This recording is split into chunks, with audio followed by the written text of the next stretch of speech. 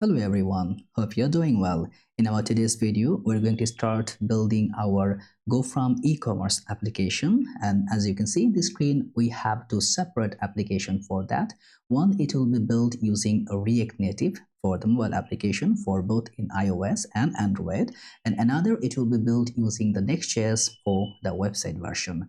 So now for this entire application layer, you can see the similarities between the pages and also the screens, and as well as for the both application, we're going to integrate the single e-commerce that CMS for that one, which is going to be managed by Sanity. And for the both authentication management, we are using the Firebase.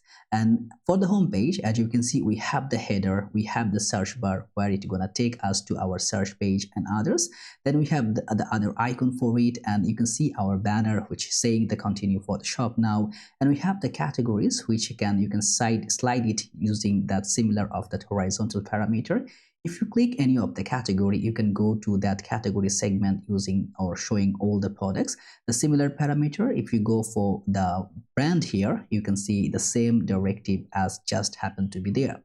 Then in the dry food, as is coming from the category segment, if you click view all, you will go to that category. If you click any of the product, you can see how easily it's getting to added to cart. You can do the same thing to add to cart from this segment also. And as you can see in the mobile version, how the category running in the similar portion right here, this is the category segment gonna run, and also using the own slider option.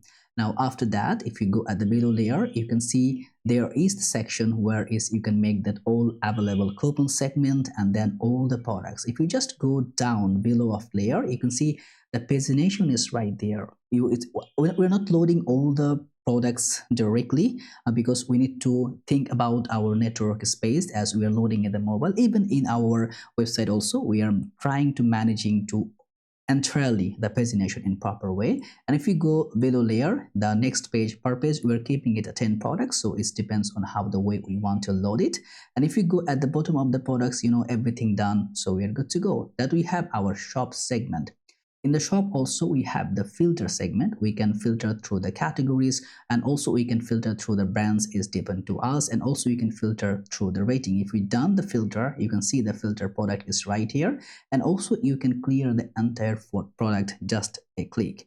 Then we have our order screen here. In the order screen, we can see all the available products which is related to our happen to be in that offers. Then we have the blog segment. In the blog segment, you can see the entire blog structure. You can read the way you are looking forward to. If you click any of the blog, you can directly go in that particular segment.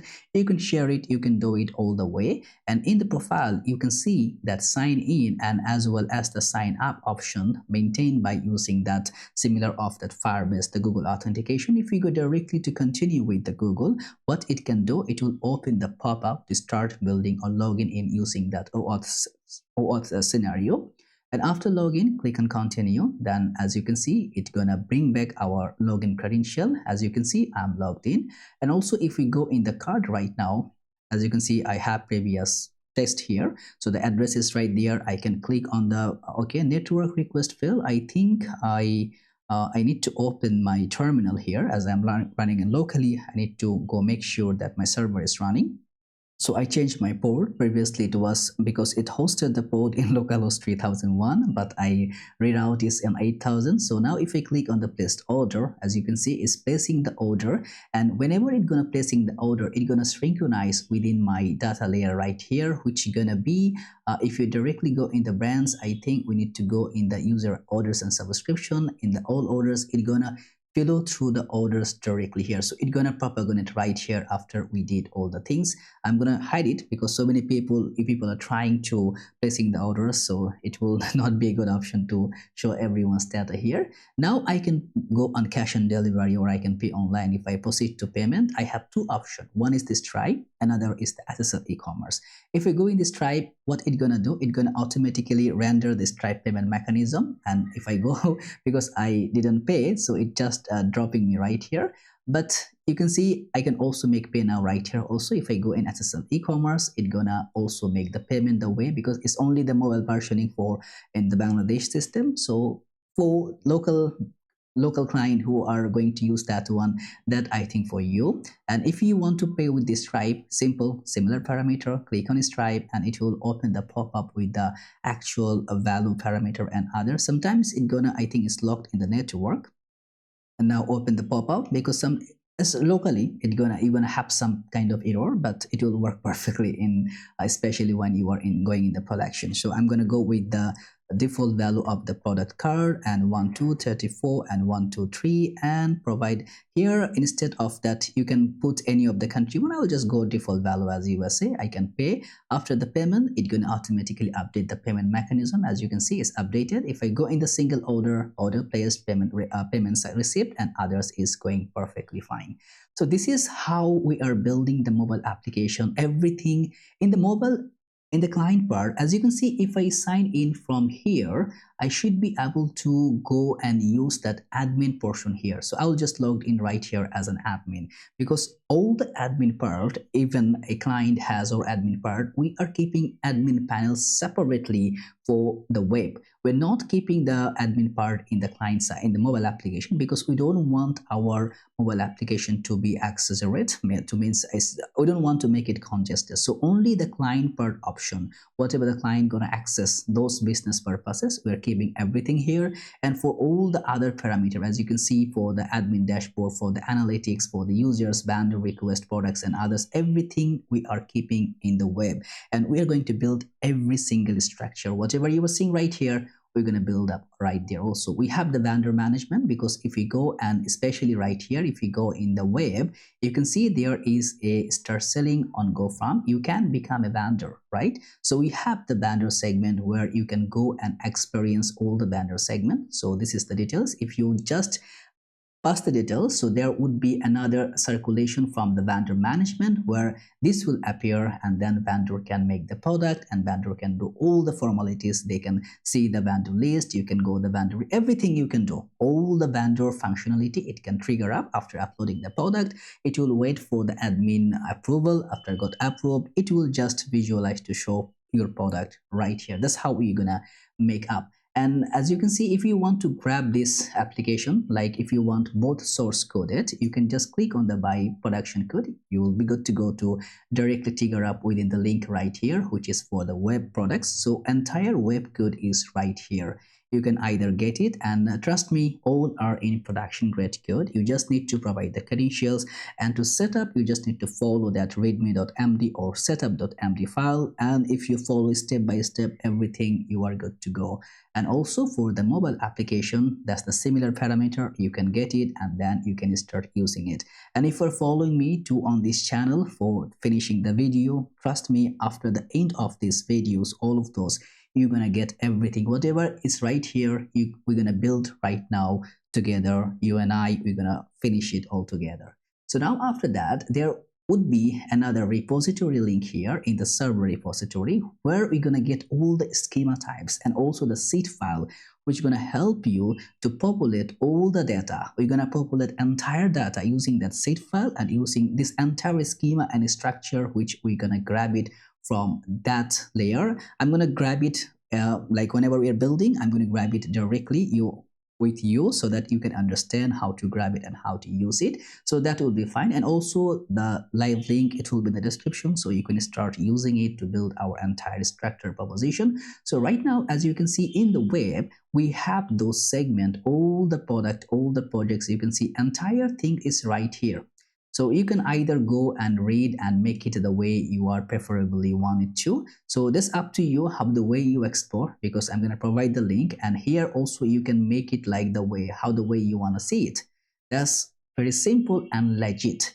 And also you see how the way the header is hiding. Whenever you're scrolling at the top, it's hiding. If you're bottom, it's just appearing. And also if you're lower there, click here, you go at the top. So this is the descriptive manner, the way we are creating it. And also for the smaller screen, you can open that one sidebar to view and untoggle with everything. And if you need help, you can go to the help page, because there is a lot of other page for the help, for the privacy and policy. Everything is right there to maintain in perfect and professional manner. So you can go and create that. Also in the search, as you can see, I forgot to show you the search here. If I search like let's say search a banana. You can see how the way we can search, then we can go to directly on that product, and from here we can simultaneously add that product to the cart. That's it. It's very simple and pretty easy way to grab it. And of course we have the lot of other parameter. I'm going to check especially for the user and access. We're going to just grab all the users.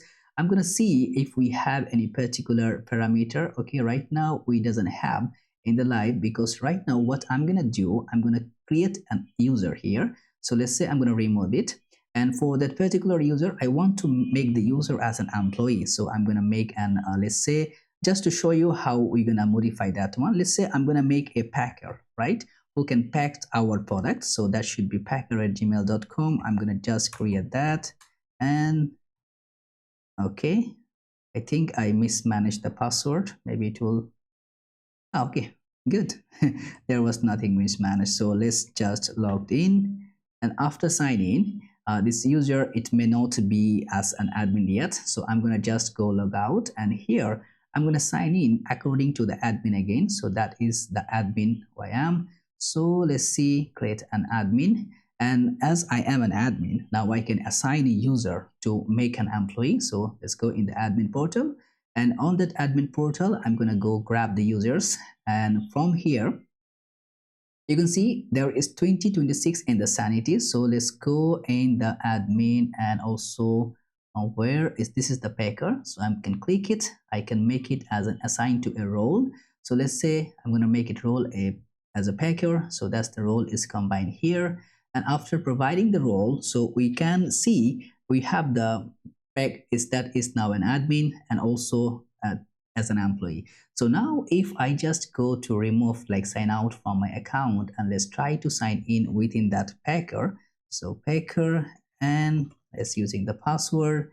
And after doing so, you see there is an employee dashboard. If you click in the employee dashboard, we should be able to see another separate dashboard for an employee. And here they can grab all the orders, all the details, because right now this will not come, because packer, after the packer, it will be coming for an call center employee. So I'm going to create an employee as a call center. Now I logged as a call center employee. So if I click on that, you can see the employee dashboard. So now I will be able to see all my call center property. And as you can see, all the orders is right here. Now you can view it. Then a call center employee can confirm the address. Then they can, it's a similar setup of the way we build other example, other application layer. So now there should be all confirmation property till the order is delivered to the customer.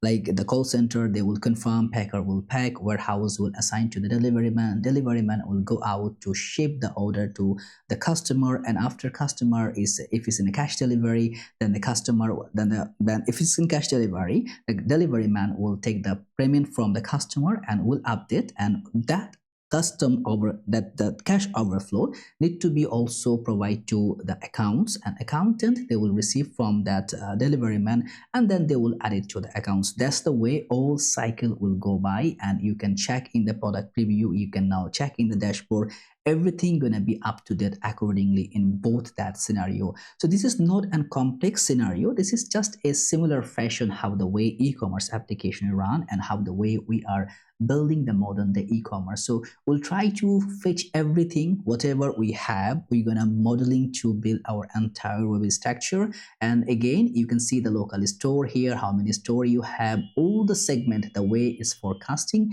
is all are working perfectly legit. The way we are showing it right here, everything is working perfectly fine. So instead of going through entire details, it's better if we start building the structure so that you can understand it much better. To start building our web application, I would love to go in that Next.js.org, and when you are right here, make sure to read any important notices passing by. As you can see right now, having that security advisory for CBE 2025664778. This is a very much unsecure vulnerability, so we need to read about it. If your application is on the flight, if right now is 16.0.8, if it's below than 16.0.7, you will love to update it immediately. We make sure to do that. And for us, nothing to be worried, because we are going to start within the latest version, so it will be perfectly fine. And every framework has its vulnerability, so nothing to worry. Next.js or Node.js, it's gonna be more little bit far ahead, because React also, they are introducing a lot of things, changing, coming so much rapidly. So there should be the vulnerabilities. Our time is to fight back, not to just leave it behind. That we need to go by to make these things to happen. And over here, as you can see, we can choose whatever the directory you want, either on the pages router or app router. As right now, I am having the app router, and you can see you can go with comparatively it having all the latest version, which have nothing to be worried, like the 15.5.7, which is out of the error. You can use it. Also the 14.2.33 or 13.5.11. So right now we are going to install the process, and to do that we'll use that pnpm, not npm yarn on bun. I will go with the pnpm for this particular build.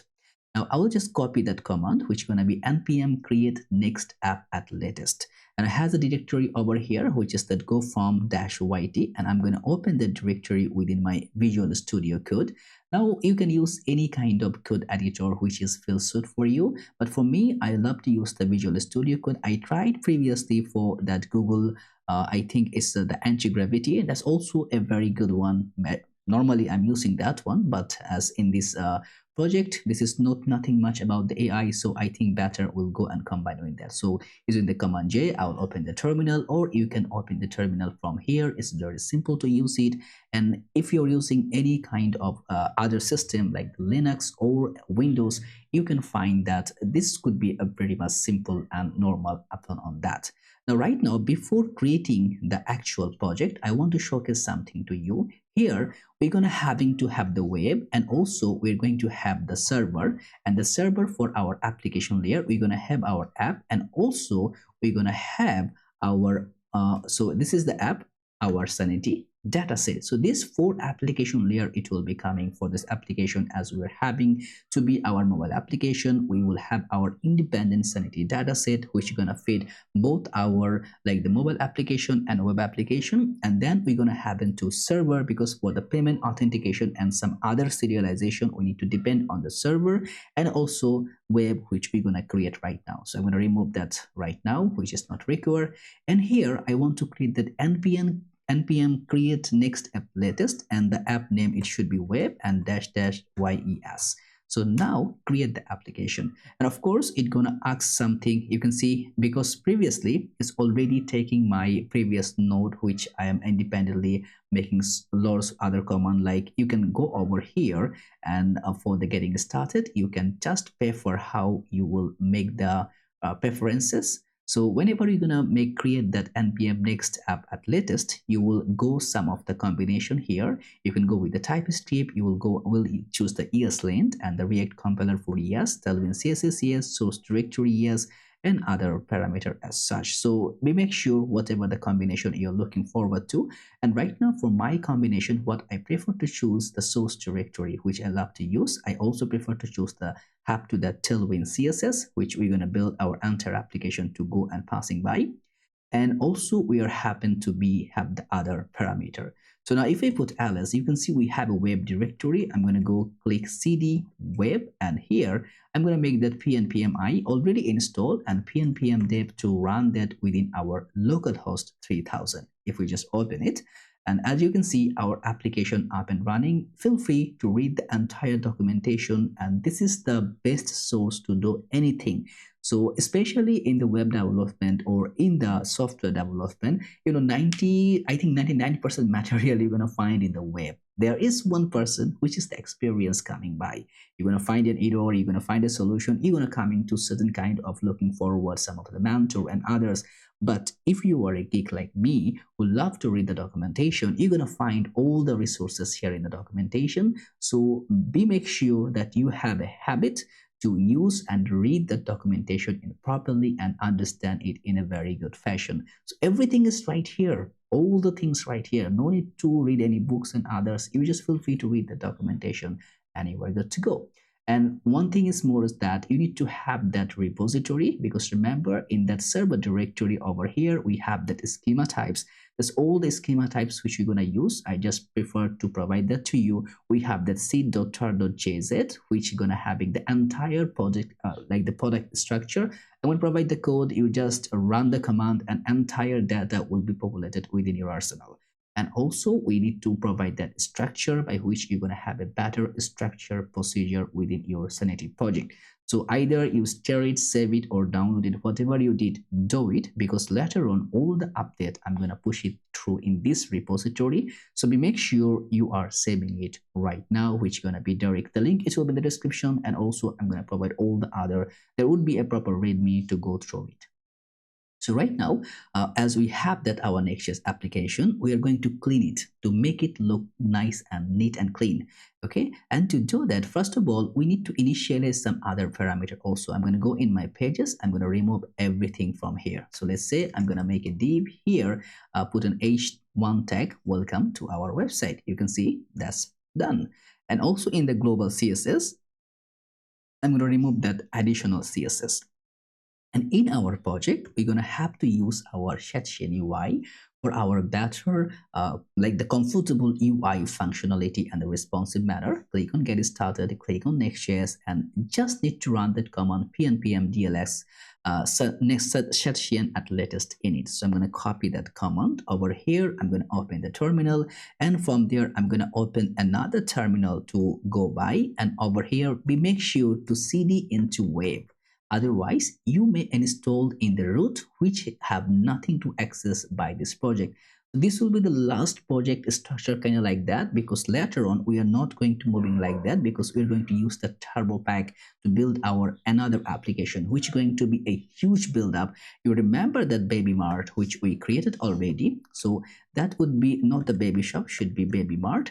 And that's the baby, similar of that baby mart, we're gonna having an e-commerce with a lot of other functionality, and as well as the app and others which is coming after this project. And this one we're gonna build using the turbo repo, not static like that, which is having the 3 or 4 different directory and not a single mutated command line. So we're going to use the turbo repo on that upcoming project. So make sure you subscribe the channel and turn on the bell icon, and also like this video if possible. Nothing to worry, you will not lose anything. So we make sure to stand by. So what we're going to do right now, I'm going to copy that code on the web. I'm going to just paste it, enter. Okay. Now over here, as you can see, it's gonna do a lot of other things. First of all, in the source, as you can see, I have only app. Now it's gonna create so many other dummy parameter. I'm gonna make it as a neutral, and that's it. So you can see in my CSS, I have my several other parameter which is coming right now.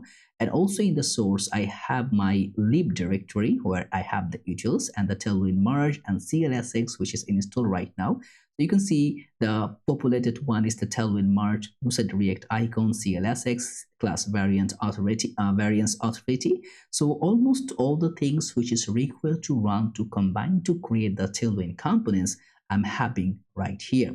And of course, after happen to get everything, we can also check if we have like what I'm gonna do. Let's see how to go passing by to make the, let's say that's the installation. So that's all are the components. So if I want to have the button right now, just to check, so let's create on the button. I need to run simply to have that command which gonna create a button. So copy that, paste it here, and you will see a button right here which gonna create a separate component. That's the button. Now I can import the button and use it anywhere.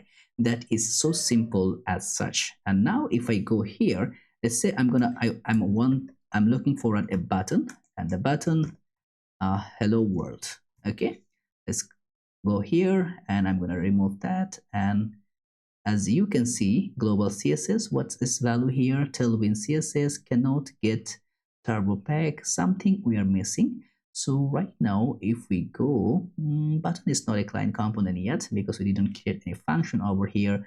That's the Tailwind CSS, and I think okay, if I go pnpmi, and also if I go, there's something I'm missing. So Tailwind CSS dot post CSS, did we have that one coming? That should coming by. Yeah, this is right there. So as you installed, I think it's better to just close that initialization. Okay, in the browser input trace, and that over here. So this is the okay. I think that one tw animate.css, is it implemented? Okay, all are imported. Yeah, that should, the error should not be appear like that. So I'm gonna make one more time pnpm dev. Let's see if it's working perfectly. Okay, once it's reload, yeah, better to make a reload once you are doing it. So that would be providing you a good kick. So once you're installing for the Shein, making the init, better close the server, then restart it again because it's getting a lot of things by default and a lot of parameter is handling. So better to have that.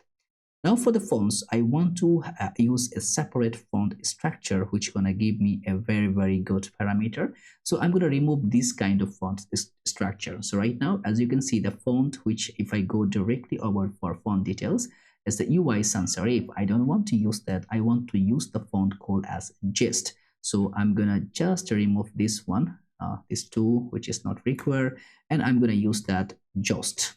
Okay, so that would be my font.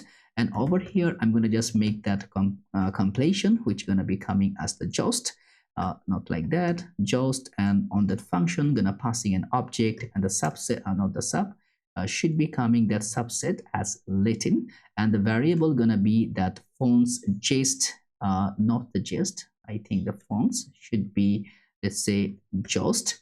And the weight should be, instead of this entire variation class name, I will provide some more functionality. I'm gonna get that like the 300, 300, 400, 500, 600, and 700. And also display, I want to use the swap display. And over here and the layout segment where I'm using the font right now, we can now customize it. Instead of passing that to other, I'm going to remove that. So should be simply as the Jost. Mouse should be Jost variable. And right now, if we just try to check our fonts, as you can see, we have, okay, it's still not appearing. Why should appear on details? Anyway, if it's not appearing, no worries. We're gonna go directly in the global.css and we can just concat that one right there, which gonna take immediately in action. So in the global.css, we also need to make sure to have some more default configuration here. What I'm going to do is that I'm going to use my own independent color. So in that, not in inline, we're going to use directly in the theme. So that's the root and that's the dark. I think as it doesn't have the theme, we can use it in the inline. So here, there should be, let's say, custom colors. So that should be our custom colors. So custom colors and that should be our start value.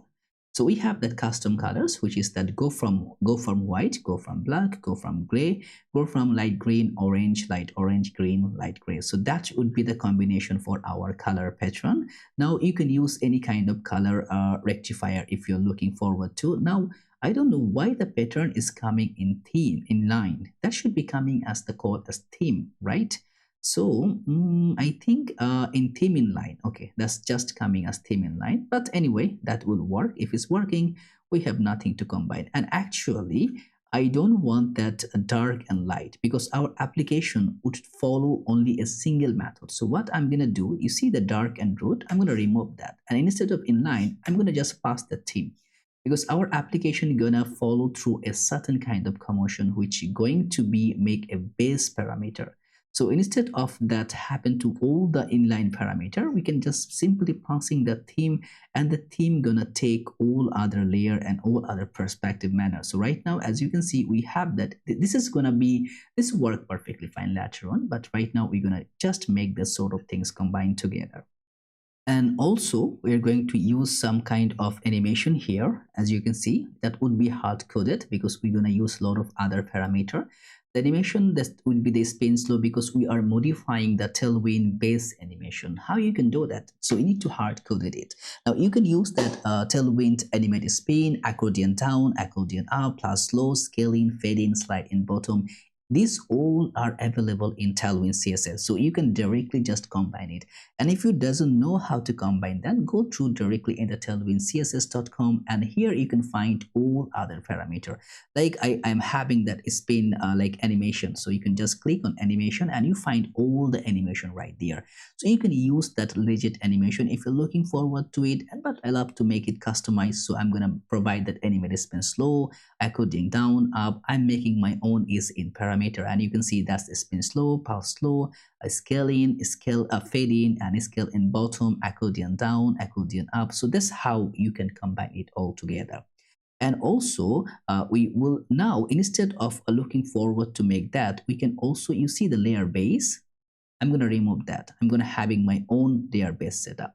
Now in the layer base, I can provide that layer. Remember, we have the root layout where we can provide that inline and other, but I'm going to provide that within the layout, within the layer base, so we can go and combine that layer combination, right?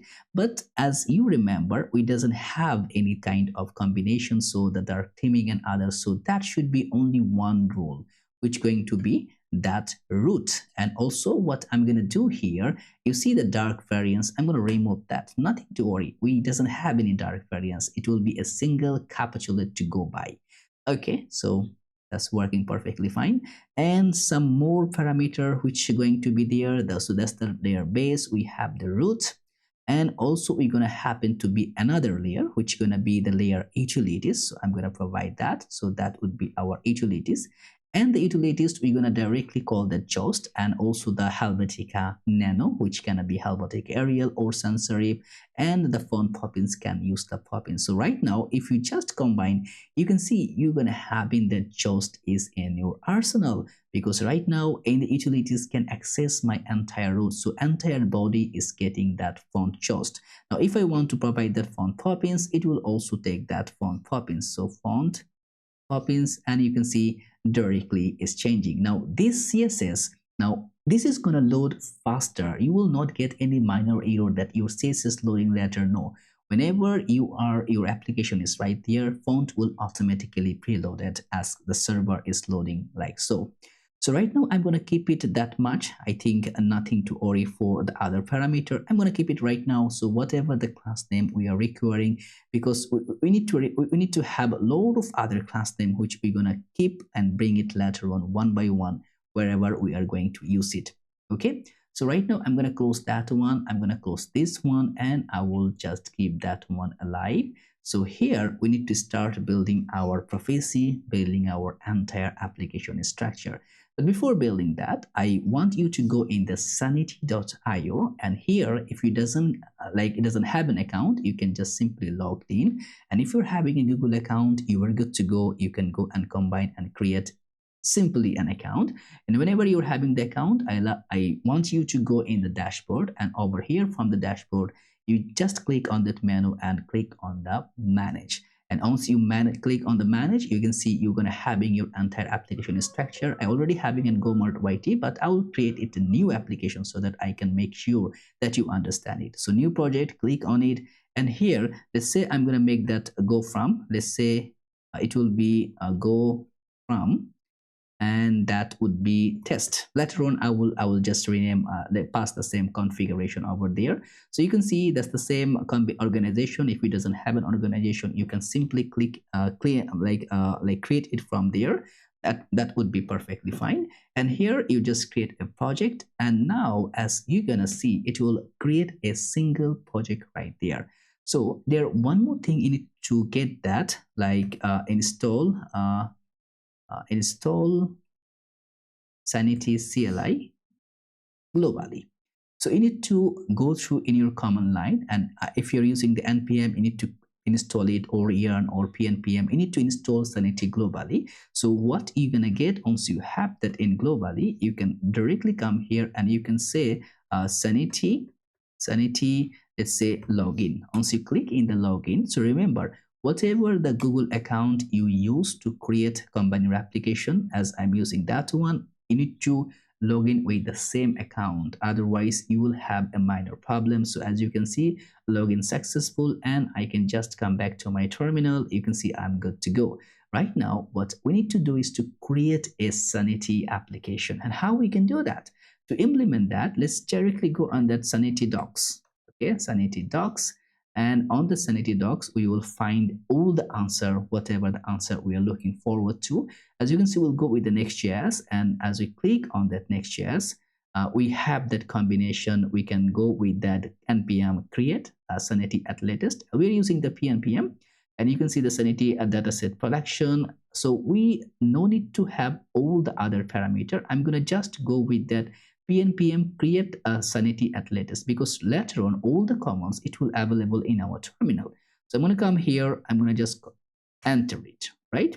And after entering, as you can see, it will go and coming up with lots of other propositions. So we need to make sure that we're entering everything perfectly wherever is required to.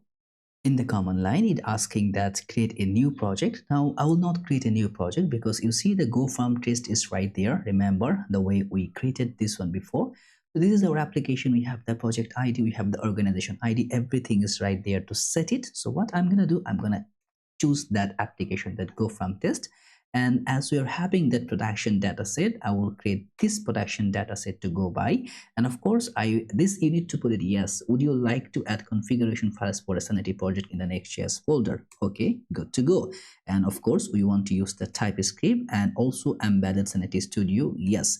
And also that would be actual route, and I want that clean project with no predefined schema types. And of course I want to get that local env file to go configure with that. And right now you can see configure Sanity MCP server. So the server gonna be like to press to select, A to toggle, 2 to inverse selection. So configure Sanity MCP, this is the new one. Okay, this is the new one. I'm just putting enter because it doesn't, Visual Studio Code is perfectly fine for me.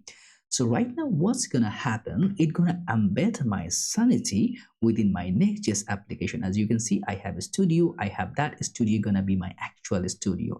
And why I'm doing that, because with Next.js, Sanity playing in a different role, because it's very much comfortable and compatible to use that within the Next.js project. But later on we will also independently use it within our React Native mobile application, as well as if we create any other segment on that, because later on we will move that structure outside of that Next.js also if you're looking forward to, but we need to host it in different way. But I'm gonna go with the default configuration, default environment, which is really gonna be nice for us because our two projects gonna be within the same layer, same data set. So modification, it will be very simple and easy.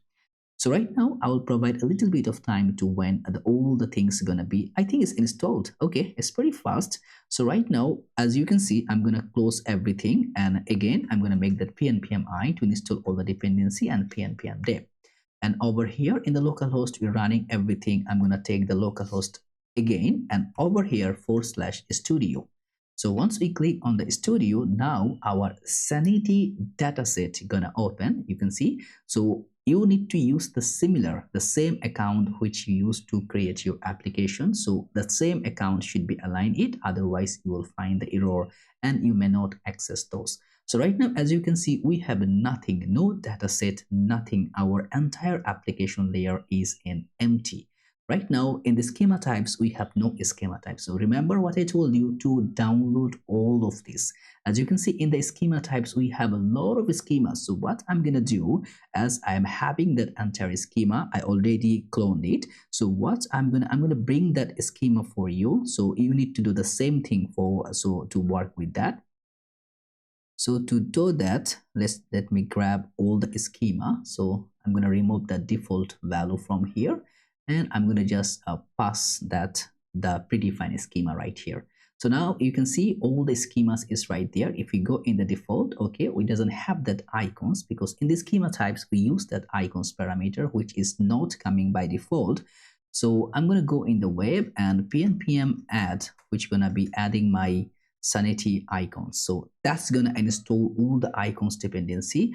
Are you want to continue connecting? Yes, of course, yes. So this key is not knowing. Okay, authority. I think some of the. Okay, let me check. I think okay, that should be. I missed something. Yeah, I need to provide that at. So I didn't copy entirely. So that's why the fingerprint hash was missing.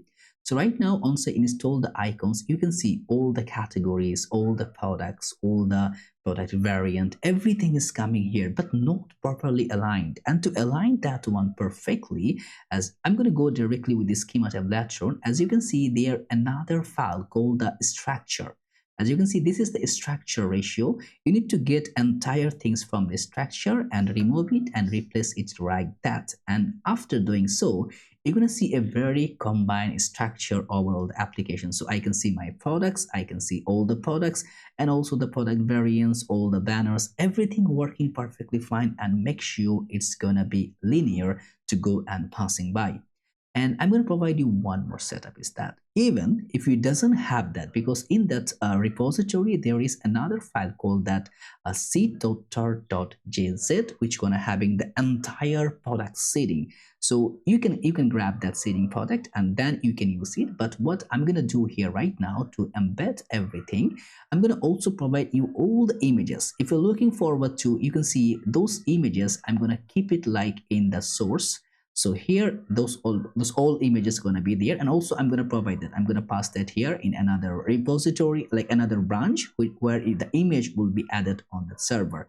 I'm going to add it, but right now you don't need to have those images, because what I'm going to do is going to be very much tactic, and that's going to work perfectly fine to go and passing by.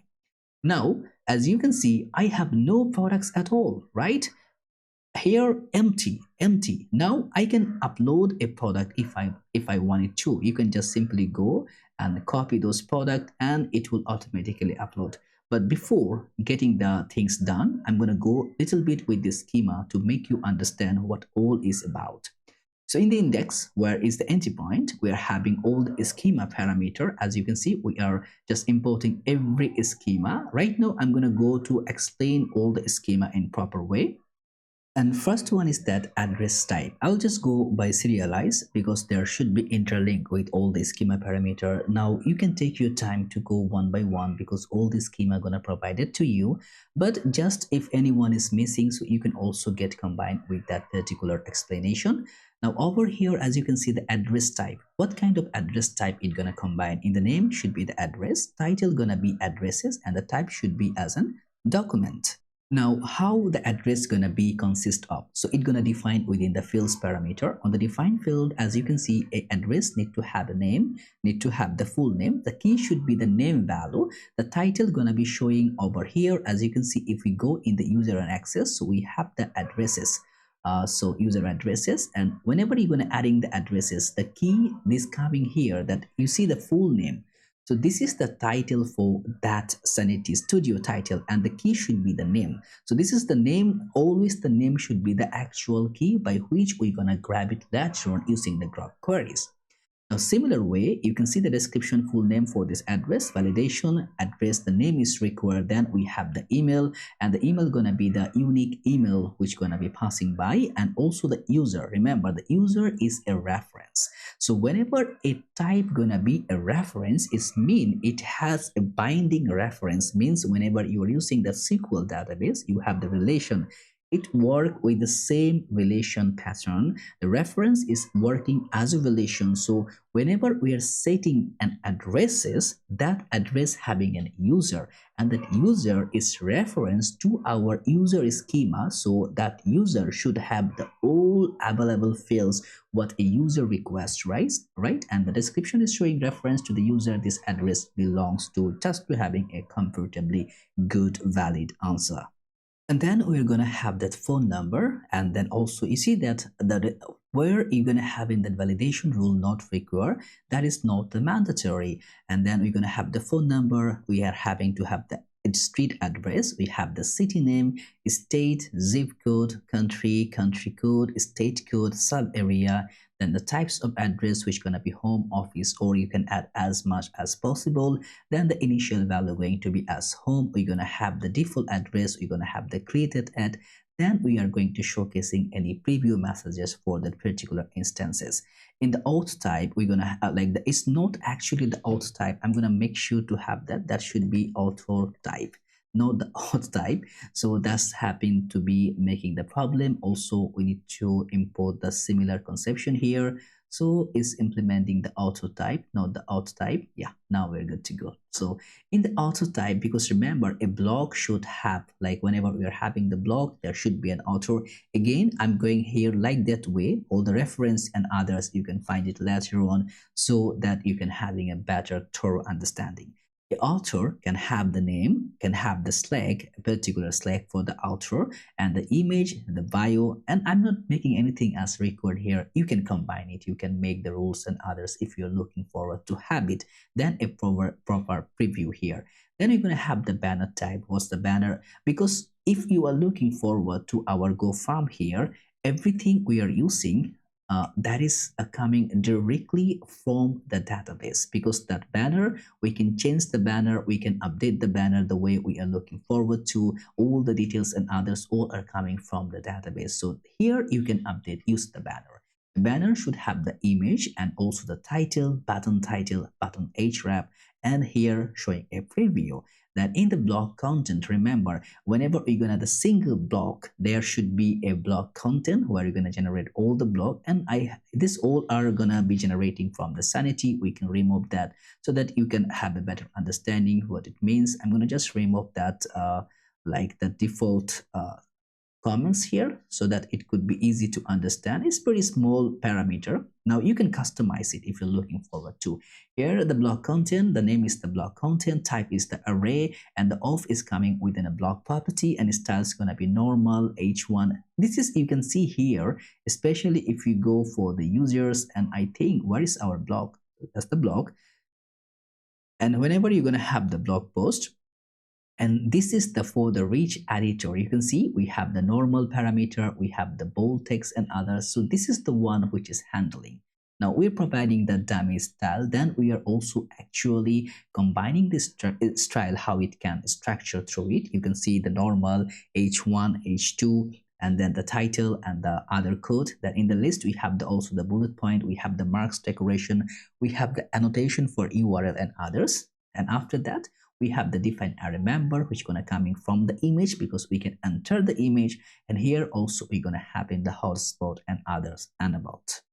And after that, the blog content, we have the blog category, and blog category can consist of the title, Slack. So these two can create a blog category. So here is the blog type. Every blog should have a title, Slack, author, which the reference going to be as the author, and the main image, blog categories, publish at is latest or not, body content, which going to be as blog content, then a preview message. And the preview actually working for what's going to be showcasing here. Right now, if you see, we are seeing a product. So here, if we're having a product, we can have a preview of the product. So that's what means the preview. Now after that we have the brand types. So the brand is going to be consisted of title. You see, lots of parameter is not mandatory. You can make the validation for the rules required. That's up to you. The brand will come with a title, a Slack, a description, an image, and that's it. Now for the category type, similar with the brand, going to be title, Slack, description, image, and that's it. The contact type, also user gonna passing the messages, gonna be a contact field, and the contact gonna contain a name, an email, and subject, message, and status, either is new, read, replied, or closed, because every time a user passing a message or trying to contact with me, we will send a feedback to the client, to the user, so that they can easily understand about it. And the priority based, and also the submitted at is we are also taking the IP address if you are willing to. We're taking the even it's not a good practice, but we can grab it. We have the user resent, and then the preview setup. And the preview, we are ordering it that the newest first, the oldest gonna be like, we can sort it through it to go and make the prioritize. Then we have the coupon type. So are we gonna sending all the coupon parameter? And I think the coupon having an error. What is that? Coupon. Okay, the type is an edit. So just forget about it. So the name gonna be the coupon. The name is gonna be coming as a name, which gonna be, let's say, okay, that's the name is here, right here as a coupon. So the coupon gonna contain a name, which gonna be a coupon name. That's also should be required, and the display name would be there. Then gonna be coming as the coupon code, and where we gonna pass the coupon code that we can invoke it and use the coupon. We have the description for the coupon, discount type of the coupon, because either we can provide the discount value within the percentage or the fixed amount. In both way we can provide.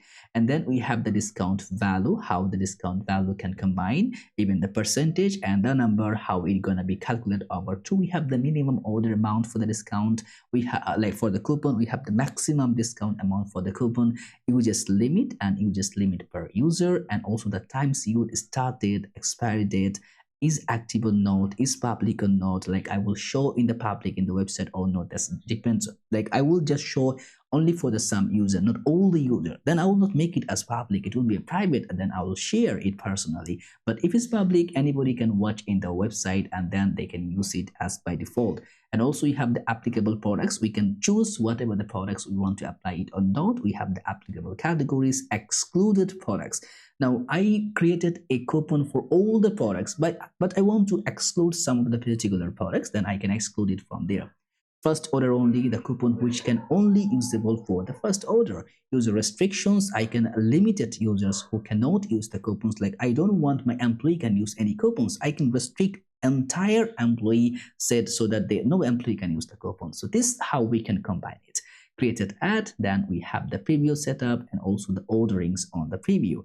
Then there's the index, we have the order type. So this is one of the biggest one in this type, and I recommend you to read it properly, go through it carefully. Even if you are getting it from the repository, I recommend you to read it properly before implementing that. Now order gonna be coming at the name order, title order, type which gonna be document as coming with the basket icon. First gonna be coming as the order number. Then we have the every order gonna be having an invoice. An invoice gonna consist of ID, number, and hosted invoice URL. And for that Stripe checkout session ID, if it's Stripe, you see we have combined because we have two payment options, which one is the Stripe for the global, another is the SSL e-commerce for Bangladesh payment authentication. Now if you're requiring, so many people they're asking for the reserve rate, but as I'm not living in India, it's difficult to grab the number. But I will try to use it at the end of the video. I will try to combine it to grab one reserve pay account. Then I will also show you how to implement that. Now, if you are looking forward any other payment method, let me know in the comments, and please do like the video, share it, and subscribe the channel. Now, after the Stripe, only Stripe, then it will work. Otherwise, it will be hidden, right? Then the Stripe customer ID, Firebase UID. Now, again, this is just a go-through conception. You can fast forward. If you are copying that, no need to go requiring that, fast forward to the next segment. That's what my suggestion for you.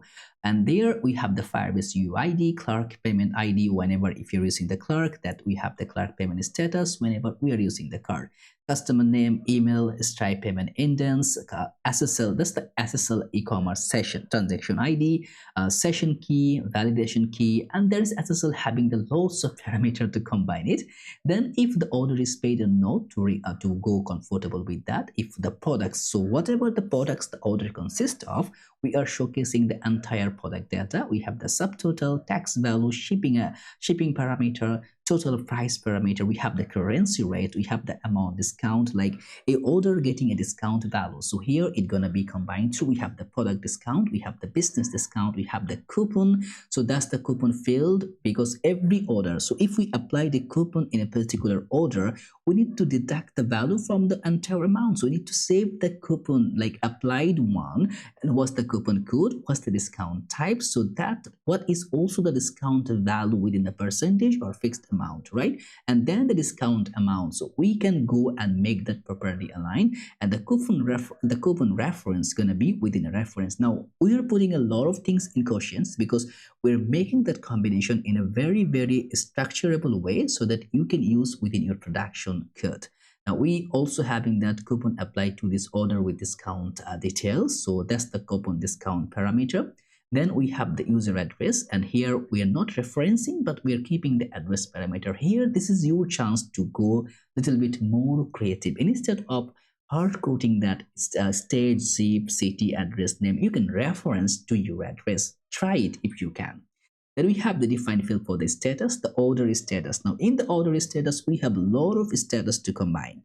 So now in the status, you can see that every order status is going to be coming with a list of status parameter. Either it can be pending, when an address is confirmed, it will be address confirmed, order confirmed, going to be coming as order confirmed, packed, ready for delivery, out of delivery, delivered, completed, cancelled, rescheduled, or failed delivery. You see, those all status means something. Now here I keep it in the list property, but you can do one more property, is that you can either create a separate like schema for it, like the type for it, then you can combine it here. This is a pretty legit work. If you can do it, then you can use as much status as possible instead of hard coding right here. The initial value is going to coming up as pending. Now over here in the order date, gonna be when the order is situated, and the payment status either is pending, paid, failed, or cancelled. Initial value is the pending. The payment method gonna be coming either cash on delivery, Stripe, SL, e-commerce, Clark, or using that default card value. Then also we are having that employee tracking fields. Now every time when an order is placed, I have my warehouse, I have my employees to fulfill all the shipment parameter. Now just trust me, whenever an order is placed, like the order is paid, I need to confirm the order with the customer if the address is okay, if the order value is okay. So the call center is going to confirm it, then a packer gonna pack it, then a warehouse gonna be like, there is a whole lot of things which we need to combine by, and we need to track all the fields. Whenever a status is updating, I need to check when the address is confirmed, and address confirmed by who confirm it, right? I need to get properly the data, like once it's confirmed at, and also like order confirmed and who confirmed it. So that's all the packed, and also the packing nodes assigned, how warehouse by who assigned it to for the delivery, when it dispatched, and by whom is it dispatched. And also this is the same parameter till the delivery man is delivered, if the reschedule happened, if the cash collected is done or not, for the cash collected amount, how much amount is collected from there, because we also having a full account system to go and track everything. And trust me, whenever I'm saying that this is a fully functional production grade application, you can just launch it and make your business running. So now here we have the cash collected, and then we also the cash submission to accounts tracking, which gonna be happening to the submission, like submitted to accounts. We have the who submitted that and when submitted and other parameter, and also that, as you can see, not submitted, pending review, and for the confirmed or rejected. So that's how it gonna be submitted details, because it's all about money. We have also the cancellation tracking fields, whenever cancelled, then as well as also we can go by with that status history. So whenever a history change, it gonna go and making those things altered by which the status change, like a order was pending, like then address was confirmed and order was confirmed. Who did that? Admin did that, call center did that, packer did that, or who have the permission to did it.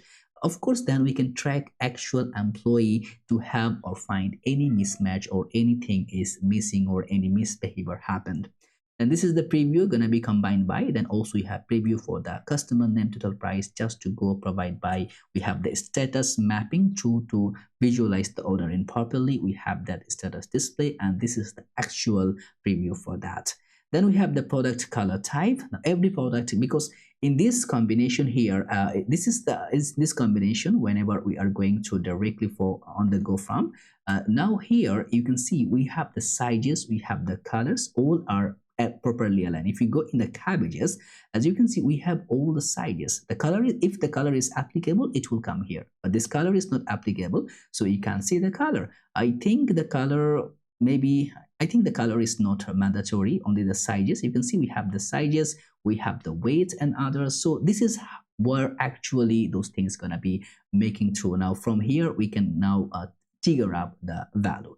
The color gonna be name of the color, then the hex code gonna be there, because those are the hex proper color, and is the color is active or not, and also whenever the weight is gonna coming, whenever we want to show it or not, you see that's gonna be showing in a very legit manner. Then we have the little bit of preview section. We have the product size, similar confirmation up there. We have the size value for the S, M, L, XL, double XL, etc. Active or not. Then also for the weight, we are providing the display order, how we want to display. We have the description, and then the preview. Then we have the product type, one of the most important one, which we make sure we're going to use it a lot. We have the product, the title is coming as the products document, and providing the name. Every product should have the name, should have the slash, should have the images and description, which is not mandatory. And also the product gonna have the price, and by default you need to provide a price on the minimum value. We have the product weight, and also we can have the product discount, categories, the reference of the categories, we have the stock, and then we have the brand, which the reference of the brands, and then we have the product status. Either it can be new product, hot product, sale product, add up to whatever you are requiring to make more and more. We have the variant, which is the trigger to the product variant. We have the weights, we have the use always parameter, the weights parameter, has variance parameter, use all sizes parameter, and then the individual sizes parameter, all colors parameter. And what is the use all colors and colors? Like I have the 5 colors, or I have the 5 sizes, or I have the 10 weights parameter. If I make that use all, means it just gonna take a boolean value and it's gonna activate all true false.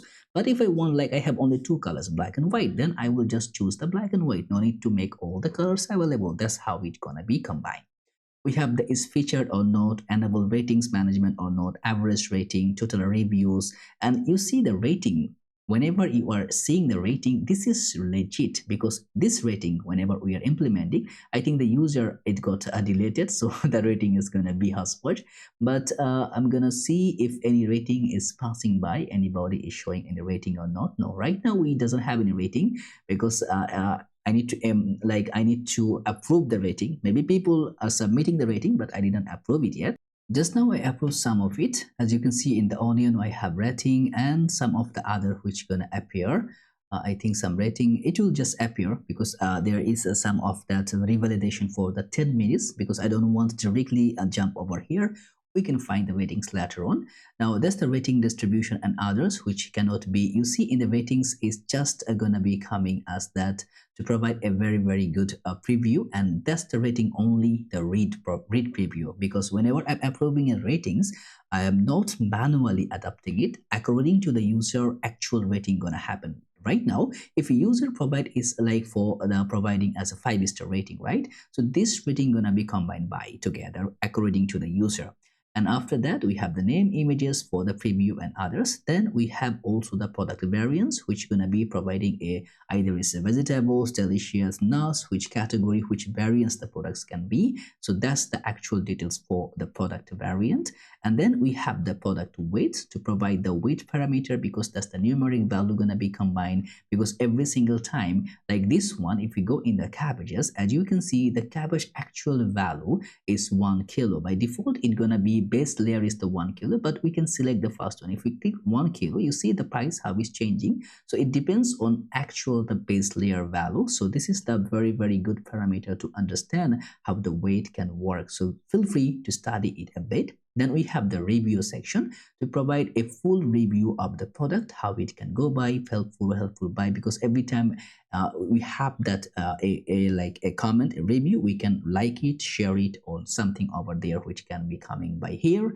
We have the send notification, and because whenever you are adding a adding a product and others, we're sending notification to the user, and every notification gonna consent on that ID and the title, message, notification type, promo or order update or system, marketing or general, which notification is right there. We have the priority base, we have the sent and send by, action URL, recipient count, and the recipient. So a recipient gonna be having that object, the email, name, and you see entire section is collaborative perfectly. Then we have the store type, because we have the vendor. Because if you focus to go here, and then if you just directly logged in, you can find an option to be a vendor. So that's the become a vendor. So you can authenticate to become a vendor. This is how we can combine this, the entire for the store, for the Slack, and store image, addresses, and that's going to be entire store addresses. It can be anywhere in the country. Then the coordinates, the geolocation over here, because whenever the store is located, we can actually showcase on the map. If you're putting your map credential, it will automatically forecast to show here. Then we have our the store contact information for the whatever the store, wherever it is located, and others.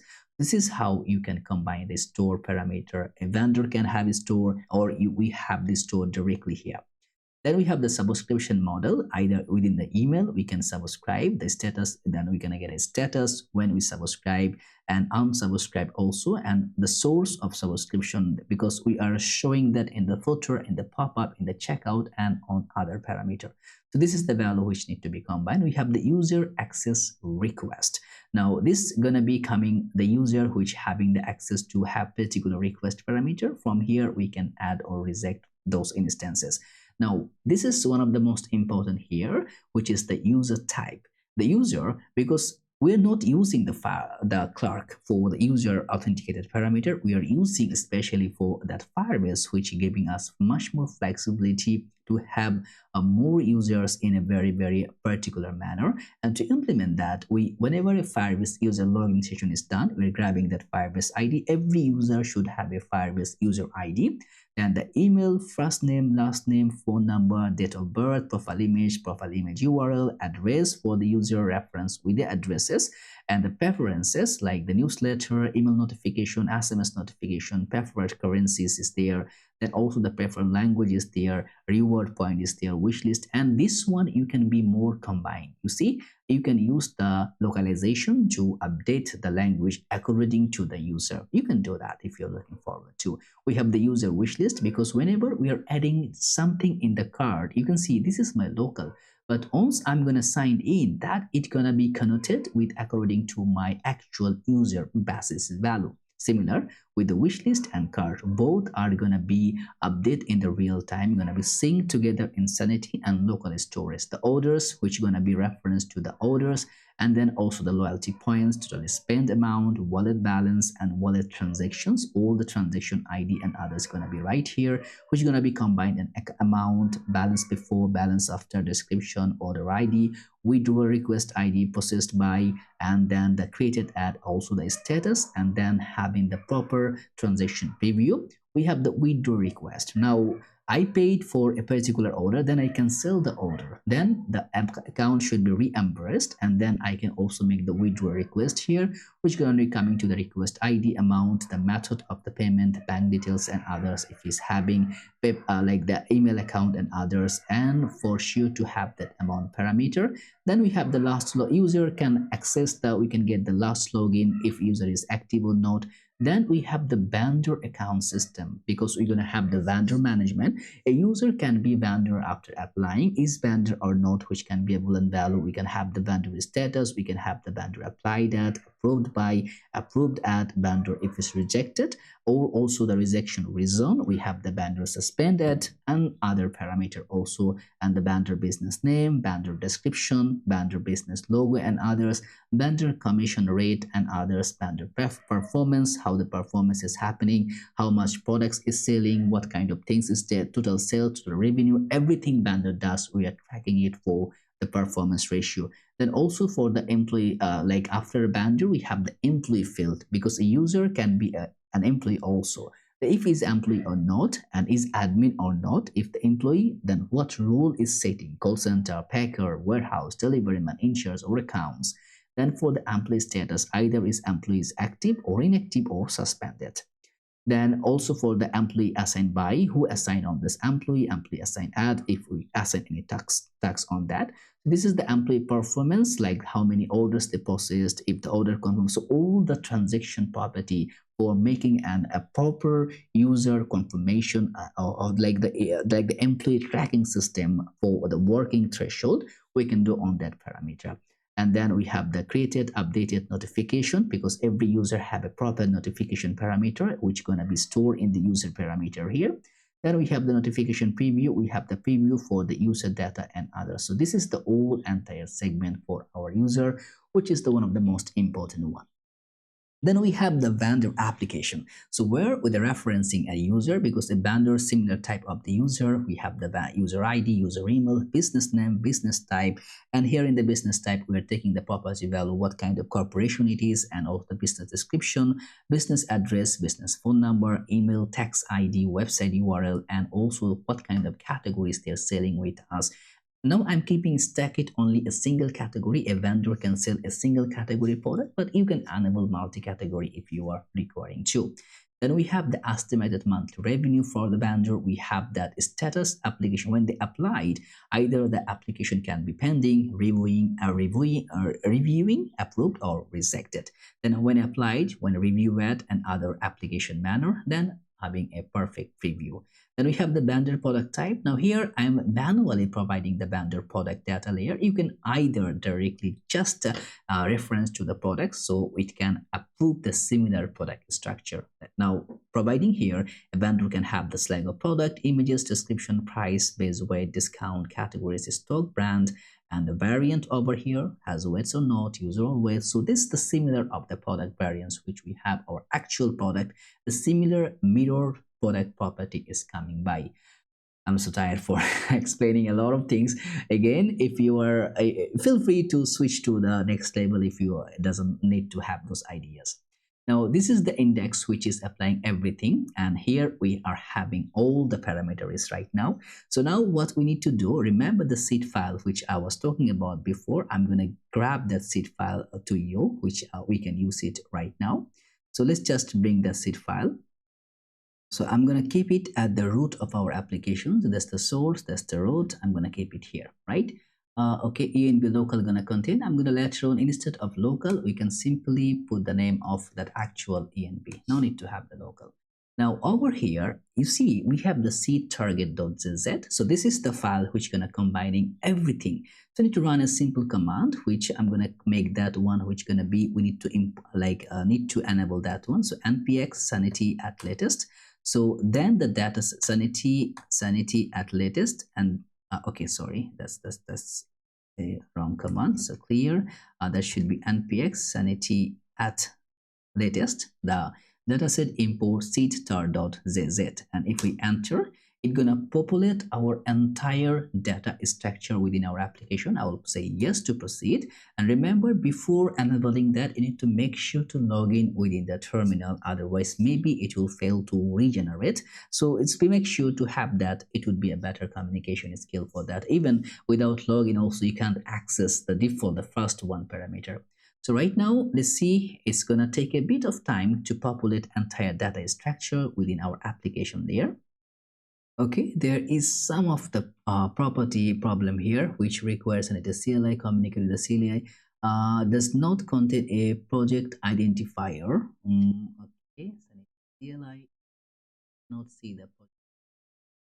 We have the env where we having the old structure, we have this structure. I think we are missing something here in the client. We have the use client true, but I think what actually is missing here, remember the parameter, how the way it can work. So I believe we need to provide executable permission to Sanity, by which it can be make sure to execute all the common parameter and others, right? So what I'm gonna do, I'm gonna grab all the type, all the env. Okay, you see. That was my mistake. You see the dot is happening here. Because of that, it cannot access that. That was my mistake. So now we will try, because .env can provide the env structure. Now I can see. Okay. So now we can just choose the production layer, and as you can see, is importing. It's because only that .env it was there. It can also be the actual env name. It doesn't file having the access to that ID and the dataset name. So right now, as you can see, it's populating the entire data, and after saving all of that, we should be happen to see our entire product dataset gonna be applying right here. So as you can see, okay, good. We're having all our products right now. So this is a very core compilation which you can have it. You can see we have the entire product, and also we are having the variant here, all the product variants, all the product weight, all the product sizes. Everything is available right here. And if you go for the banner, if you see the home banners, we have a particular banner. You can see in the blog, if you go in the blog post, you can see the entire blog post structure, categories, authors, everything. So whatever we're having right here, previously I used to make it with only for the production label, but for this one, take it, use it, but don't misuse it. Okay, use it properly and a very like the proper fashion. I think it will help you to understand the project structure, understand all the scenario in a better and legit manner. So this is the combination. Now we are having our entire Sanity schema within our application. So now we need to connect that schema within our application layer. But before I go in a further applicable manner, we also need to have our entire like the ENB status here. And actually, we can do it later. So once we are requiring that, we will bring it one by one. So as the Sanity is combined it all together, so it's our time to go and make so many other parameters which can build our entire structure in a good and a very legit manner. So first of all, we need to have a header to show our entire project structure. So I'll go in the components. On that components layer, I'm going to create a like a component, simple component, which is going to be a header.tsx RAFCE, which can create a header, and we're going to pass a p tag which will be our header. Now as you can see in the app we have two layout. Now as you can see, whenever we're gonna, because Sanity is handling its own configuration, own separation, right? So we don't need to entire our own project layer like the wrapper and others within the Sanity layer. So what I'm gonna do, I'm gonna create like a folder structure which I will gonna combine in a very proper way. And to do that, first of all, I'm gonna keep the Sanity keep that one as a root layer. I'm gonna create a client structure which gonna be client. Here all the client mechanism, all the client application manner, it would be there. And to implement everything in a very dynamic way, or I think keep it. Keep it. We're gonna keep the client page right there, and then I'm gonna keep the Sanity in the root. So yeah, I think that would not be happen any problem. If you're having any problem, we'll see one by one. So first of all, as you see, we are having that client header. I'll go in the layout, and after within the body, I'm going to pass that header here. So it should be a header, and that would be the header property. And also I'm going to happen to have another one which would be footer.tsx RAFCE. So that would be our, let's say it should be our footer. So one header, one footer, that's going to combine it all together. So footer. So now we have header and we have the footer. So now as we are having or passing by in that details, now we can make sure to combine to create all other properties in a very applicable manner. Now in header, we can also make it within the suspense property, because our header going to be, because instead of crossing on there, I'm going to keep the header as a very like in the server component. Then also you're going to create a client header property. So client header.tsx RAFCE. So that would be our actual header. So this, let's say it's gonna be actual header. Now within the header layer, as it's gonna be coming within the client property, we can pass with a suspense layer. So suspense, later on we're gonna do a lot of other work whenever we are happen to provide is in a, because there is an optional value to keep it in a client side. Now over here in the fallback, we will make an very legitimate property here. So in the fallback, we're going to provide a div, not the divide, should be coming a div, and there should be a self-closing div, so no need to have that. And we're going to provide a class name, height should be, let's say 20, and BJ should be, I'm going to provide the background color of that go from white. So that should be our color, go from white. And you're going to put a border bottom, and the border should be, let's say the border color. And also I'm going to make that animate paths. So whenever our application, let's say whenever the loading time gonna happen, it's gonna make a pulse. Even it's gonna be a very low conversion here, because it will not that much complexity it will not create here. Now in the header, we need to have a lot of other property. Now every time we are creating something, we are first of all, I'm going to configure everything, because whenever we're going to creating the design going to be breaking in so many ways. So what's our time is to, so everything we're going to make that, so whatever the configuration alignment is required, we're going to keep it within the boundary. And before doing so, I'm going to create another file in the components, which is going to be a container.tsx RFCE. So that's container going to be contain almost our entire property layer to make it things in a very nice way. So that component going to be, let's say an interface. We're going to make a props value here. So let's say it should be a props. Props. In the props, we're going to make that provide the children. So it should be the children, which is going to be React node. Then also provide the class, that should be class name. So class name, which is going to be as a string. Here we can directly grab the props all together. So the props, and here we can combine, either we can get the children or we can get the class name. And here we're going to wrapper everything to provide within the children property. And for the class name, we're going to use the cn property here from the utils. Now, what is actually cn is making? We're going to see it for sure. Now, for that one, which going to be max width, I'm going to provide a max width, which going to be, let's say, 7 pixel. And it should be auto. Let's say auto, and padding X, I'm going to provide only a 4. So now if you come here and in the home page layer where we are providing everything, I'm going to go directly within that layout here. Let's say just to go passing by, keep everything within that container. Of course, we will later on, we're going to engage to not to make that. You can see right now we're happen to be everything in a very legit manner. Now, of course, as we can pass the class name bjRed of 400. Right now, before entering that, we need to also execute that class name right here. You can see we have the max width parameter, but it's not working. So Windows max width need to provide the dash. You can see now we have the max width confirmation here. Now, as you can see, we have one of the magic of the CN, which we are using here. CN actually combining, merging any conflict of the Tailwind CSS. So whatever is the base layer and whatever we are importing, like it's gonna, whenever we are passing any kind of class name here as a props, you see that will using same like as an important module, and it's gonna showcase. So right now we're gonna configure everything required, like from the authentication to the payment. We're gonna set up everything, then we're gonna build our application, so that we don't need to go for the back and forth or waiting for the setup and others. So we're gonna make all the setup done, then we're gonna build our entire structure, so forth, so which can be more understandable, more catchy. Before combining all the authentication and other setup, we need to understand what kind of systematical data we're going to use and what kind of environment variables we're going to connotate within our application. So first of all, as you can see, we have already that two variable, which is going to be for the sanity. So that would be, let's say it would be that sanity IO configuration.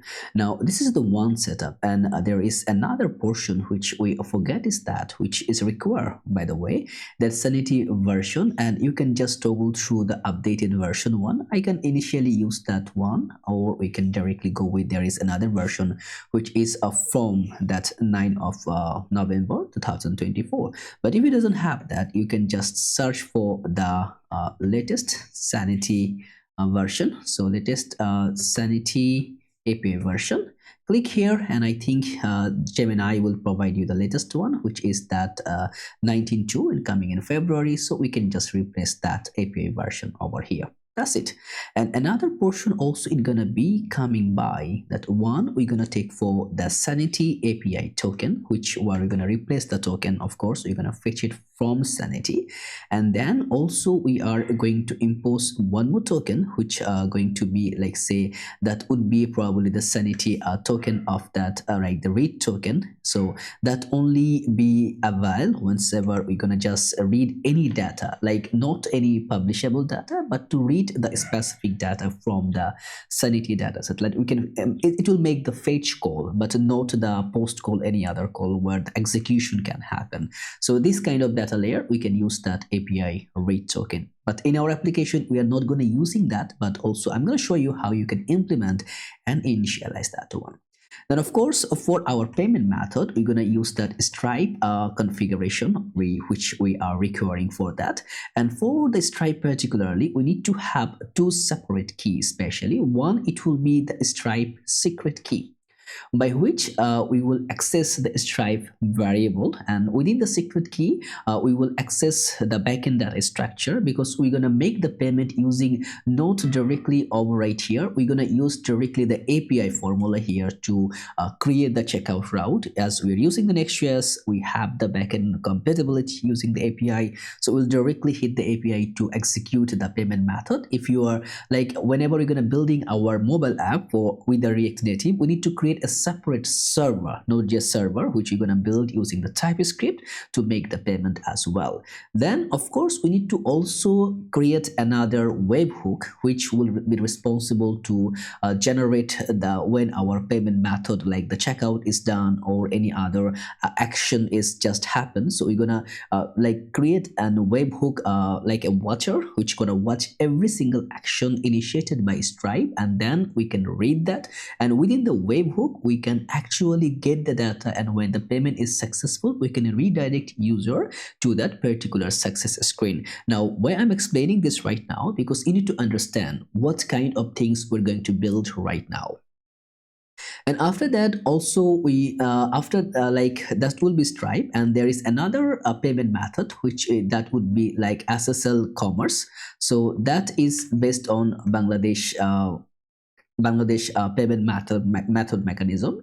So you can use why I'm going to use it, because at least you will understand how to configure the regional basis data, because later on you can use your own data layer, but this will help you to understand the regional payment method mechanism. Doesn't matter, it can be Bangladesh, it can be India, it can be Pakistan, it can be Nigeria, any kind of people. I know there is a lot of people watching my video from a lot of other countries, so I really admire that you people are watching, which are making me very happy, and please to subscribe. Just a tricky one. So really, you can let me know in the comments what kind of configuration you people are asking. So many there is a Nigerian friend who is asking to make their own regional. So many people from India asking for Razorpay, from Pakistan they're asking their own regional payment, but I can't sign up for that, because sometimes I doesn't have their local number. Sometimes it's they're not providing the authentication or other parameter till I am providing a valid data from those countries. So if you are asking something, please before asking, make sure that those countries are substantially making the same thing as Stripe is doing. So now that would be for the SSL store ID, which I'm going to show you how you can create SSL store password.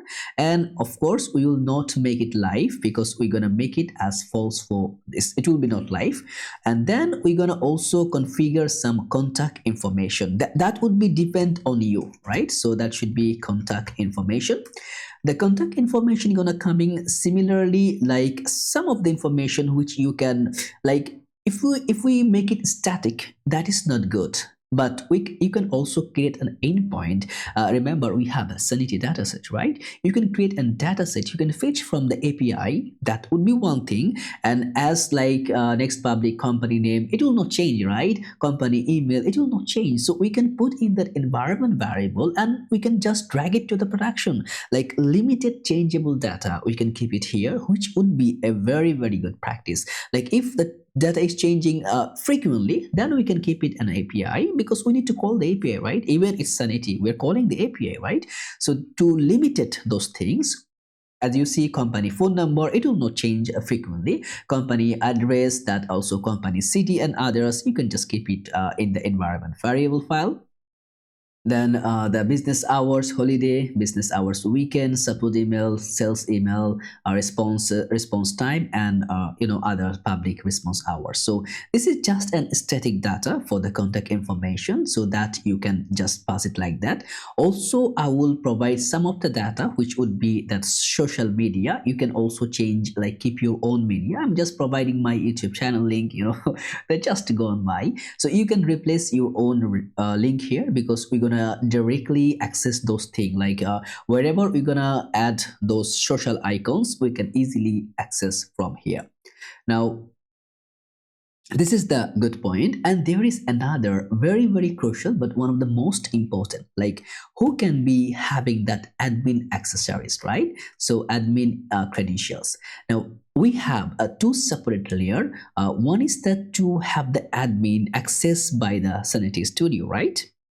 Like I can manipulate the data, I can assign anyone as an admin. But if I'm not an admin, how I can assign? First I need to have an initial admin, right?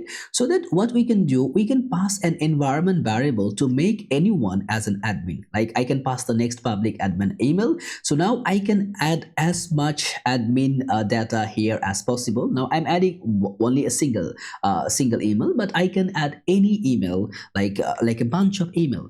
But why I'm doing that, either you can go with this setup, and there is the another setup from the admin layer, from the dashboard layer, which also make an admin. So if you make it empty, or if it doesn't provide that key, it's fine, it will work. So it just to go by, so it will be by default an admin, so no need to assign the admin from the database, because he will be assigned at the first priority as the environment variable.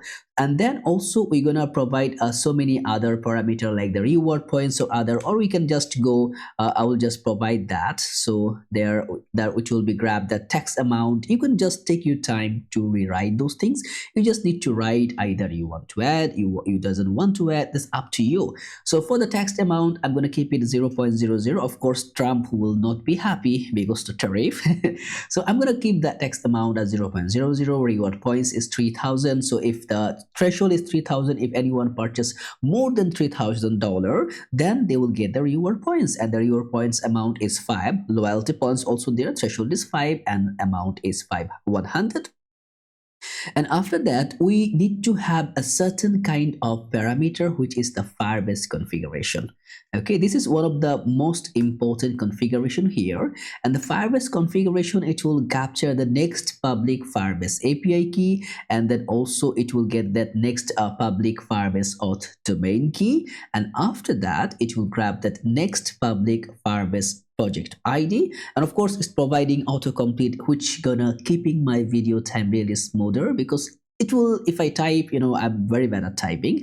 If I type, it will take a lot of time. So I just enable that just let's have some AI, let's do some job in very easy way. So also I have the Firebase storage bucket, also messaging sender ID, and after that Firebase app ID and Firebase measurement ID. Of course we're gonna create, so as you can see, we need to create two things right now, three actually. One is the Stripe, another is the SSL e-commerce, and another is that Firebase configuration, which we need to create and separately to make the configuration done. And after that, there should be two separate portion which gonna be provide us that Firebase admin SDK configuration. One, it will be, let's say it gonna be Firebase, that should be underscore, there should be client email, and another should be Firebase private key, which will let us access the Firebase domain, where we can directly enable our Firebase. We can write anything in our, like whenever we're going to write in the Firestore, or we can access the storage. That time we really need those kind of credentials. And after that, also we need to have for that Google Google map. So it would be, let's say, Google map. So that's the map configuration, and there one key, it would be that next public Google Maps API key, because in the we can show our storage map wherever, because if you go here, not right here, if you go in that I think it's a go from, so go from reactmedia.com. As you can see, there will be an option where you can locate the stores. So if you just provide your API key, you can locate your storage. The let long is right there. You can access is from anywhere. So that's what the things it would be done by it. And after that, there should be some certain parameter which should be, let's say, Google OAuth credential. Okay, configuration, because we also be enable. If you go directly here in the sign in, as you can see, we have two separate part. We have email and password, we have the OAuth, which have the Google, and also we have the GitHub, to separate platform which can enable us to help those things.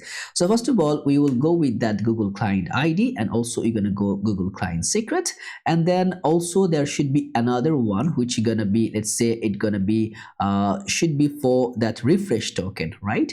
That should be, let's say, Google.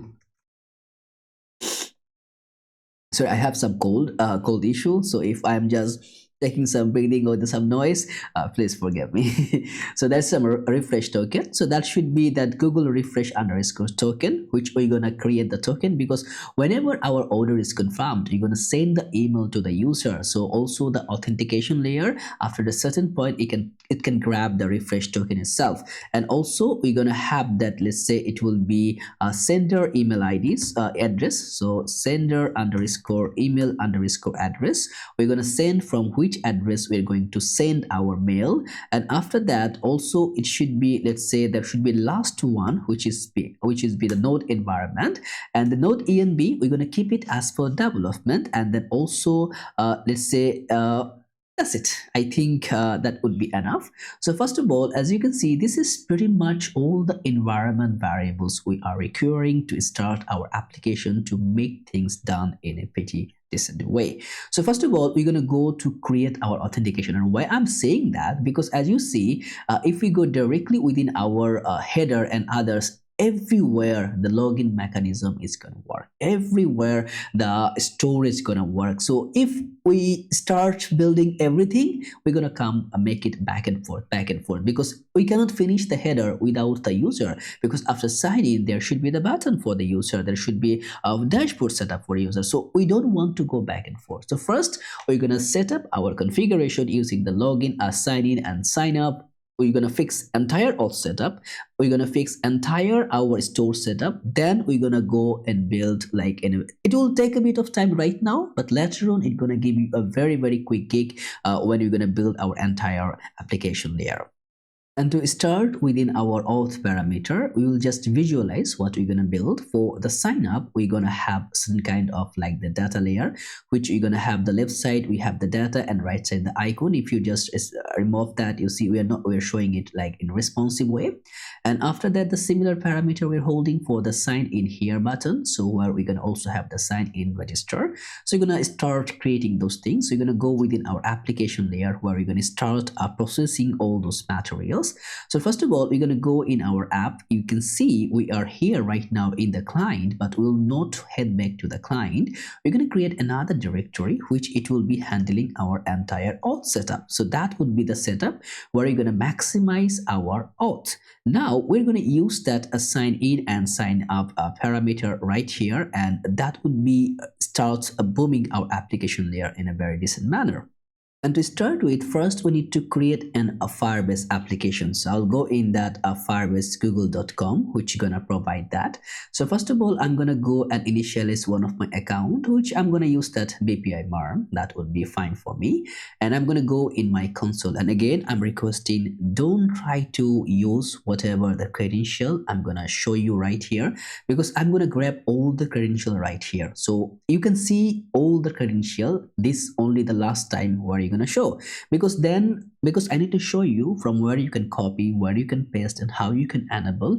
Later on, I'm going to remove that and I'm going to use another, because I need to create a multiple credential. Otherwise, if you use it by mistake, you know how Google authentication manipulate, it will log me out from entire mechanism. Then I need to go some verification setup, which is really painful. So please do not use those kind of things. It's just a humble request. So now from here, I need to create a new Firebase project. That's it. This is the console.firebase.google.com. And if you have, and now when we started, maybe I told you before, if you have a Google email account, you are good to go with entire process, and maybe entire process gonna be a free of cost mechanism. To create the application, just click here, create a Firebase application. So our application is the go from. So you're gonna make that go from e-commerce app. Okay, you can keep the name as the way you want.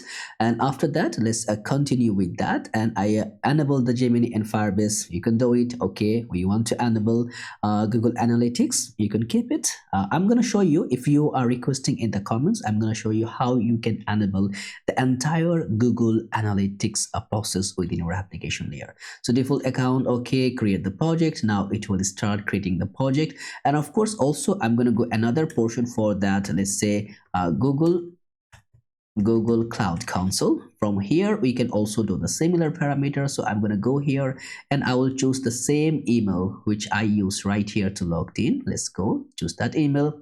And after creating project, as you see, is provisioning the resources and others. So just try to remember what actually we needed from there. We need that next public Firebase API key. We need the auth domain, project ID, storage bucket, messaging sender ID, app ID, measurement ID. We need that. We also need to have that Google client ID, client secret, and refresh token, sender email. So we'll go one by one wherever we are needing those things. So first we're going to go here. The project is created, create and continue.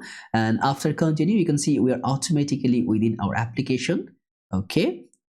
And from here, I will close the Gemini right now. Gemini is right now not required. And from the project settings, let's say click on that. You can see we have the iOS, we have the Android. And if you show the intro in both iOS and Android, we have that OAuth authentication. So make sure don't make any mistake within here because we need these three setup. So first we're going to configure our web because we are building our web application, and we're going to try to keep the similar name. Let's say it should be go from e-commerce app. Just keep it like that. Register the application. After register, you can need to now initialize that add Firebase SDK. So first of all, you can see we need to install our Firebase. So I'm going to copy that. After copying it, open the terminal. I'm going to take another terminal, and of course, if you put ls, you can see we're in the web. So cd web npm add Firebase. So it will automatically add the Firebase within my application, which it will be cool. So while it's adding, we need to go and bring those credential which is required to make a parameter, to make our authentication parameter done. So I'm going to just copy those things. So that should be our API key. I'm going to copy that and I'm going to add it right here.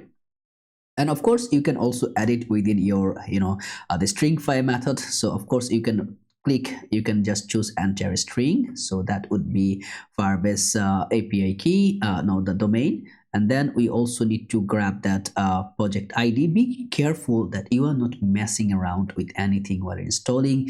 You need to grab the actual thing, pretty much the same procedure. So you have the storage bucket key and also the messaging sender ID. We're gonna just copy those and pass it right here. And after that, we also need to have that app ID. Copy that and keep it like that.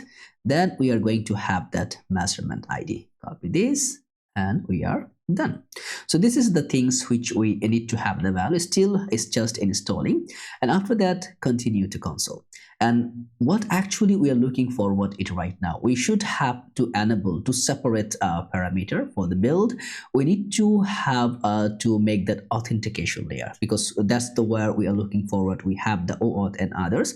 So I'm going to click on get started, and after getting started, it's going to pop up with all the parameter by which it's making that authentication. I'll go email and password, enable it, and of course the password list link, you can enable it, you can then use it. So I'm going to try to show you as much as possible. And after that, we're going to also have a new provider which going to be a Google. So enable the Google and just click on that, the same email, hit save. Of course, there is certain configuration which we're going to do later on. And after that, for the GitHub, I'm going to keep it, I'm going to enable that one, but I'm going to keep it right now. So what we can do, as you can see right here, if you just go directly here, the web client secret, which is we doesn't have it right now. So how we can configure that? You can see here from there, actually we need to configure from the wall. We need to go from e-commerce app. As you can see, we have the app, and as Firebase already configured our credential, especially for that like the API and services, or there is the consent screen which is already matured by the Firebase. So we could, you see the auto created by Google services. We're going to just click it right here, and after clicking, we should be able to see the dashboard right here. And actually what we need is that we need to have that Google client ID, Google client secret, two separate things we require. So we have the ID, you can see we have the similar ID. We can just copy that and we can just pass it right here. You can either put in the string, or if you just keep it like that, it will work perfectly. And then another portion is the secret, but here you can see we have a secret. So the key here, as you can see, 168, and if you go in the go from, you see 168, but we can't see the secret, right? It's like it's not there, but there is a secret which created by the Firebase. So I'm going to generate one more secret here, and I'm going to copy it. And after copying, I'm going to keep the secret right here, and also I'm going to take that secret and replace it right here. So it's gonna make me unable to use the same authentication parameter. Make sure to do the same, otherwise you may have some minor error, which I really don't want you to face it, which is really not a good experience from my side. And over here also I need to enable two certain parameter. One is that, as you can see, authorized redirect URIs, which already enable auth handler. But I'm going to also enable one add URI here, which is going to enable our URI to make me to use so many other, like, remember there is one key here, which is the Google refresh token. We need to have it. Without that, we can't access the email. So here it should be https and -- and that should be it will be developers.google.com and OAuth playground. If you copy that and if you open it in another terminal, you can see that's the playground from where we're gonna use that our Gmail for the mailing purposes. So as you can see, if we go in the Gmail API, you're gonna use those API. Not right now, of course, we're gonna come by here. So after that, I'm gonna save it. So I have my authentication parameter, I have my client secret, I have my client ID. So it would be a very good scenario too that I can go right now. And after that also I need to, like, we can go to add some scope or others. I think it would not be validated on there. So I'm gonna try to, let's say I'm gonna try to go and make things done if I can access that OAuth playground or not. So what I'm gonna do, I'm gonna copy that, and after copying, I'm gonna open that gear icon and use your own auth credential. I'm going to have my client ID, which I'm going to paste it right here. And after that, I'm going to also having my client secret, which I'm going to copy it and again paste it right here, and then close it, and then authorize the APIs. And remember, you need to make sure whenever you are doing that, you need to make sure you put that as an authorized callback URI, redirect URIs. Otherwise, you can't access on that mail. If I click on that particular mail right now, of course, I need to go in advance because we are now using the core. We will go within the unsafe parameter, and after that, continue. That would be normal. Just add, and after that, as you can see, we can now exchange authorization code for tokens. Click on that, and then we have one refresh token. Okay, it will go directly, pretty easy way. So I'm gonna just click on that, the exchange authorization code for tokens, and I'm gonna select entire parameter, copy it, and then I'm gonna save it right here. And of course, I'm gonna put it within a string, so it would be really easy to connotate, so I can easily see what's going on. If I can do that, it will be fine. If you doesn't put that one also within that same layer, you can simply pass those variables and you're gonna see it's working perfectly fine.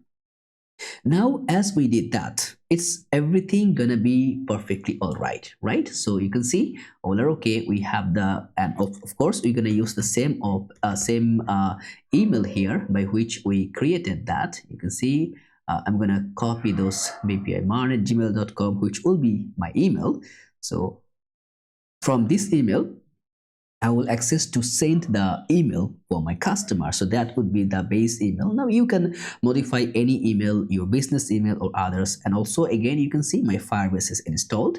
Now after that, what we need more? We need to have that Firebase client email. We need to have that Firebase private key. What is the private key? The private key is really required for certain portion. I'm going to close that.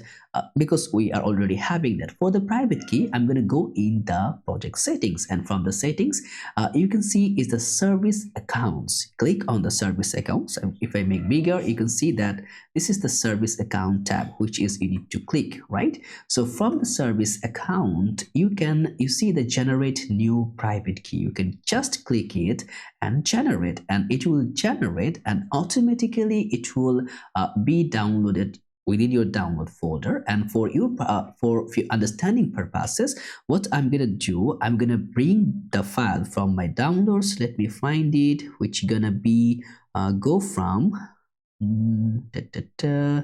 I think Google, not the Google services or JSON. Yeah, that should be the go from e-commerce. So this should be my entire file structure right here. You can see this is a very big file, and from the big file we can extract our one key, which going to be that, as you can see, two portion. One is that Firebase client email. We can extract it from this file. You just simply need to search something called, let's say, Control F, open the search bar. You can just make that admin SDK. So you can see this is the Firebase admin FBS. This is the e-commerce app for that. This is the serviceaccount.com. So you need to copy this portion, which gonna be your client email, or you can just simply search by the client email. So that's it. You can find your client email. So I'm gonna just copy that email, which gonna be my client email, and here I'm gonna paste that. So this is my client email. Now I need to provide that Firebase private key within this env file, and it's not a good practice to just provide like that. So what I'm gonna do, I'm gonna just select everything, copy it, and then I'm gonna search for line break removal tools, right? This is one of the good for the textfixer.com. I was planning to build for myself, but they are already doing a better good job. So I think this is good, but in future, if I do it, I'll let you know in the comments. So right now here, I can copy that, and here I'm gonna simply pass my entire env credential. That's it. So I can just pass it like that, and it would be perfectly fine.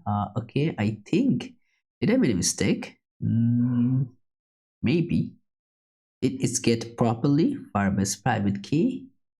So should be not like that. Let's say I'm gonna copy this, right?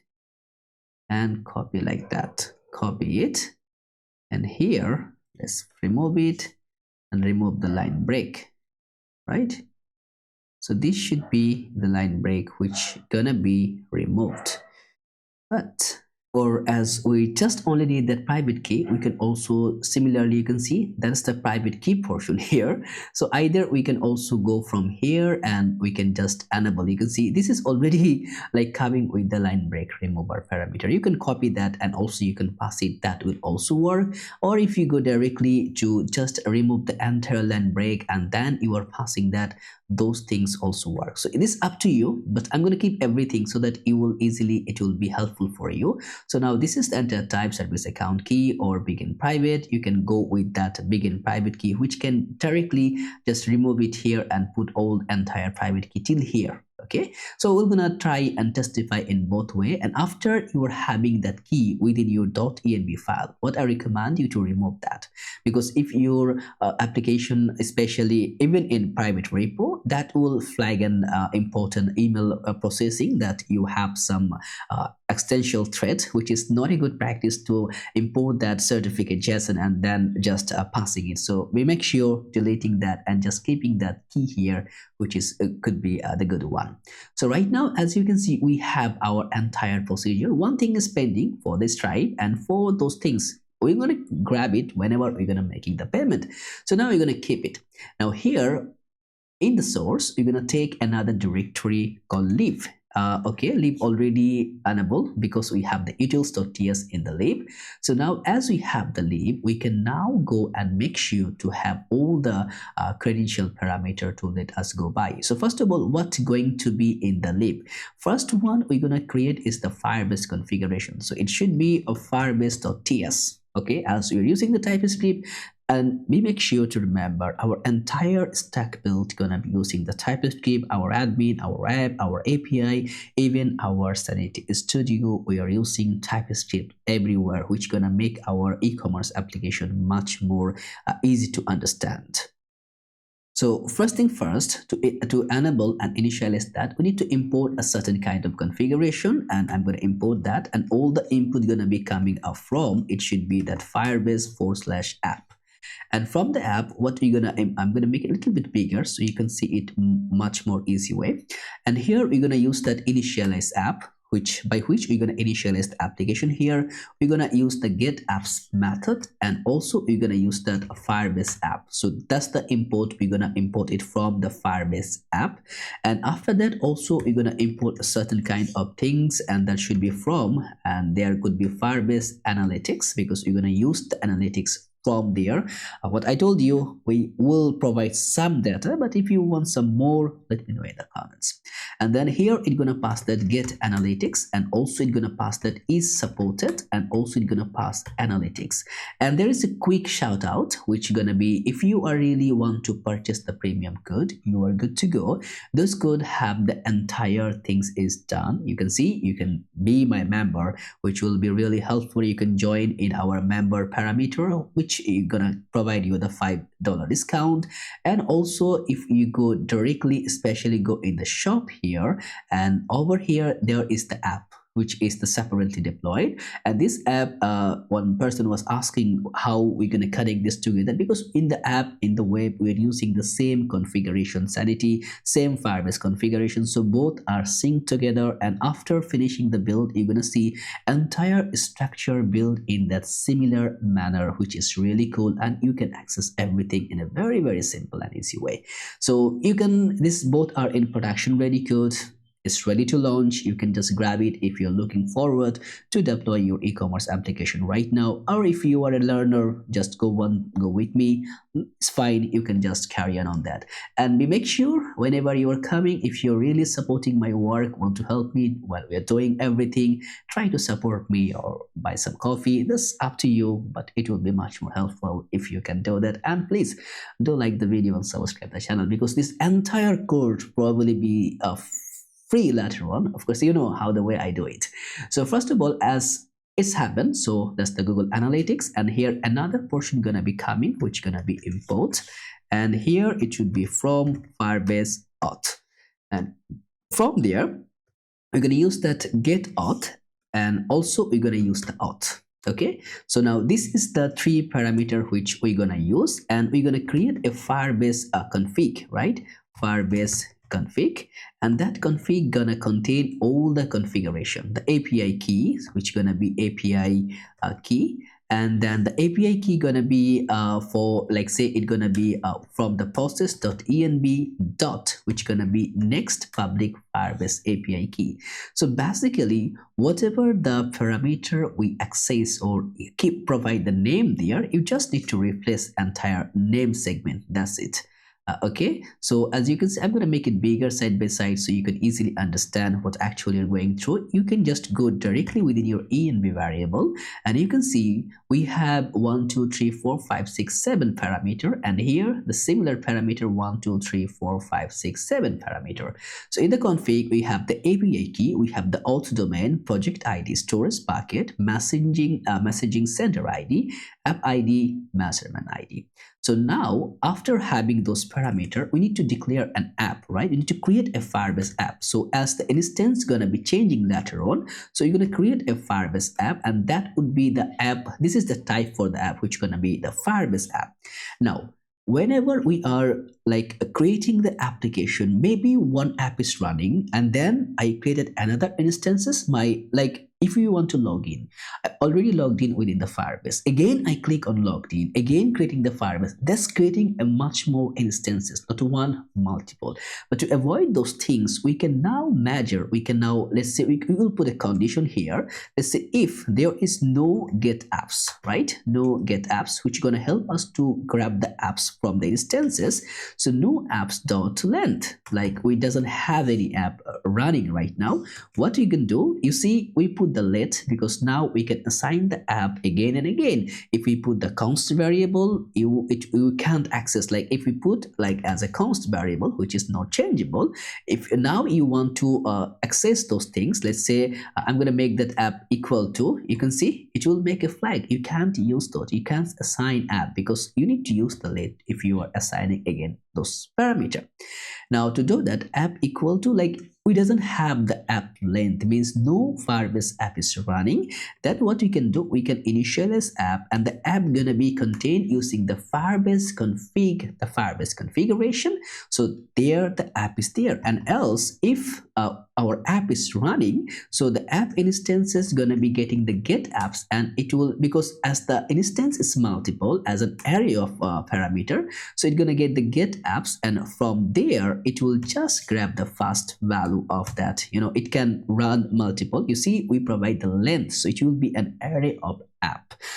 We make sure provide go on that particular instances. It's not a single object or something. It's an like array of app. That's why you call it the get apps. So now we have our apps, right? Now, as we having the apps running particularly right now, we can now easily assemble that, right? So now our app is running. You can see here at the top. So also we're gonna make that auth, which gonna be our auth from the type of that Firebase auth, which gonna contain that get auth and app. Now we're gonna also make that analytics. So analytics here, and then gonna be typed as an analytics. That can be there. Otherwise, if it doesn't have an analytics one, it could be null and is equal to, it should be first instances, we're gonna keeping it as null. And if we're gonna provide a type of, like if the type of window is equal to not equal to undefined, means we have the window, and also we're gonna provide that is supported, right? The supported variable, and then it's gonna be dot, we're gonna make that then in the connotation, we're gonna get that supported value, which gonna provide our data layer, and from there we're gonna just invoke the function here, and let's say we're gonna contain if the supported parameter is done, means the analytics gonna be support. We're gonna put that analytics, it should be is equal to get analytics, and of course it's gonna provide our app instances. Now you can see how many parameter I have. I have running my app right now. I have running my auth right now. I am running my analytics right now, but analytics is accessing actually the app. Now I have 3 separate value to run, and of course I'm gonna make that export, gonna be app, gonna be auth, and gonna be analytics. So I have the 3 setup running simultaneously together. Now I can access the Firebase pretty easy way. Now this is the Firebase.ts. Of course, this is the Firebase.ts, and there should be other configuration as well. But before abide on that, after the Firebase, we're gonna also happen to be have that admin, Firebase admin, which gonna access the Firebase admin parameter. So let's go bring that. I'm gonna just bring that right now, as you know how to configure that. And Firebase admin, which gonna be containing the Firebase admin portion right now, we need to enable, we need to install that. So you can go directly on that npm, and here you can search for the Firebase admin package. You can see that Firebase admin SDK for Node.js, and on that Firebase SDK you can just need to install that, and you can see it's a pretty decent download over there, and we can actually access, you can initialize the Firebase admin app, and you can do all the configuration done from here. So right now what we can do, as we have here, we can just npm add, we will just install the Firebase admin. Now what's actually admin do? We are getting the auth from the admin, Firebase admin. We're gonna get apps initialize app and certificate using the Firebase admin /app. Now this is not the Firebase, like only Firebase, this is the Firebase admin. We're getting the admin access. Now if similar parameter, if we have the get apps.length, we are initializing like if we doesn't have the app length, means we doesn't have the application running, what you're doing, we're getting the initialize app, and within that parameter we're providing the credential value, the project ID, which is going to be process.env next public Firebase project ID, and I think this ID is already available. If we just click and try to go in .env, and you can see that's the same ID which we are using, and also the client email, Firebase client email, private key, which gonna be private key, and that's it, because we're gonna use that to shoot our email to the user. Now from here we are accessing the exporting the auth, and also we are verifying the ID token, like for the email verification. And first of all, to verify the token, we are using a method called decode token, which is the admin auth.verify token, and passing the decode token if we are having the error verified token, and providing the null, so no verified is there. But that's we're gonna use once you're gonna log in, using the verified token parameter. So this is the Firebase admin. Now after that, as we have that, we need to create another directory called stores. So store, I think the store.ts, which is gonna be a store, or I'm gonna name it as stores.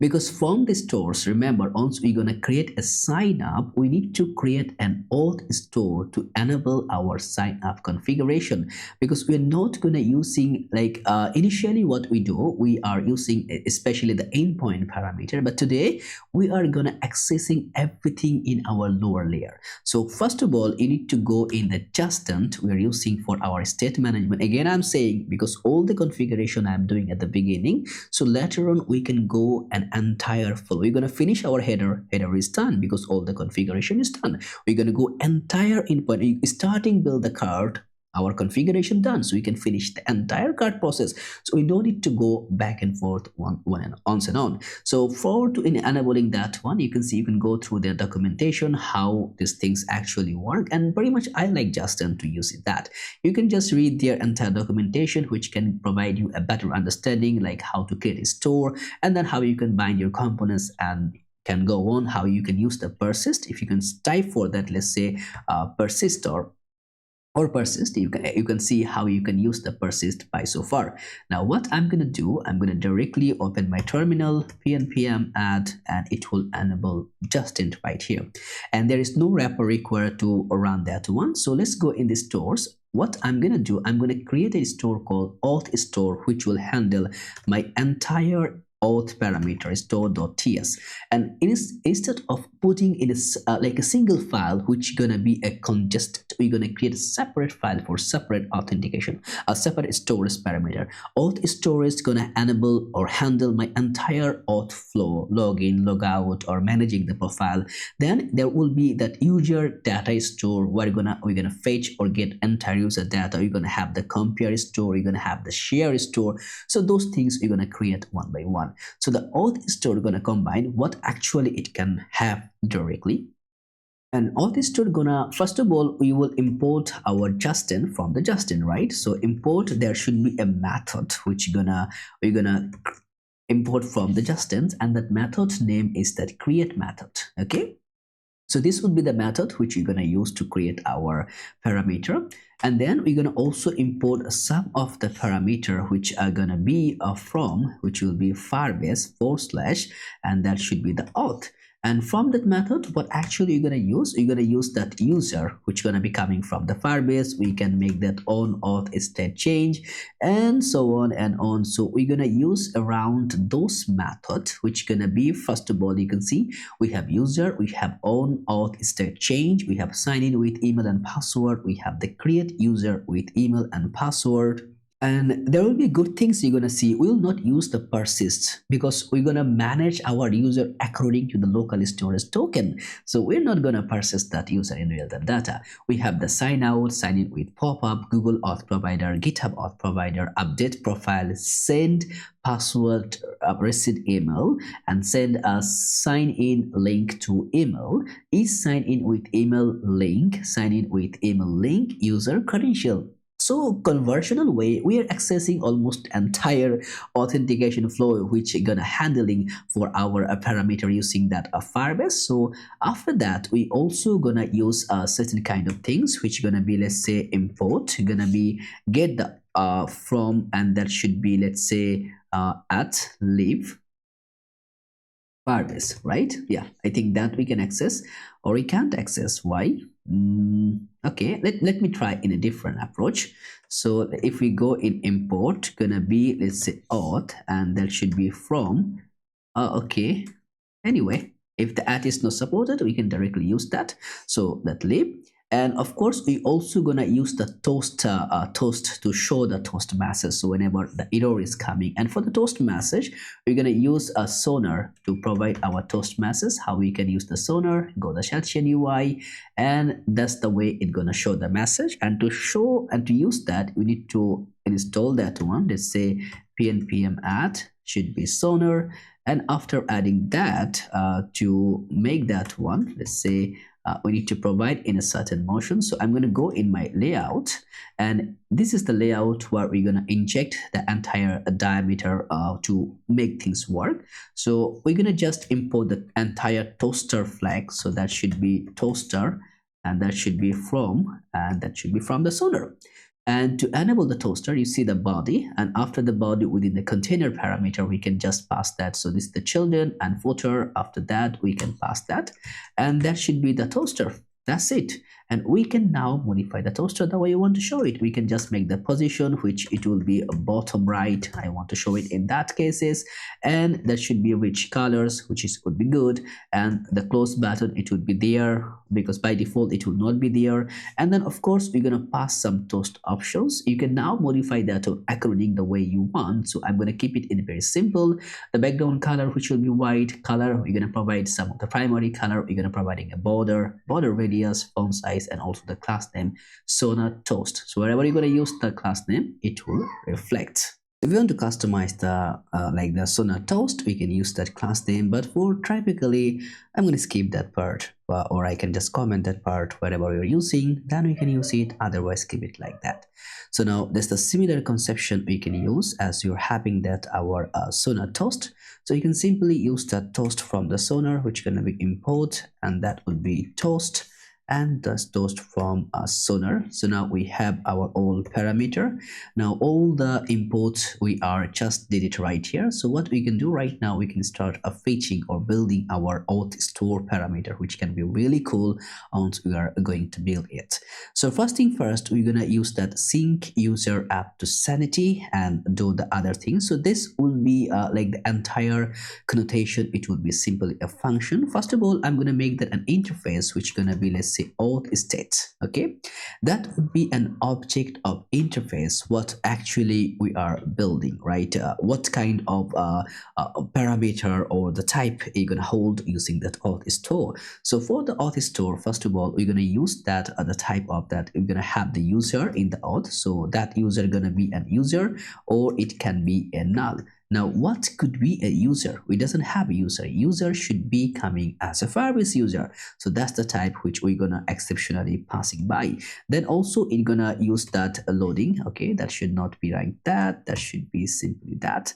Loading should be a Boolean value because we're declaring the type. We have the set user, and the set user gonna be taking a parameter of user, and the user gonna be either user or it can be null, and that could be simply running a void, which going to be a passing a function. So set user gonna pass the function to set the user, and also we're gonna have the set loading variable, and the set loading variable similarly gonna take a loading instances, which can be a Boolean value, and also hit to the void function. So now after that, after the set loading instances, we're gonna have that, let's say, sign in, right? So the sign in gonna contain, for it will take the email, and also the email gonna be, let's say, it gonna be as a string. It's gonna take a password, and the password going to be also a string, and then this will provide a promise, right? Because we need to wait for that, and the promise gonna take for that user credential. Now why the promise gonna run? Because once we're gonna make the sign in and sign whenever you're gonna hit for the sign in, it's gonna wait for a certain time, which gonna be maintained using the asynchronous parameter, and of course it's gonna resolve a promise. So we're gonna waiting for the promise. Once it's resolved, we're gonna grab the responses, right? And after grabbing the responses, then we're gonna initiate providing the value. So we're gonna passing that this function gonna resolve a promise, which gonna be either an asynchronous function. So now this is the sign in, and after the sign in, of course, we need to have to provide another, which gonna be sign up, right? So it should be sign up. The sign up, that's again gonna be coming as a function, and of course it's gonna be using the same parameter, which gonna be a promise, and that also gonna contain the user credential, but we need to provide some kind of data for it. Of course it will take the email, which gonna be not like that, which gonna be coming as a string, and after that, after the email, it's gonna also take the password, which gonna be should be a password, which will also gonna be string, and also it will take a display name, right? Should be display name, which gonna be string. So this the three mechanism it will get. It will get the email, it will get the password, it will get the display name, which gonna also go by with the promise result parameter. So by so forth, we're gonna have within the type connotation, we're gonna have a certain kind of type, and I'm gonna just popping up because those all are the types which you can initialize and implement. So after sign up, we're gonna have the sign in with Google, which gonna be also promised, and then coming back with the user credential, we're gonna have sign in with GitHub. Similar, we have the send link, send email link, which gonna take the email as a props, and when the get email is getting, it's gonna also taking a promise function. Then the complete email link sign in again, take the email as a parameter, and also it's gonna resolve the promise within the credential. We're gonna have the logout. It will also validate as a promise, which gonna be a byte function. You're gonna have the receipt, a password. You're gonna take in a string parameter. You're gonna be passing a promise, initialize auth, which gonna be simply as a function. Now, as we have that, we need to initialize our entire separate file base. So we're gonna just export, which gonna be const use auth store, and that auth store gonna take the value of the create, and of course it's gonna take that auth state as the type of parameter, and from there you're gonna get the get set method, you're gonna get the get method, and from especially you're gonna use the set method overall of that parameter, because also we're going to create for basically you're going to create a user data store where we will get our entire user parameter, right? So but of course we need to define in that way, because if you are missing one portion, maybe it can mislead to you in somewhere else.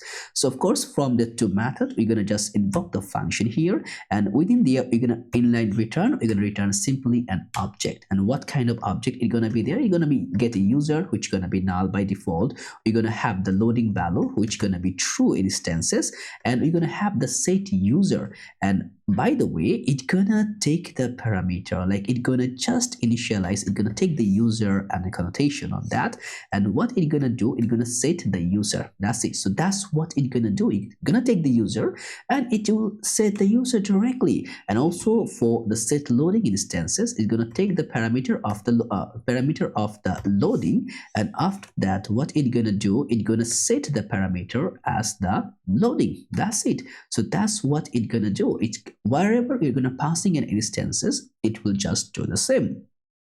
Now, of course, you're going to have another portion which going to be passing the sign in. So that would be the function, and the sign in mechanism. You can see, forget about those error, because once we fill up all the function, those error will go away. So that's how it's going to work. Also, if you just remove that, like some of the connotation, like we have a till sign in, right? So below the sign in, if we just remove our other parameter, like if we make it the comment out, you see the error, it will automatically disappear. That's the way we will process through it. So first of all, for sign in, what actually it's gonna do? In the sign in, you can just pass the sign in method, which gonna be a synchronous method, and it will take the email and password with the string parameter. We're gonna have two values. One is try, one is catch. If we have the error, we are showcasing the error, which is just getting that passing the method. Now I'm going to remove that toast error message, because I don't want to go define the error type.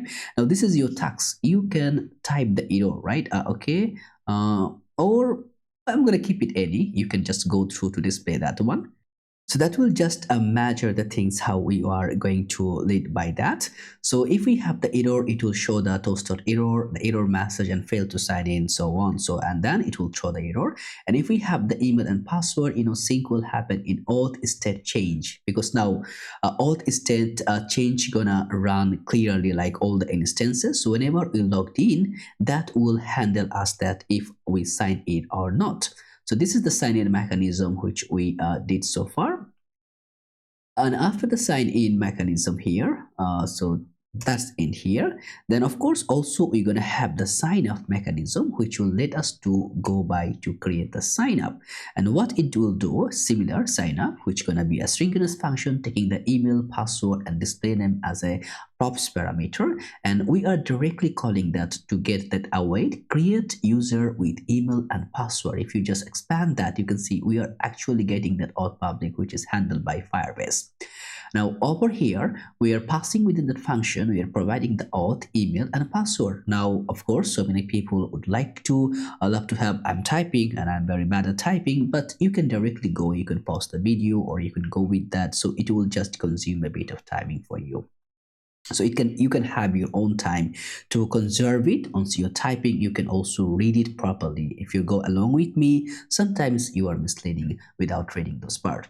So now we're gonna keeping that result, like after grabbing that, we're keeping it in the result variable, and if display name and result.user means we have the user and email, we are making the update profile, and that's the similar function we're using from that as you can see from the Firebase auth. We're updating the profile using the result.user, and we're providing the display name according to it, and then also again sync user with will happen on auth state change still is not there, and we're providing the toastmasters account created successfully result, which gonna be returning the result, and if any error is there, providing the error and throwing the error as well. So now we have that, and of course we should have two separate for which gonna be sign in with Google and sign in with like for the GitHub. And for the Google, you can see we are using the provider is which gonna be Google Auth provider. We are again accessing putting the result in a variable which is sign in with pop-ups and providing the auth and provider, and all of those parameters you can go through the documentation of Firebase. You can find everything there, which I pick it from there. And again, sign in will happen on auth change, and also don't show success because now no need to show success message once the OAuth is running, because the Sanity it will go run the check, and you know we're returning the result automatically. If we have the error, we're providing the Google sign in error and providing also the message throwing the error directly. And sign in with the GitHub, similar, providing with the GitHub auth provider and returning the result and providing the error if it is required. And for that send email link, which we're gonna also use that for making the login authentication, and send email gonna process that email as a string. And again, the action code setting should be URL window location.origin, from where we are taking the email, and then handle coding app, which gonna be true, and then send us, because after the sign in, you know, remember this is very important, because after the sign in we need to roll back our user actually from where we started to go, right? And from the send link to email, we're providing that, and window.locate storage.set item, we're providing the set item for the email for sign in, providing the email. And you can see sign in email link to your email. You can accessing the email to just go and access the link to make your sign in. If we have the error, providing the error also. Now after that also we should have the complete email sign in, like complete, it should be that complete email link sign in using the link. And once we click on the link, you can see that if is sign in with email link, if it's not there, we're providing the invalid sign in link. So if it's not available, you can see there is no auth, no window location href, like no generate path, we are throwing the error, which gonna be invalid sign in link. And then if it's valid, we are storing the result, and then which gonna be in a sign in with email link or email window location.href. And what we are doing, clear email from local storage, we are like remove the entire email for sign in, and then successfully signed in, we are providing the result. If we are having the error, we are throwing error as well. Then of course we have two separate parameter. One it will be for logout, another it will be for reset password. And the logout gonna handling, you see in the logout we are having the two try catch parameter. One parameter it's gonna contain on that, you can see in the try value, we're gonna flash any pending card sync before logging out. Remember, our card it's gonna sync in real time. So whenever a user is logged out, the card will wipe out. Once in logged in, it will automatically restore the card value. So now you can see we are also importing like default use card store. So right now what I'm gonna do for the logout, let's say I'm gonna keep that one as commented, because we doesn't have that our store method, so which it will not work. So now here is the, and also local storage should be the sign out, toast message successfully sign out. And here what we're gonna do, local storage.clear, we are clearing the entire local storage data, local storage session data, and redirecting to the homepage, you can see we're doing it from the auth store, not from the any kind of pages or in the components. We're using directly manipulating our storage. And if there is an error, you see the logout error and others. For the receipt password, also await send password receipt link by which you can access. You can make the auth and email. And by the way, you can access those things. You can see if you have the forget password, you can see how the way you can put the receipt link and it will work perfectly. Also, if you directly go, the email link, I'm just disabling that one. You can also go with that and automatically it's gonna log in using that email credential. So send password, receipt, email link, auth email, and blah blah blah. And then if error, providing the error. And after that, we also need one of the most important one, that initial authentication, the initial auth, right? This is the big one. This is the this is handling a lot of things, which really very, very cool. So I want you to be very careful also doing that. So initial auth. Now, we're providing that let a token refresh interval, which going to be using that Node.js timeout null is equal to null. And now unsubscribe, on auth state change. This is the one which is handling, which is checking if user is logged in or not. We're providing the auth and we're providing the async value. We're providing passing the user and we're using the set user, right? Now, what we're going to do, we're going to clear the existing token for the refresh interval. And if the token refresh interval is available, we're clearing it. And then also we're providing is the null. Then set or clear the session cookie. If there is user, we are getting the token from the which is going to be get token get user.get token, which going to be true. And then we are using the session response, which going to be await fetch API auth session, from where we're going to create that link from where we can access that method. Post method headers should be contented, application should be JSON, and we are passing the token. Remember, we need to create that API auth session URL to forecast how the way we want to pass the session and where we're gonna pass the value to create the surpluses, the way we are gonna making pass the value to get the things done. So in the auth, you're gonna have the check admin route, session route, also gonna be sync user route. So we need to make sure that those should be available on there.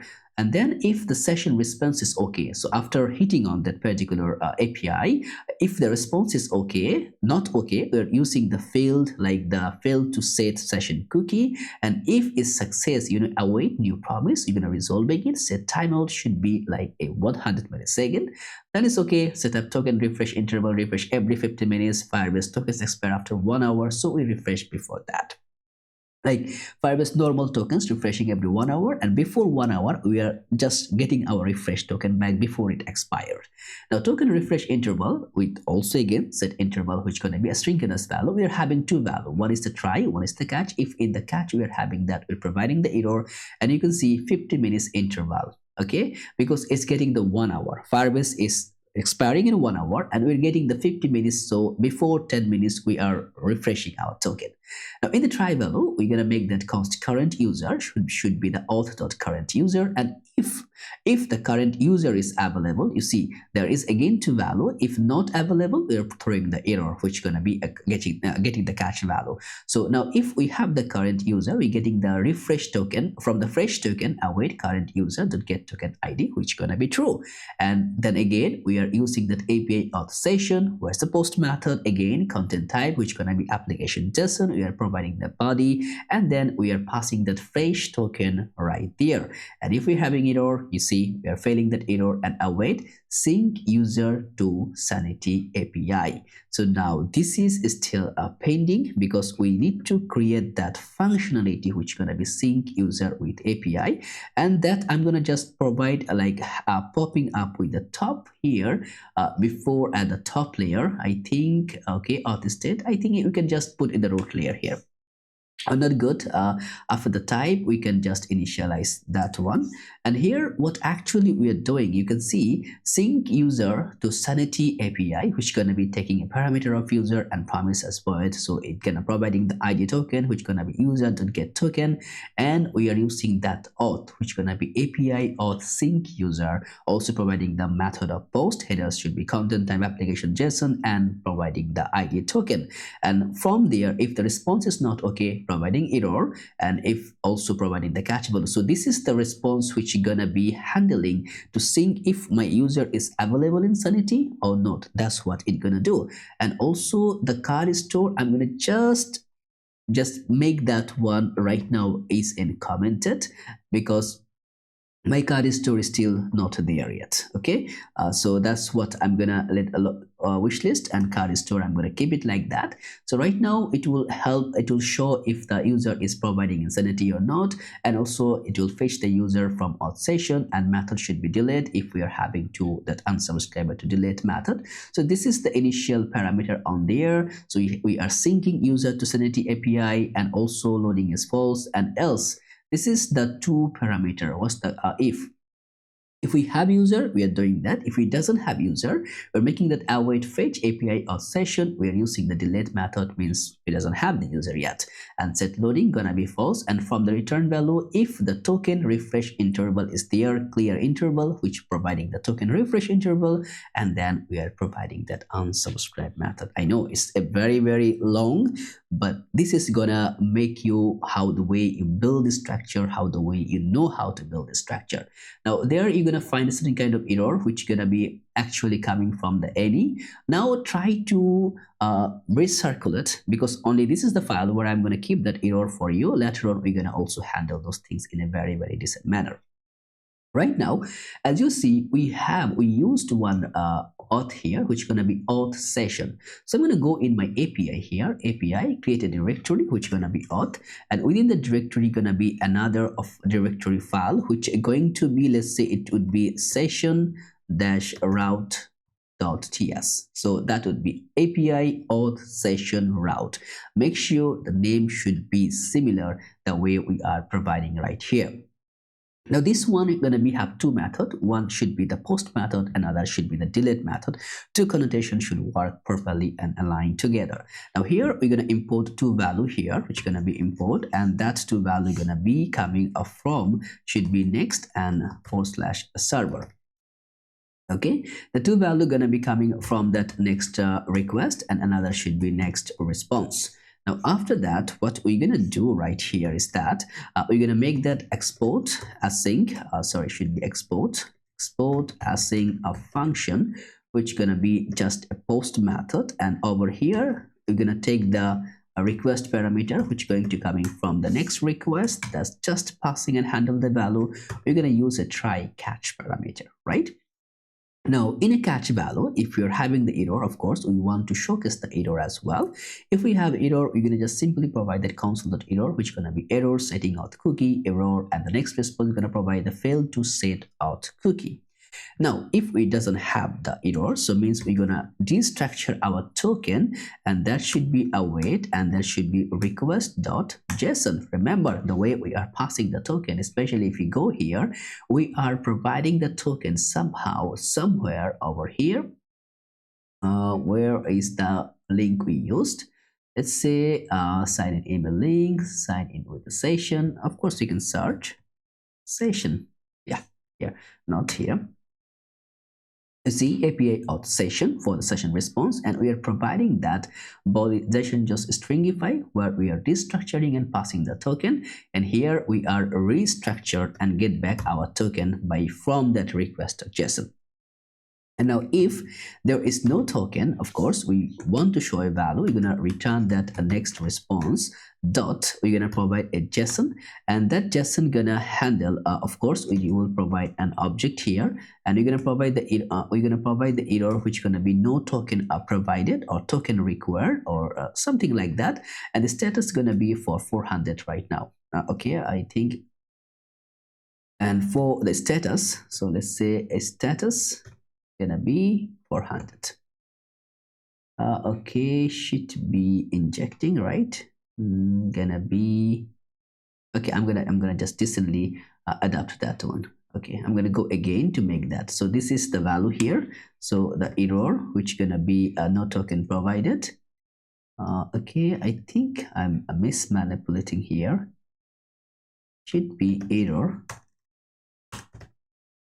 Let's say token required, and after that status 400. Okay, to value, right? But what I am missing right now, if token is not there, return next request or JSON. We're valuing the JSON. That's it. Okay, I think I mismanipulated two parameter. So that's the one, token is required, and here gonna be the status. The status, which is 400. Okay, I just keep it all together. So we're gonna provide that return next, not request, should be next response. Yes, that's my bad. Should be, and the status bar should be status 400. If there is no token, we're gonna provide those error. And now if we have the token, we're gonna use that as a response, and the response gonna be, let's say, next response dot JSON, and here we're gonna simply pass that, let's say, success true. That's it. You need to just pass that the success is true, and here it's gonna just go by. And when the success is true, we can now set the Firebase token as an HTTP only cookie. We can set that, and also what we can do, we can now expire. Let's say we can make that expires in as we know that 55 minutes, so it could be slightly less than Firebase 1 hour, less than 1 hour token expiry. Now to manipulate that, you're going to make that response dot cookies dot set, and the set gonna be passing the session, and of course it's gonna take the value of the token. And after passing that within the object, we're gonna pass the another parameter, HTTP only gonna be true, and then a secure, which gonna be a key, and then secure only gonna be happen process.env, which gonna be not env if it's in the production. We want to make the secure line, and the same size, which gonna be, let's say it's gonna be providing a lux value, and here also the max size or max age we can provide, and the age gonna be 55 into 600, which actually gonna provide that 55 minutes, and the path gonna be /. So that would be the value here, and as we are passing there, we can simply return the response. So the entire response is gonna return from there. So this is the value by which we can get the session back directly within our application layer. And of course there is another value parameter which is gonna be session, which also making the deleting. If we doesn't have a user, we can actually delete our session. So to enable that one, with a similar setup, we will make that export should be async a function, not async function, and should be delete name, and on that delete parameter we'll simply return. You can either make it an arrow function also. We'll just simply make that response should be equal to next response dot, we will make the JSON, and of course we're gonna make the success gonna be true. And over here, as we're gonna make that as we doesn't have the user, so response dot cookies dot, we're gonna delete our, it's not about the user, it's gonna be just we are making the deleting the session. That's it. Wherever you are, you can define the path to rollback at the home, but we can keep it like that. And the response dot cookies dot, we're gonna delete, and from there you're gonna delete the Firebase, let's say Firebase, and also it's gonna grab the token to, that could be passing that, let's say it will also delete the legacy cookie, right? Legacy cookie if exist. We don't want to keep anything even is exist also. Exist, EXISTS. Okay, and from there we're gonna simply return the response. As you can see, it's pretty hectic, but you can simply go and abide by and make things done in a pretty decent way. I think it's super cool. And by the way, you can simply fix your error. Remember, there was an any, so it was previously an any parameter here. Now you can simply define that value here. You can see error should be the unknown. You can replace the message, which should be error instance of error. If there is the error instances, error.messages, otherwise fail to sign in, then passing the toast error message, which is gonna be the message, and throw error. You can now use that entire structure for any error. You can just pass and initialize the value by so far. I just do it for you so you can use it. The one minor alert which is actually right here, and that is we are not adapting the set value here, get value here. That is the minor error, but I love to keep it. Even it's not good to make the delete one. I will keep it as it is right now. So right now, as you can see, I think it's a pretty big big export value here, big setup which we did right here. Now to enable all the things particularly to be working together, we need to understand all the method and mechanism we are working together. I know we are copy pasting a lot of material because it's gonna consume a very much of time. So again, I'm gonna just provide you an overview, so if you missed around you can have the connotation right now. So we are taking the create and all the input field wherever we are recording. We're declaring the interface, which is the auth state, and here the user loading, set user, set loading, sign in, sign up, and other all parameter. And we're having a helper function which gonna sync user to Sanity API, which gonna grab our token, providing response by directly using that API auth sync user. We didn't create it yet, but we create the other one. Of course, we will create that one also. And then we also having this one is which is the post method. If it doesn't have the response, okay, we are failing the sync the user to Sanity and throwing the error. Then our function, which is the use auth store, and here by default user is null, loading is true, and we are setting user whatever the user we are providing. We're setting that user within our instances. Set loading, which gonna be set the visualization when the loading we are passing, it could be the loading. Sign in, which gonna taking the email password, and it's gonna sign in with email and password. You see the sync will happen only the auth on auth state change, and then success true and the error property. Then the sign up similar way and showing the error property. Sign in with Google provider and getting the result from the sign in with pop-up, and after that showing the result and throwing the error. And the same with the GitHub, throwing the returning the result or throwing the error. Send link, email link, same parameter. We are providing that the window.local storage the set item, which gonna be email for sign in. It's gonna wait for sign in proportion, and then once the complete email link sign in is done, we are just removing that email from sign in and we are returning the result, which actually the user data. And after that, the logout, similarly, it's gonna sign out the authentic auth parameter, successfully sign out, local storage would be clear, session would be clear, and we are then hreflang to the /home. And after that, reset password, similarly, it's gonna receive the password which you're gonna providing the link. And after that, initialize auth, which gonna be the token refresh interval providing. We are having that unsubscribe function by which we're gonna set the user because the props is coming the user and auth. And if the token refresh interval there, we are clearing the interval, token refresh interval providing the null. If we have the user, we are setting the token with the session response. We're going directly to the app auth session property, and then we are JSON stringify. We're providing the token, and the response is not okay, this is fail. And if it's okay, we are again showing the promise which need to resolve within 100, and then the token refresh interval, which going to be coming with the set interval value, which going to be the current user. If we have the current user, then what we are doing again auth session, and from the session we're getting our user. If error, we are filling the error, and according to the 50 minutes, because Firebase gonna invalidate that user, like expire the token within 60 minutes. So we need to go by 50 to 55 minutes. We will refresh our token, so it will not expire till we log out. So it, of course, the await sync Sanity user API, which gonna sync our user to Sanity, and I'm just keeping that user card store and wishlist store right now in because it doesn't have the two stores. So I'm just commenting that later on we're going to add the true.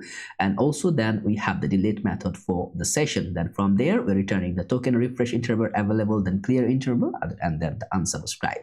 Now for the route here we have the tool, because you know already what we did for the route. Now we need to have another value here, which is gonna be, there is one is the session, and let's go at the top, which gonna be handling, let's go at the top.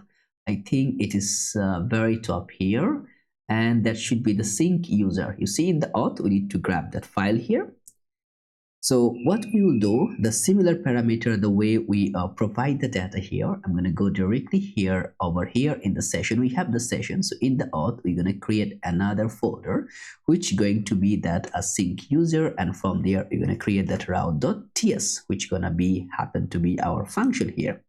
And over here, it will sync our user to Sanity, right? And of course, it will be very important one. So again, because we need to get the multiple instances, right? We can just simply import all of the instances here. And of course, it's not supporting that leave. So I'm going to import one by one. So that should be import, and that should be coming from next, and here server. and from there coming that next request and also the next response. And after that we also gonna be two separate parameter which gonna be sync user to sanity, which we didn't create yet, and that is gonna be pretty bigger file here. So I'm gonna just provide that to you, which gonna be in the lib here, and this would be the file, of course, the right client, which we need to define the client, and also the user admin, which we need to define the admin. So I think this is going to be really a massive structure, not the simple one. So I'm going to just go, because before creating that, as you can see, we need to set up our client, the sanity lib for the client, which we still doesn't have our client for our sanity, right? Because we need to provide that client property by which we can access that. So if we go directly within our sanity property, I'm going to keep it unchecked here. So let's go to our sanity store. We have the lib, and here we have the client. So this is the client which we are talking about, and in the client, as you can see, we have the use cd and true, and I think this much it for the client. Then we're gonna also have a write client. This is just gonna be like a receipt client, and here we're gonna pass that export const gonna be write client, which gonna be passing that create client mechanism, and from there we're gonna passing multiple object. We're gonna passing the project id, we're gonna passing the according the data set, we're gonna passing the API version, whatever version we're available, we are passing the use cdn, which gonna be false right now. We're gonna pass the token. The token should be process dot env, and the env gonna be sanity API token. Right now in our .env file we have one file which is now empty, which is going to be sanity API token. We're gonna bring it whenever we are requiring or accessing the data, and also ignore should be browser token should be true, so it can ignore. Now we have the right client parameter. So as we have the right client, so now directly we can pass that. You can see we can now import the two value, but we doesn't have the admin utils, which also gonna access to have that value directly within that parameter before syncing sanity to the user. Of course, again, I'm saying I'm really sorry. Maybe it's gonna be something overvalue for you, but because it is gonna be providing a lot of instances together to work, and that's why I'm just keeping it one by one. You take your time to copy paste and grab it a bit by understanding from your site. So what I'm gonna do in the admin utils, it's gonna also in the lib gonna providing the admin utils. So this is gonna be the admin utility function. So just to put an example for like so, just whenever anyone purchasing the code, at least they have to understand what actually meaning by this code, right? Now we're getting the so the admin utility function is gonna be passing that get admin emails, which gonna get the admin email from the string. Remember, we have the process admin email, which gonna be the public email URL. Sorry, not the array. And if no admin emails env, we're gonna returning is empty. Then we are trying to handle the array format. You see 1 2, so we're gonna getting the clean emails from the admin emails and replace. We'll just remove the brackets if there is the is present, then explicit it. We're actually getting the clean emails. If we have 2 3 4, we're getting a stringify value of the email. Then after that also we are having that is user admin, if the user is admin or not. This function gonna check, which gonna take the user email, and it's gonna check if the admin emails is according to get the admin emails, then it's gonna be admin, otherwise not. And also it's gonna be also providing that is admin function, which gonna be taking the value of the email and also the is admin value. If no user, gonna be returned. If user admin is equal to true, should be the true, means our admin is an admin user. If user is equal dot email is user admin, then also it's gonna provide. So it's gonna checking the multiple instances from the Firebase side, from the env side, and from the sanity side. So now it's your call which side you want to enable and which side you're gonna just ignore. It's up to you, but I'm gonna keep open for 3 sides so you can use it. And the similar way use it is admin, which gonna just get that admin sanity from that boolean value. Also checking is checking, which gonna be passing the true. Then getting the react use effect hook if the user email because you need to use that similar way, because you're using that TS file, you cannot directly invoke the use effect value. So if a user email and is user admin is according to user, then it's gonna returning the value. Then also checking the Sanity database, if user email or Firebase ID is available, then it's checking is true, fetching the user from check admin, it's checking if it's admin or not, then providing the value. If it's admin, then okay, set admin in Sanity true, otherwise is false. Similar way, if catching, providing the error, otherwise both are false, which gonna taking the value of the user email and Firebase UID, and returning is checking, if it's checking false, otherwise is admin in Sanity. So this is not a single function right here, it's a multiple function property value here. One is the exporting that get admin emails, another one that is user admin, another one is admin function, another one is that use is admin. So this is the separate function which is handling. Now for that to importing that, I think we need to go to leave and admin utils. Okay, so this is the sync user to Sanity, and I think what's the error? Okay, error is coming from the any value, so we can ignore it right now. Now, what's actually sync user to Sanity TS? So what's actually mean by that? You can see we are having that user from that Firebase auth, right? I think my voice is getting a little bit problem here. And also, we are now like exporting a function which is sync user to Sanity. We're providing that Firebase user, which is gonna be taking a user. Now we're providing a 2-parameter try catch value. If we are providing an error, it's gonna provide the error. Now which value we are using here? That's whatever we are using, we will just grab those one, otherwise we can now invoke others parameter which can be okay for us. So that should be sync user to Sanity, which actually we're going to use. So sync user to Sanity, sync user to Sanity. So ignore this function right now, because we will just use this one right now. If the try catch value, if there is error, we are logging lots of error. It's just because so many people are going to purchase that, so at least they can understand. But for you, you can just remove that console error. If the error, you can provide a helpful error message, you can just remove that error if you doesn't need it, right? So now with the try value, what you're gonna do, first of all, you see the user is coming from the Firebase user. So Firebase user gonna have the UID, email, display name, photo URL, which actually gonna provide from the Firebase user. But if there is no user throwing an error, which gonna be a user, like how it's gonna work, just you need to understand it's one time. When a user logged in from the Firebase is going to return with the UID, email, display name, photo URL, and my Firebase and Sanity, the relation going to be coming according to the UID and the email.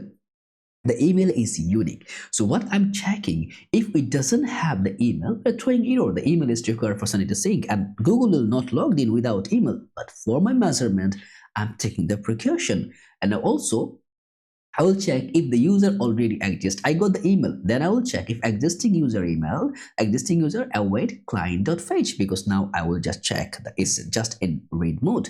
If the type is equal to user and Firebase UID, not one condition, two multiple condition. If the user getting the Firebase UID is equal to Firebase UID, so both ID should match together, or email is equal to the email and the first value. So then you're going to provide the Firebase UID, and email. Then we're getting the existing user. If existing user is available, should be admin, is user is admin, then we are checking the admin, then updating at whenever the iOS string value is there. We're updating if there is no user, we also providing that, like updates as Firebase UID is equal to UID. We're updating the user ID if that is mismatched, because the unique should be the email. And also the sync admin field, if it doesn't match what it should be admin. And also we are updating the admin variable if it's right there, and only patch if there are updates to make. So that's the patch value which gonna accessing the right client which have the access of our token, so it can write within our database. And then we are updating the commit. The patch method is the similar update method, and returning the existing user underscore ID means we have the user. And again, use a unique document ID based on Firebase UID to prevent a race condition. So the document ID gonna be user is equal to UID, user dash UID. So that would be the lengthy process for the user. Let's split display name into first name and last name, because we have the separate condition to show the first name last name. So this is the first name and last name, and then we are getting the display name. We are just naming the parts of, then we are split it first, then we are rejoining it, because Firebase gonna take that display name as the first name and last name. We're gonna connotate it together, but in our application layer we're gonna showing in different way as a first name and last name. Either way, you can just keep the display name if you wanted to. So this should be the first name. Now also should be admin. If his user is admin, then it should be an admin. Also the new user, like create a new user, like this admin is not an existing user, then I will create a new user, and then await should be the right client extension, and create if not exist value. ID should be the document ID, type user, Firebase UID should be UID, email, first name, last name should be the last name or can be undefined, profile, image, URL should be the photo here. And this is like, if you go like in user type, you can see those are the value we have in the user type. This is a long list, because so many value parameter it gonna, you see the Firebase UID, you can see the email, you can see the first name, last name, phone number, all are just putting over there. We have the reward points by default 0, loyalty points 0, total spend 0, wallet balance 0, wallet transaction 0, withdrawal request empty, wishlist empty, card empty, orders empty, address empty, notification empty, is active should be true, and vendor status none, because he's not a vendor yet.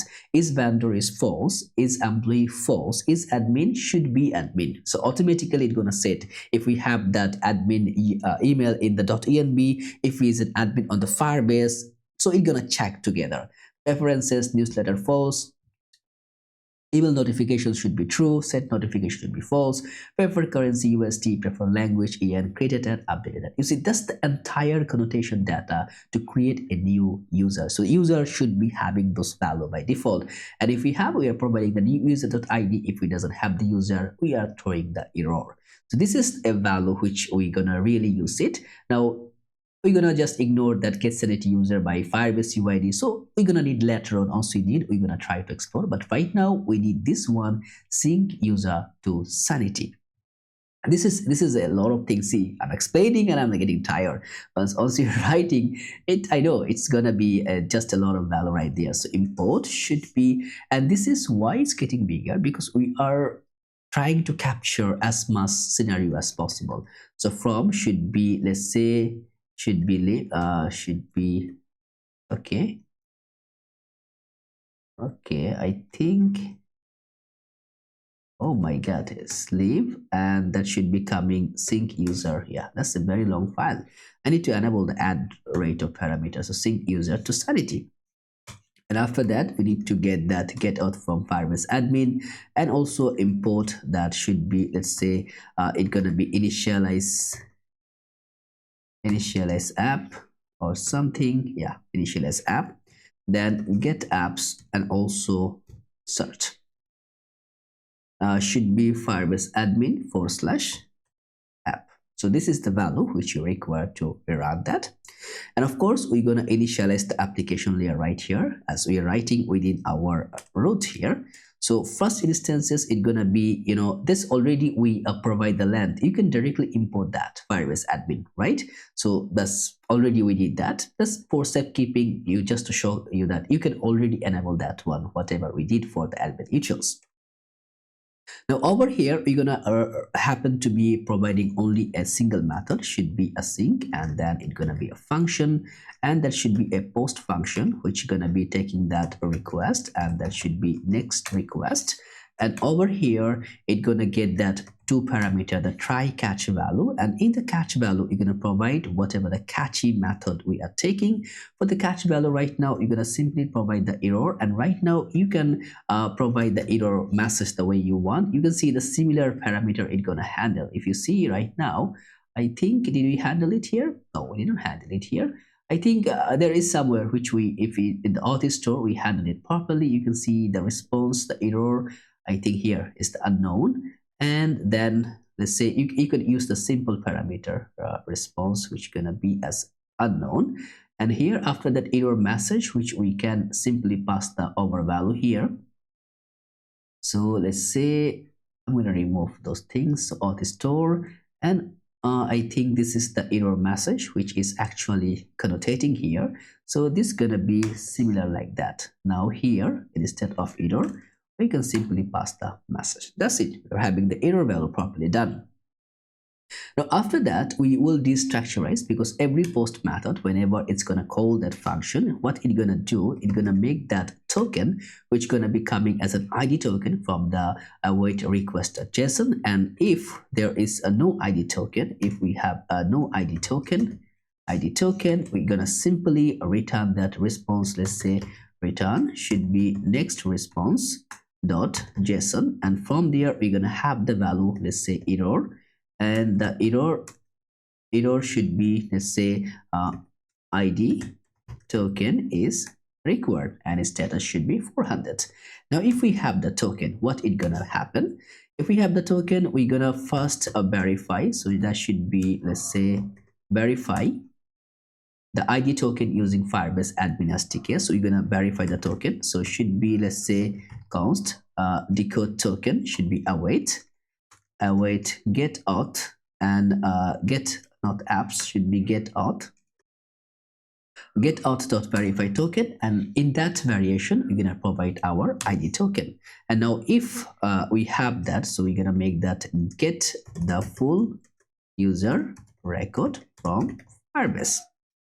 And to get that one, we're gonna make that Firebase user, and the Firebase user is gonna be await, and the get auth not apps get auth mechanism here, and from there we're gonna just simply get user. So get user, and over here we're gonna pass that decode token dot uid. So that should be our, like say it's gonna be the Firebase user, and so you're gonna have the Firebase user. We're gonna also make that, or you can just simply sync the user to Sanity, and here we're gonna simply make that const there should be user for sync value, which gonna be simply an object. Now here we're gonna pass the UID, should be the Firebase UID, email should be Firebase email or empty, display name should be Firebase display name or empty, and then we're gonna simply pass that a photo URL, and the photo URL which going to be Firebase photo URL, or it should be empty, or we can just simply pass that null. That's it. So that also this value we can just simply provide is null value here. So no display name, it should be null, and here it should be, let's say sync to Sanity, and to sync that should be await, and we can just take the value within that, should be Sanity user ID, which gonna take an ID, and here should be await, that should be passing that sync user to Sanity, should be user to sync, user for sync, and for user for sync, and that value you can pass in a user ID. You can type a value here. I will just simply return an any value property here just to provide, so that could be as an any. So now this is how you can refactor here. Now after that, what you're gonna do, you're gonna simply return should be next response not request, should be response dot json. And from the JSON, you're gonna provide that, let's say the success gonna be true, and after that Sanity user ID gonna be provided, and also Firebase UID, Firebase UID should be that Firebase UID. That's it. So now this is a value gonna be combined. So sync user to Sanity, you can see the user for, you can pass that type here, you can get that UID type. So we're gonna just simply define that, let's say interface user for sync, we can simply pass the value. So you can just copy that. We have the UID string, email string, display name could be null or string, photo URL could be null or string, and then we can simply pass that value here, user for sync, or you can just go like that, user for sync. So this not like that, user for sync. No, I think the type user for sync type, and we can simply make that export because it's out of the function, so that it can like the initialization. So should be as this type. So user for sync, user is not assignable parameter type of user, type user is missing the following properties, user able verify. Okay, there's a lot of things. I better go with simply as an any right now, because I don't want to take a lot of other parameter as a headache. If we doesn't put the type, is it gonna, yeah, it will throw an error. Okay, I think it will good to go. If we are first showing an error, then we'll try to figure out the error. So right now, what we're gonna do, we actually can make a login session and others. So as you can see, all the things which we did just to go validate our login and user. This is pretty complicated because for the clerk it's pretty simple to use, but you have the variation for maximum 100 user. After that you need to pay. I know so many people are doing videos using the clerk, promoting the clerk. It's very easy to go, but for the bust mechanism you will not go for those setup. If you have the e-commerce, you will not use a third-party authentication parameter because you're going to handle your user by own. And using the Firebase, you can handle thousands of users very easily with free tier. But if you go with the clerk, maximum 100 users, and also you cannot go with the HTTP request. You need to that valid HTTPS once you're handling all the payments. So local payment, it's gonna collapse also. So for that instances, we're trying to use those mechanisms as much as possible. I know it's pretty much Humpty Dumpty, but trust me, you will be able to good to go once you follow all the step whatever I did. So right now, as we have that, what you can do, we're gonna start building our sign in and sign up pages right now. So to create our authentication mechanism in our auth directory over here in the app, we need to create a two separate folder, or you can see the directory structure. One, it will hold that sign in, and another one it will hold for the sign up scenario. So that should be sign up. So this is the two separate directories, so where we're going to handling every single parameter which can give our boost for signing up. And in the sign up, we're going to go with some of the standardized affectioning parameter dot which going to be for our sign dash up. And if you want to go with the real, like the normal convention, is up to you. It will also work for you. And here we're going to click create a page, RFCE, which should be sign page, and here let's just put a p tag which gonna be sign up. Okay, so this would be our first sign up page, and from there we will go, let's say /sign up let's say sign up. And here we are here in the sign up page, means everything is working perfectly fine. Now in the sign up page, how it's going to be look alike, we can just have a visualization over here. We have the sign up, so it's the sign in, this is the sign up, and you can see it's the sign up from here where we can see the loader, and it's the sign in here, and also the other way around. So first we're going to create that entire structure to go by how we can really make things to let it happen. Now first of all, either there is a two option, either you can keep it as a use client, or you can also keep it as a server side.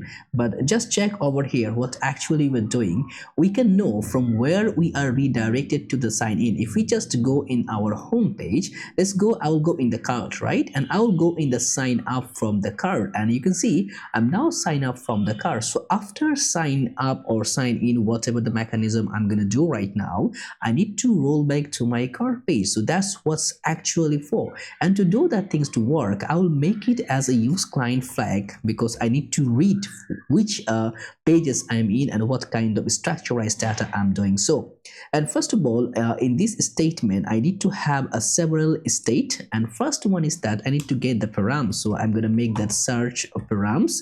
Params should be is equal to use search params. Okay, we're going to use that from that next navigation. So this will handle us from to provide all the params, and also you're going to use that router, which is going to be use router, which also going to coming from use navigation. So these two parameter we are going to use, and those two parameter are really highly client-side interactivity, so we need to use the client-side directory. And after that also we need to initialize some more parameter, which I'm gonna popping up. And as you can see, we need to provide that use state hook for the state variable, and also we are going to use that several state parameter from our use of store.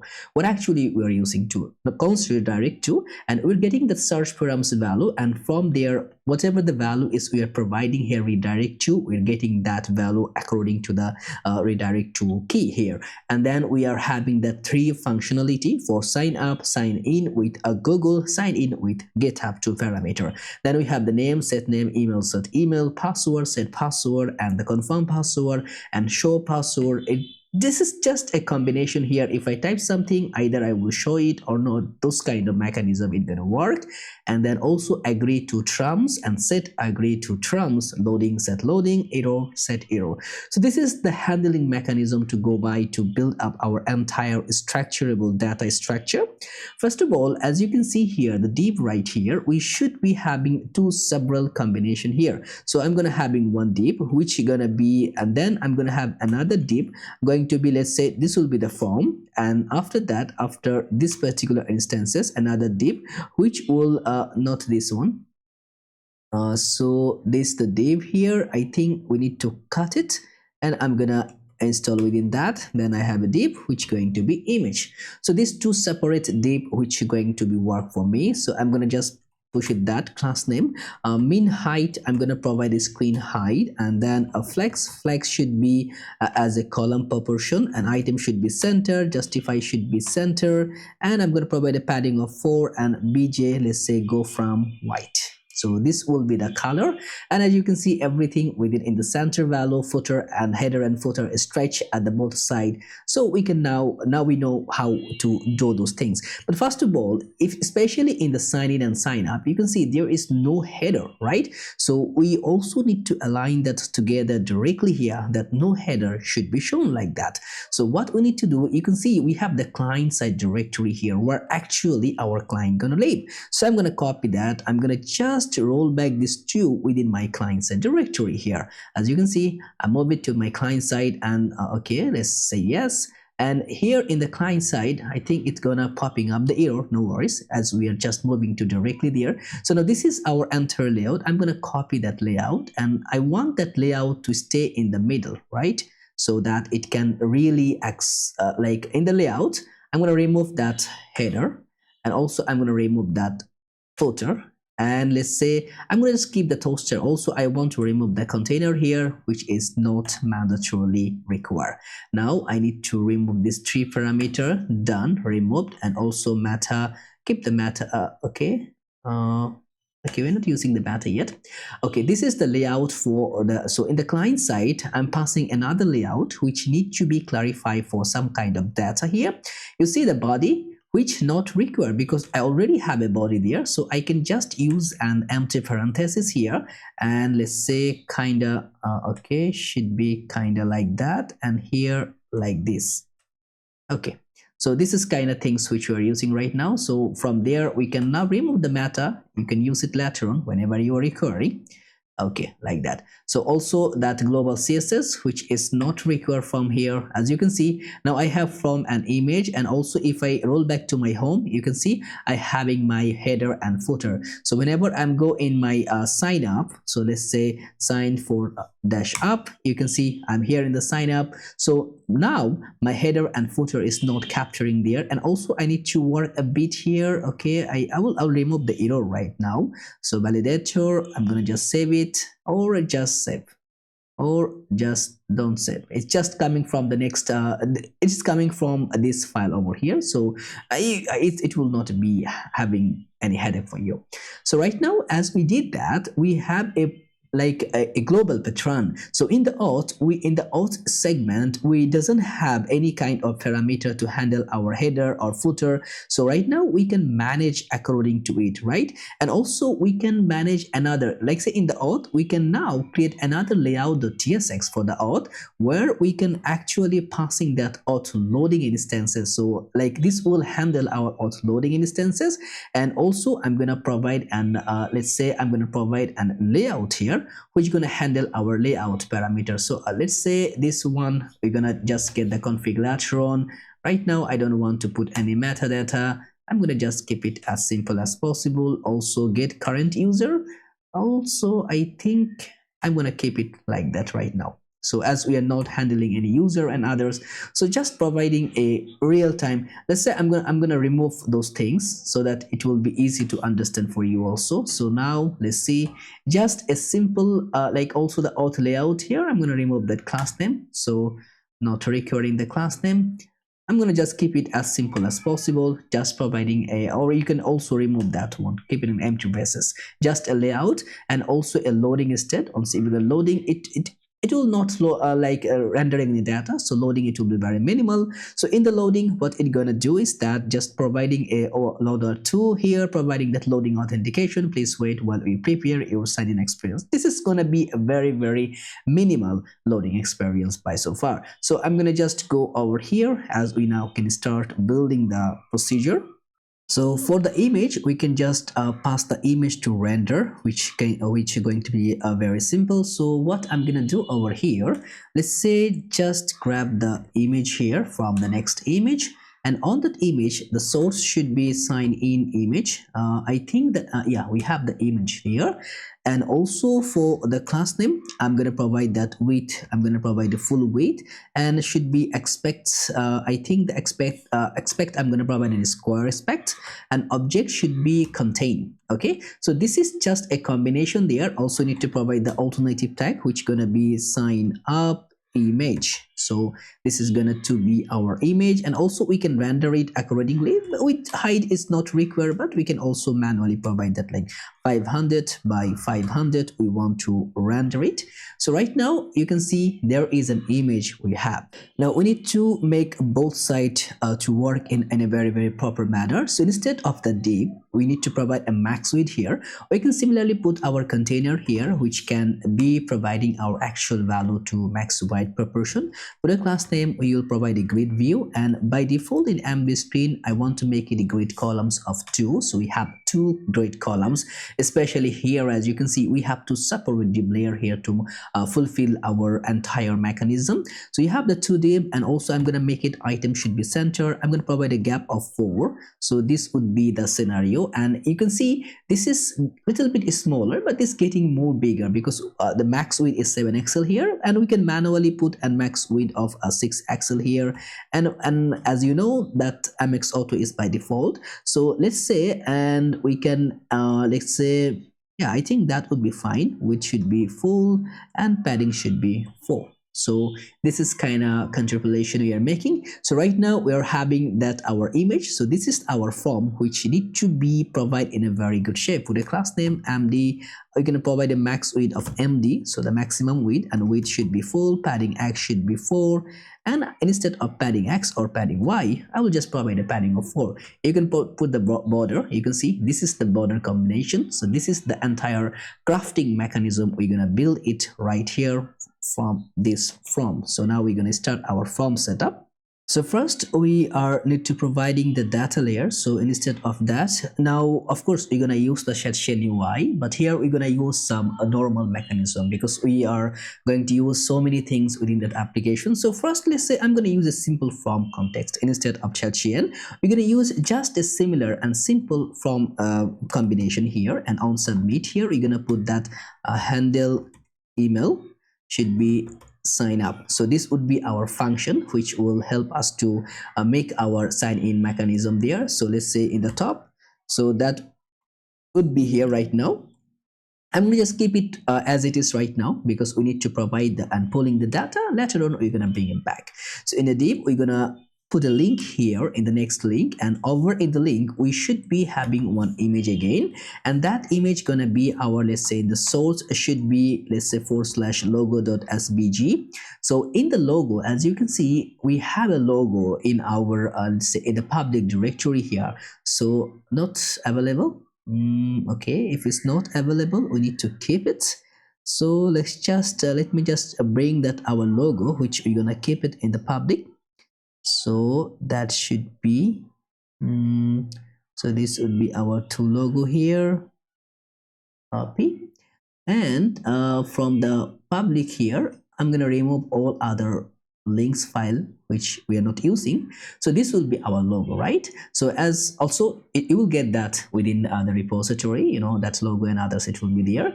And for the alternative tag, it should be that logo image, and as well as for the other parameter to make a combine things in a pretty decent way, we need to provide some of the class name, which is gonna be, let's say, providing a width of 120, and for the height we're gonna keep a height of 40 pixels, so 120 by 40. And whenever we're gonna put an href, we want to redirect to the home. So you can see that's the go from. If we click, you can see we are coming in the home. So this is the combination which we're looking forward to, and now we're having it. And of course I think that's it for our logo here. And also if you want, I think for the class name, I'm gonna make it that inline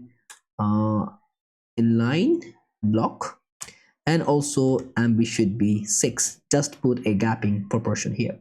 Now after that image, I want to have another which is gonna be like a two separate segment here. One, it will be coming immediate after this link. There will be an h1 tag which I want to say as the create an account. Now you can see we are putting manual gapping here, but we can actually, we don't need to put that manual gapping. Later on we can make that one space y parameter also.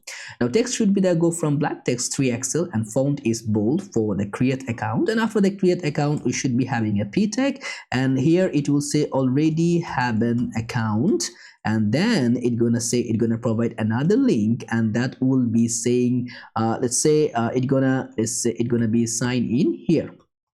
And over here in the link, so from where we are redirecting it, we need to provide that connotation. So I'm going to go within the backtick here, and a / should be sign dash in, and after that we will use that our special sign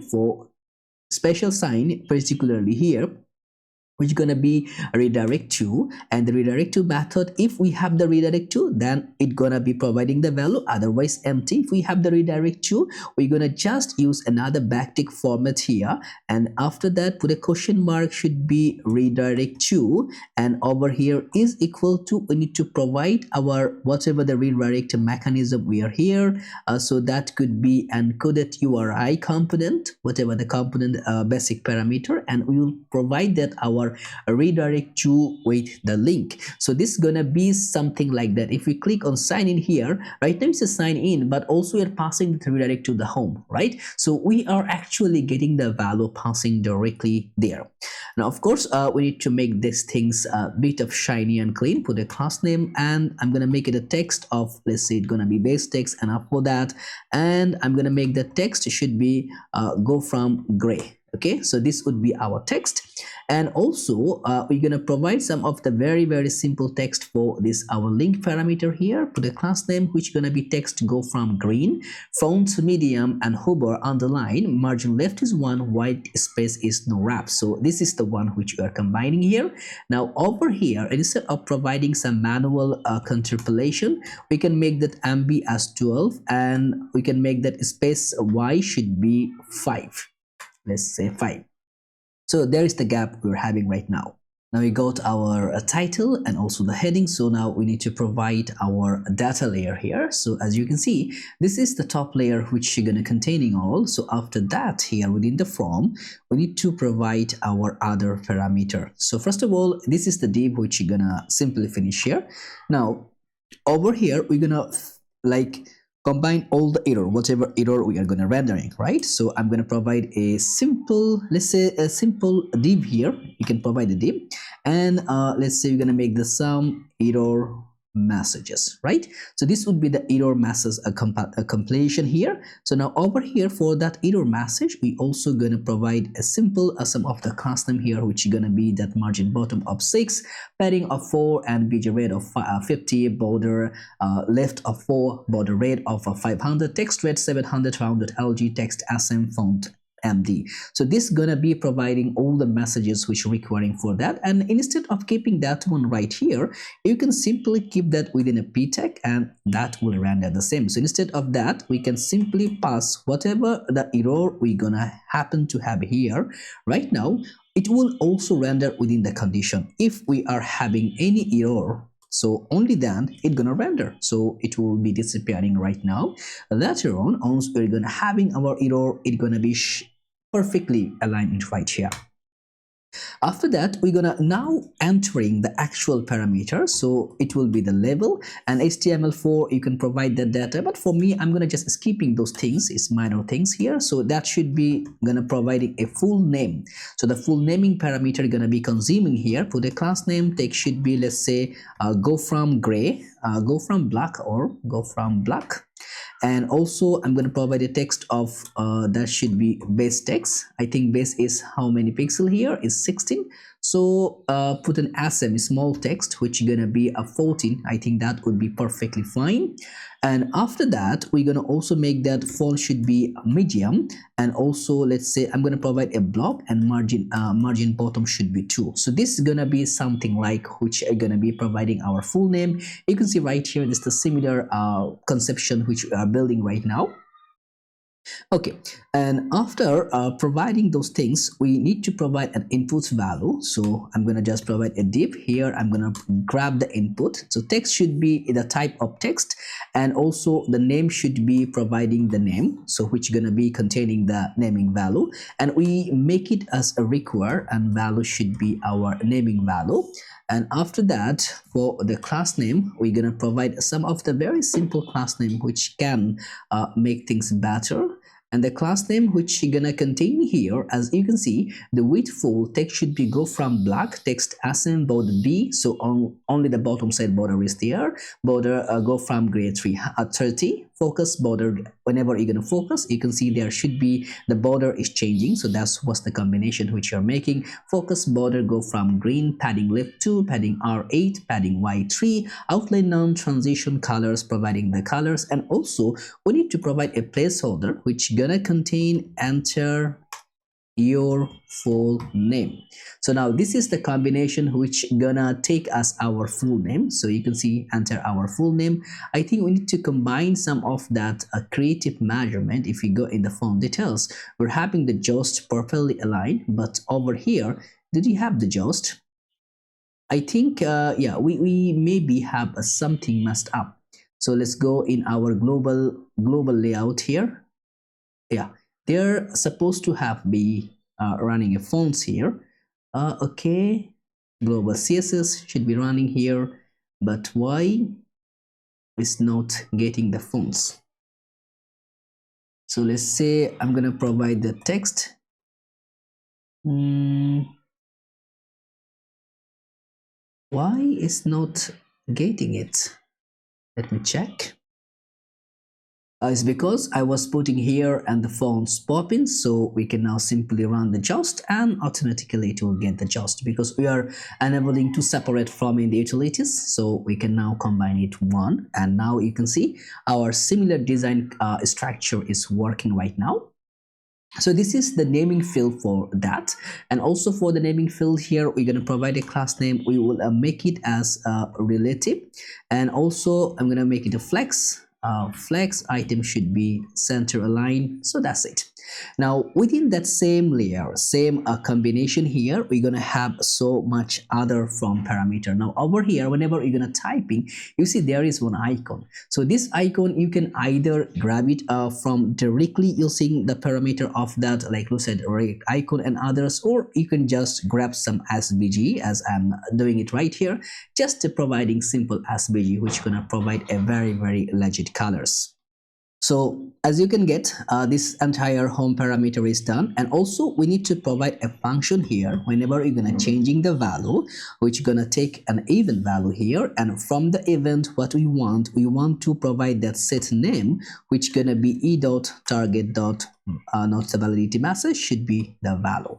So how it gonna work? If I just make this one, let's say on change, we're gonna provide an e, and we're gonna just make that console.log. We're gonna just provide e, and here e.target.value. So whenever you're gonna write something, I want to see it within the console, so that you're gonna understand what actually we're doing. If we type something, you see all the value is getting here. So now this entire value is gonna be stored, instead of providing here, we're gonna store it within our state. So right now, if we just try to, let's say, whenever you're gonna handle over here, I want to just see the naming tag, whatever the data we have here within the name. If I type something, enter, you can see enter name is right there, and of course we need to make the default value as prevent. But you can see at the top here, we have already that name is equal to DDD. So now once we hit, you can see right now it's just getting the enter, but we can take a value here, which will be E.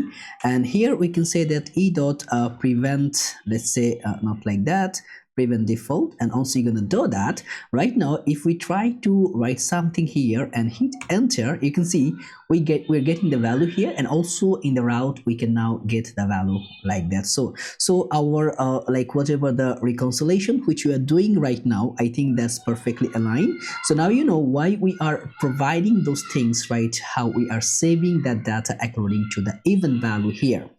Okay, so now this is the one value which gonna combining for our name. So as the value gonna passing by, so this, as you can see, that's the div gonna containing our entire naming parameter, which is gonna be providing, I'm gonna just keep it as simple as it is. So just put a div. I'm gonna bring back our next div, which gonna be providing our email, enter email, and in the email the similar parameter gonna take in place, which gonna be labeled as an email, and input gonna name email, type email. We make sure those things are similar as I'm doing, so otherwise you're gonna find some error in your arsenal.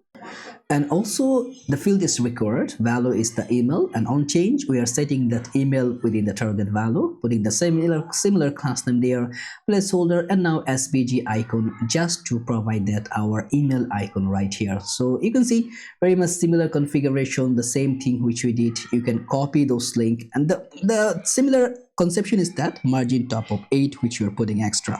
Now after that we should be getting two more parameter. One, it will be password, another it will be the confirm password, and also there I'm going to just bring that to value here, which going to be providing the similar conception. Now over here, as you can see, there is the password generation here.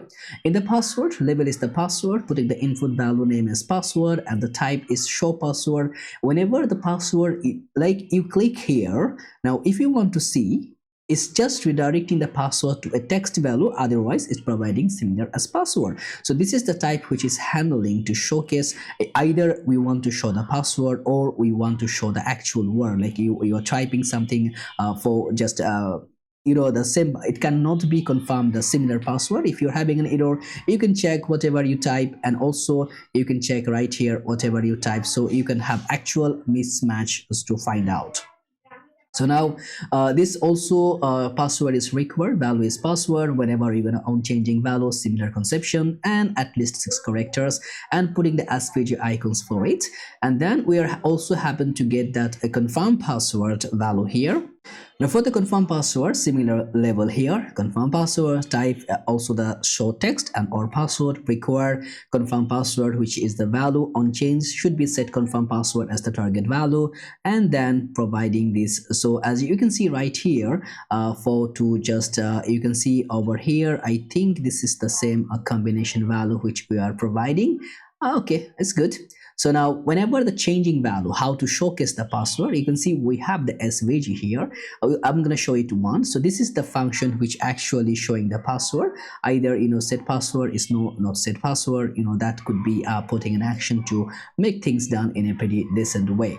Okay, so right now I think we are pretty good. So there is another proportion here which going to be agree to the terms and conditions. So we also need to provide that value layer, and to do that I'm gonna just after this one we need to take another div here, and it will be a different kind of input which gonna be, let's say the type should be a checkbox. Okay, so it will not be like the similar of others. You can see now we are having a type of checkbox, either we can merge it take a right or wrong. So put a class name, a flex item should be center, and I'm going to provide a margin top of 8 as the similar of previous. And on that input value, let's provide a, let's say it should be the id should be agree terms, and also I'm going to provide a name of that. The name should be similar, which gonna be agree terms, and the type is gone. And also whenever the checked value is gonna be whenever we have the agree to terms. So whenever we're gonna having that value, it gonna providing that as the tick mark. And also on change value here, we will take the even value and we're gonna make that set agree to terms, which is gonna be e.target.checked. So whenever you're gonna put the checked mark, it's gonna contain, you can see that's the one which gonna contain. Later on we can really toggle through it. Now we also need to provide some of the very decent class name over here, not like that. So I'm gonna grab our entire class name properties. The height should be 4, width 4, and shrink is 0. Text go from green, focus text go from green, border go from green of 30 of the opacity here, rounded SM accent go from green. So now you can see this looks much better of the previous. Okay, and also we can make that one, let's say hover cursor pointer. So whenever you're gonna hovering it, you can see that's getting the cursor value. So now this is done, and also after that input type here, we need to provide a label here, and in the label you can make that HTML whenever you are recording. I'm just keeping it. So I agree to the, let's provide a link here which gonna be, let's say, terms and conditions, and also the link here I'm gonna providing the href which gonna be passing that, let's say, terms. So we're gonna have a page here which gonna say how the things can be done. So there we're gonna really mapping through it, and putting the class name margin left should be 3, and also I'm gonna make it a block text, and text should be sm, and text should be go from black. So this is the kind of combination which you are looking forward to. For the link here, for the class name, text should be go from green, and also font should be medium, and also hover it gonna be underline. So kind of like that. So we are almost did things very decent and perfect way. So as you can see right here, we are happen to be providing that our terms and conditions. Now after pushing that together off there, we need to provide that our buttons. So there should be the buttons, several buttons going to be entertaining here. So there will be div there, it's going to be a button. Whenever we're gonna happen to be a loading instance running, it's gonna say creating accounts. So creating account, otherwise it's gonna just create account. So this is the button combination right here. Now for the button here, put a class name, margin top should be not 12, I'm going to provide an 8 of that, no need to put much more gap. I think here we are having the 12 gap consumption. For the class name here, we will also make a pretty decent and similar class name, which gonna be width full, shadow axle, padding y 2.5, padding x4, text sm, font should be medium, tracking white, rounded medium, text white, bj go from green, hover bj go from that should be light green, focus outline none, cursor pointer, visible opacity 50, visible cursor not allowed, transition color. So this is the one which we create. So this now we know how to go and land on that particular subject, and within that parameter we are now rounding back to happen to be providing our segment here. This is the buttons which are gonna concat all the value, but there should be 2 more buttons here. One is Google, one is for the GitHub. So these 2 value also need to be concretely passed over here. So you're going to provide a div here, and then it's going to be providing one HR line, and after that a p tag should be or, then another HR line. So now these 2 value, you can see these 2 value need to be connoted together. So provide a class name, my should be 6. And also going to make it flex, item should be center, gap should be 4. So now you can see 2 are side by side but having no value yet. So put a class name which should be full, and border should be go from, let's say, gray. I'm going to provide a gray and the gray of 30. You can see there is a gray effect is right there. So this gonna be simply as the similar of that the next one also. So that should be 2 here. You can see it's slightly gonna be similar. Put a class name, text should be sm, smaller text should be sm, and also it's gonna be text should be go from black. So the black text it will be there, and text should be center.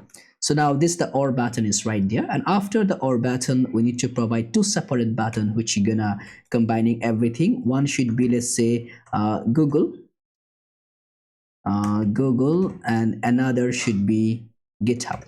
Now I'm gonna just render the SVG here for GitHub and Google. You can either choose an image or you can do any particular event parameter here. So within the button, I just want to render one SVG which gonna be the Google SVG, and then another SVG for the GitHub, which gonna be another button here. So just below here, button GitHub.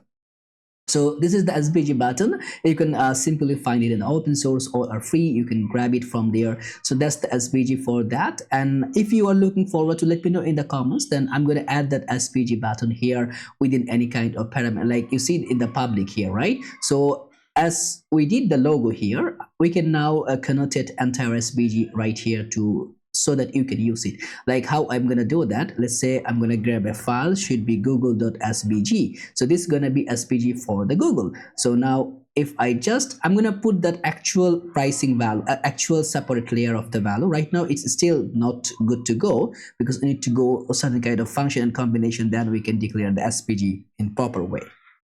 Now first we're going to exercise whatever the function requiring to make it done for our first variable here, our first function, which we're gonna make that to directly gonna, now instead of passing directly here, as you can see right here, there's the to handle email sign up.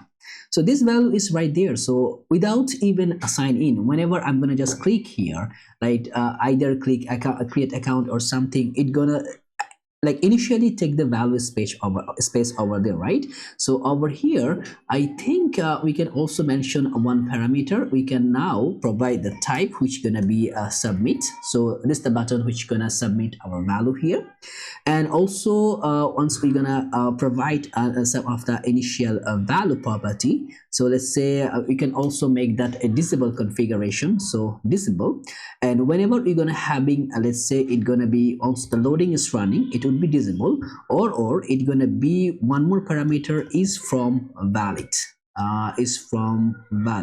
Okay, we can initialize right now. For the loading instances, we can just provide that one, because we need to provide that is from valid data layer later on to be combined together. So first of all, to make sure everything gonna work perfectly, we're gonna try that handle email and email sign up to sign up the data directly there. First of all, we need to grab the E, right? And that E should be coming from the React dot, that should be from event. So that would be our event here, and I think that is it to go by. And also this will be an asynchronous function, as we're gonna talk within our database layer, so we need to work it in asynchronous way. A.prevent default to provide just expel any kind of default behavior here, and set error by default, the set error we're gonna set it as an empty string, right? And now if the password whatever we provided and the confirmed password is not matched together, we're going to provide the set error message as that should be password do not match, and then a return. So that function going to be returning from there. And after another one, if the password dot length is bigger than like smaller than 6, right? Because we need minimum 6 characters.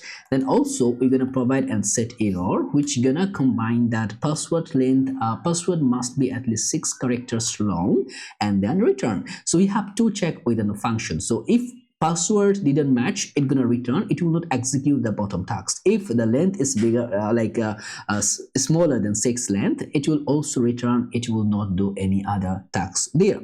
And after that, if we doesn't have the agree terms, right? So we didn't accept the agree terms yet.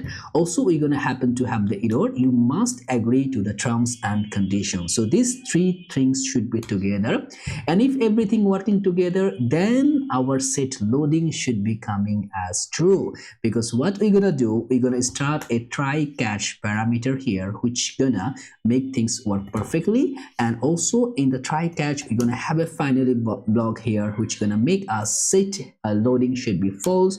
And whenever you're going to have the error here, we also make the error fail to create account, please try again. So this would be the actual error. And also we can simply log the error, let's say error, okay, error, and here we can provide whatever the error we are getting from there. So right now I'm going to check what kind of conception we are actually grabbing. Let's say I'm going to provide my name, full name, email. I'm going to providing my email, let's say like that, and some kind of okay, 3 4 5 6 7. Okay, so this would be not, if I put create account, you see password did not match. So before checking that is checking the password. So that's the password which we put. So I'm going to make that the similar password value here. And after providing the password, you must agree to terms and condition. If I go directly here, now in our cache value here, I want to log everything, right? Whatever the value we are happen to have, that name, email, and the password, and agree to terms. And now if we click on there, you can see I'm having all the value. So within that value, we can now create a particularly successfully sign up parameter here. As you see, we are happen to have our Firebase already authenticated. So now we can go by to make things done in a pretty decent way. So first of all, how we can do that? To make things like how we can sign up the value there, right? And to do that, simple. There's we will just simply pass that await and then sign up. And the sign up value going to contain our email and password, and also it will take the username here. And now, so after sign up, let's say redirect to sign in page after successful sign up. Right, so that should be not like that. That should be router was the wrong router dot push.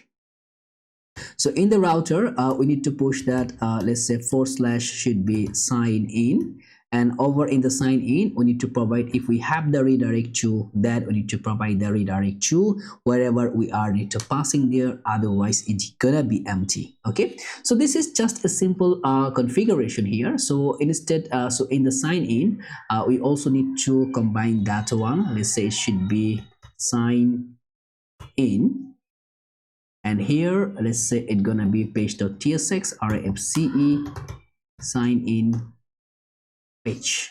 So provide a p tag sign in. So now let's visit here. So we have a sign in page. Okay, cool. So now we can work with that. And also we're gonna check with the network tab whenever we're gonna passing the request. So let's say I'm gonna try one account. So no at gmail.com 7 and agree to terms and condition, create account.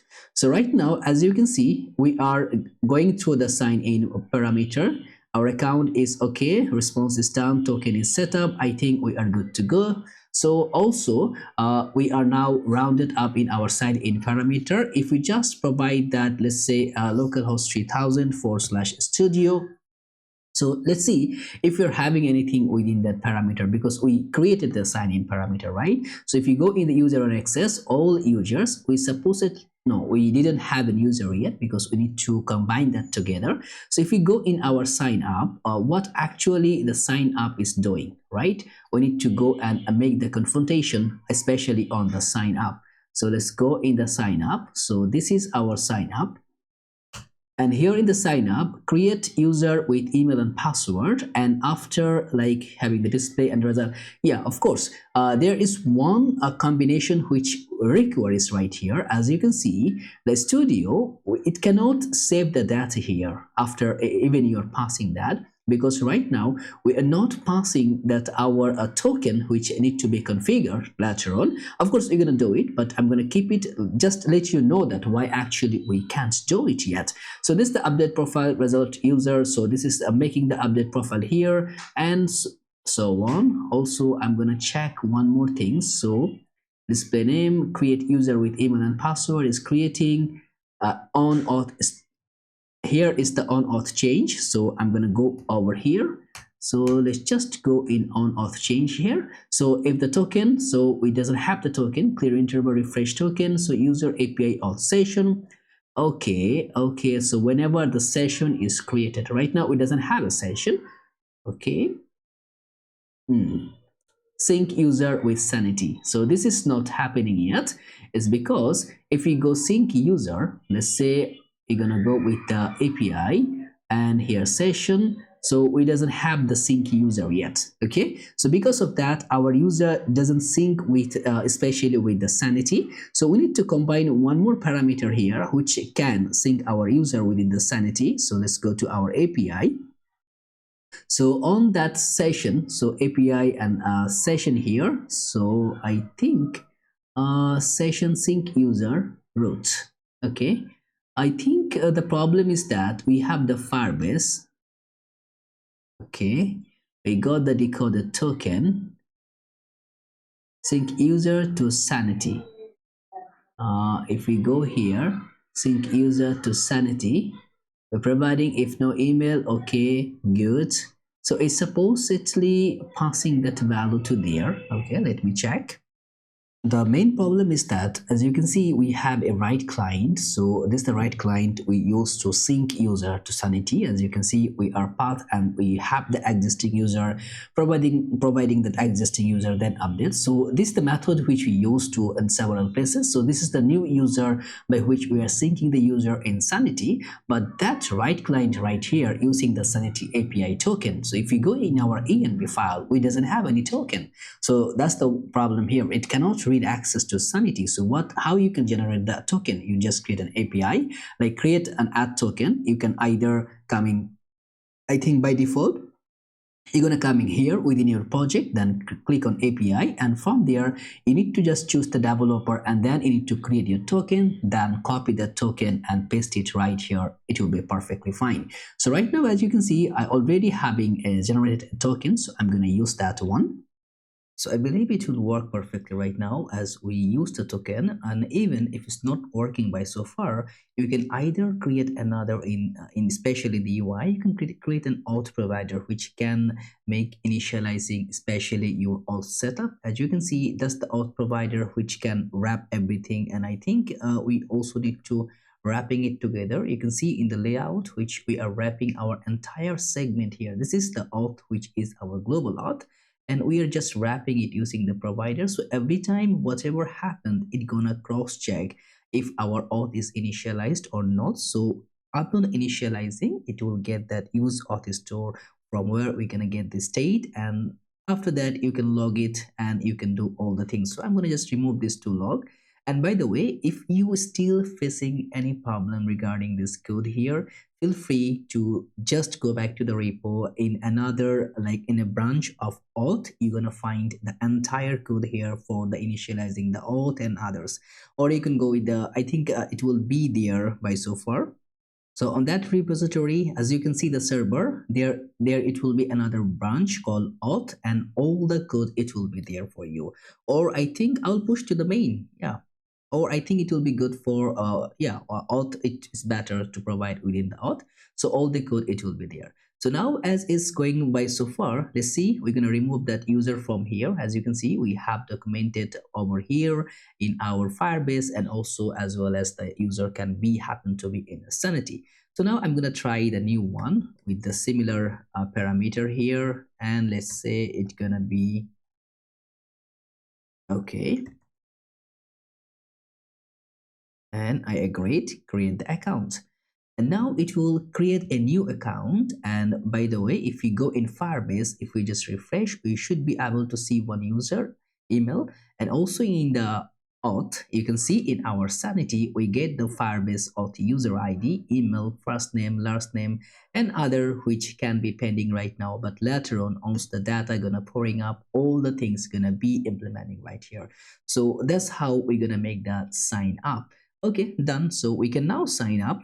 Now let's try to make sign in to make everything perfectly aligning together, because after signing, we should be able to get all the credentials, and after that, we will start building our entire project structure by so far.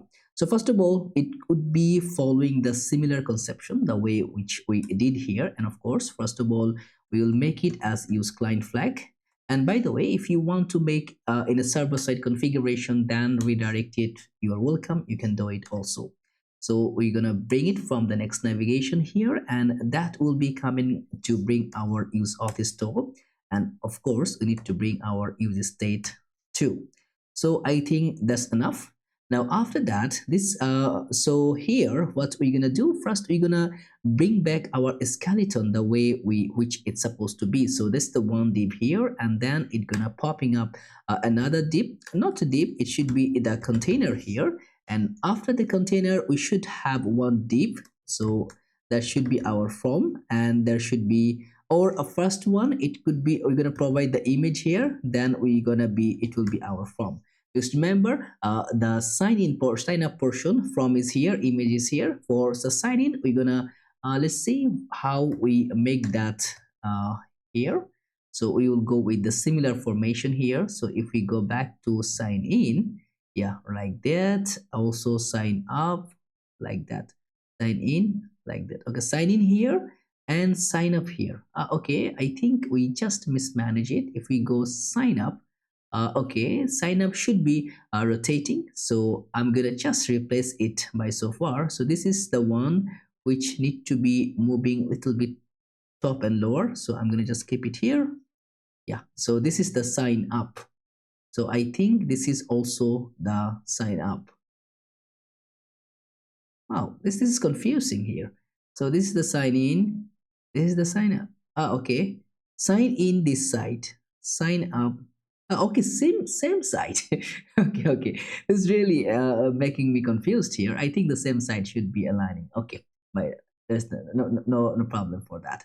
Okay, so right now what we're gonna do, as we have the sign up, so now okay, there is two portion right here. We need to go configure. Of course, we're gonna configure it. We're gonna come back to it later on, because the same or I think we're gonna come back it later on after we finishing the sign in. No worries, because these two gonna be similar conception. So in the sign in, we have the router, we have the redirect to setup. Also, we have the sign up, sign in with Google, sign in with GitHub. So similar configuration gonna coming up.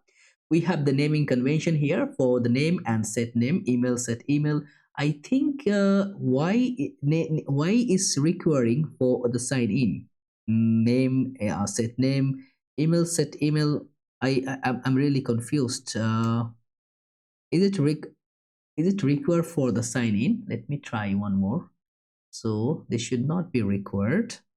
I got the wrong input, so that should not be this one. This should be this one. Okay, so there should be some setup is there. One is that for the search params, router, redirect to, sign in with Google and GitHub, email, set email, password, set password, show password, remember me, loading, error, and email link sent. So this is gonna be configuration here for signing in method. So now we're gonna build up our entire setup using these two parameters. So first of all, we're gonna make our connotation better. So first of all, to do things in a pretty decent way, the way which we did before, we're gonna just bring that like that. So let's go sign in here. So this is just coming in the middle. And after that, what I'm gonna do, I'm gonna go in our sign up setup here. So this is gonna be similar conception, right? So I'm gonna just grab it. So this is gonna be designed for it. Okay, one is more. Okay, so now image and form. So now we can put the setup the way we are looking for. So I'm gonna just try to keep it same. So there is the form. So the similar, I'm gonna keep it from here. So I'm gonna just drag it top and bottom. So like that. Okay. Now here, the image gonna be the similar parameter, right? So I'm gonna just bring that image, nothing fancy, nothing likable, or so no need to, you can make it fancied the way you are looking forward to. I'm gonna keep it in a very legit and similar configuration. So sign in image set. So this is the image here. Now for the sign up form, how the way we want that to be done. So to make it happen, to make the sign up better, of course, first of all, we need to have the form, right? The similar conception we're gonna follow. So should be, let's say, from, and the from have no action, and from it will, okay, I'm gonna just cut the action, and on submit, it's gonna make that handle email sign in. And of course, I need to run the function here, const handle email sign. Now sign up should be sign in, which gonna be an asynchronous function. And over here from event, that's it. I'm gonna just make that prevent default. Okay, right now it's gonna be combining here. Okay, email sign in. I think just having some naming confusion. Email sign in. Okay, now we're good. So the function is running. Now we need to bring up our other parameters. So first of all, we're gonna bring that logo setup. Remember the way which we have we did it before. So go back to the sign in. Here we're gonna just bring back our entire statement from there. So I'm gonna copy this and get it, or I'm gonna make it in first layer here. Okay, should be bringing here. Okay, so this is the sign in. So I'm gonna keep it here. Need to provide the link.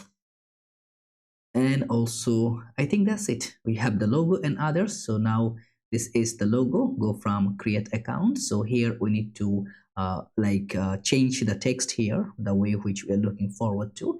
So that could be, instead of create account, it should be coming here, sign in. So that could be like that. And over here it could be just passing that let's say don't have an account. And as you can see, we can't directly use that. We need to use that and oppose. So we can simply pass that and oppose. Yes, like that. So don't have an account. And over here we can just simply, instead of sign in, we can just make that, let's say, register here, and redirect to, instead of right here, we can similarly pass that to register in the sign up page. And that's it. So if we click here, you can see it gonna just bring back to the register segment. So now we have mutually done those things. And also for the error convention here, so that same commodity can follow here. So I'm going to just bring that the same configuration for the error here, the way which we have been shown before. So after that p tag, I'm going to pass that error. If we have error, or you can just check also if it's not working, just check it. Yeah, it's working. So I think our error is done too. Now after passing the error, also we will pass another statement this time, which is gonna be, let's say, after, if we doesn't have an error but we have that email link sent. So we send an email to just forget the password, then we can pass a link to just provide the email setup. So we can simply pass that a text here, which can be let's say check your email. So check your email. Let's say we have should be we have send you a sign in, let's say, link. So that could be the way we configure. So this is the email link setup is done. Now after that step, we are now gonna start building our setup, which can be amazing. So first of all, as you can see right now, we have all the different setup portion is done. So how the way we want to make that happen. So to initialize that, as you can see, this is the email link send. So we have here from, so this is the div which gonna combining everything. Now I'm gonna start building those things here. So first of all, it's gonna be similar conception. So instead of pouring that, we can just simply passing by. So here, as you can see, we are grabbing the email and a password, like the similar conception. You can just copy paste from the previous segment from the sign up, and it will also work perfectly fine. And by the way, you can have the code at the end of the video. So now the label is that email is coming here, name email, type is email, require value is the email, and set email. We are processing that e.target.value to make it in a proper align, and placeholder is getting the entire email. And this is just an SPG just to showcase our email proportion. That's it, nothing fancy. And after that, we also need to be make that to setup here. So I'm gonna just bring that the other parameter. So this is gonna be another okay. We need to handle email sign-in. Okay, I think this is the combination here. So yeah, forget password and email link. So now we will go at the top to see what actually we did. After that email here, we are also having that label for the password and the name password and show password text or the password, the similar conception which we did before. And then the SPG setup just to combine that, putting that eye icon. That's it. You can use the Lucid icon by so far. Then in the input, remember me, which gonna be make that set remember me as checked, checked. So it's gonna be true. And of course, that will provide the text to remember me. You know, by the way, when we want that remember things can happen, it will remember me. And then handle email link sign in. So I'm gonna just gonna make that function here. So later on we can explain. And here also we are just going to be passing in a similar asynchronous function here, because we're going to send the link to our especially for the user. Now disable, once the loading is there, no email, it will be disabled, and you can just send the email link, or also you can pass that forward password.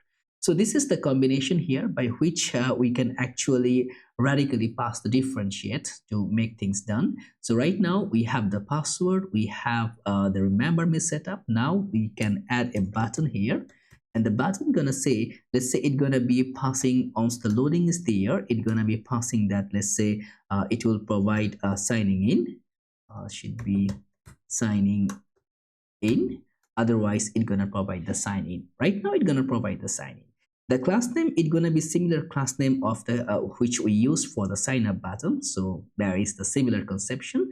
And also it's gonna be passing the variation here. And of course I think instead of putting that directly here, we are gonna using a button here, and for a div here, and the margin top should be, let's say I'm gonna provide a 10 here just to provide a gap, or in the sign up how much we provide. I want to make it the similar setup for it. So in the sign up, we provide it as 8. So I'm going to also provide, instead of 10, should be 8. Now for the button itself, it's gonna be disable for certain reason. Disable gonna be once it's loading, it will be disable, and the type gonna be, let's say it's gonna be submit. So the button gonna make as the submit setup. Now what we need to do is that create that handle email sign in. So this is the function which are gonna lend us to register our like the sign in with our users, especially with the database structure. So now let's see if we can make these things to happen to sign in the user.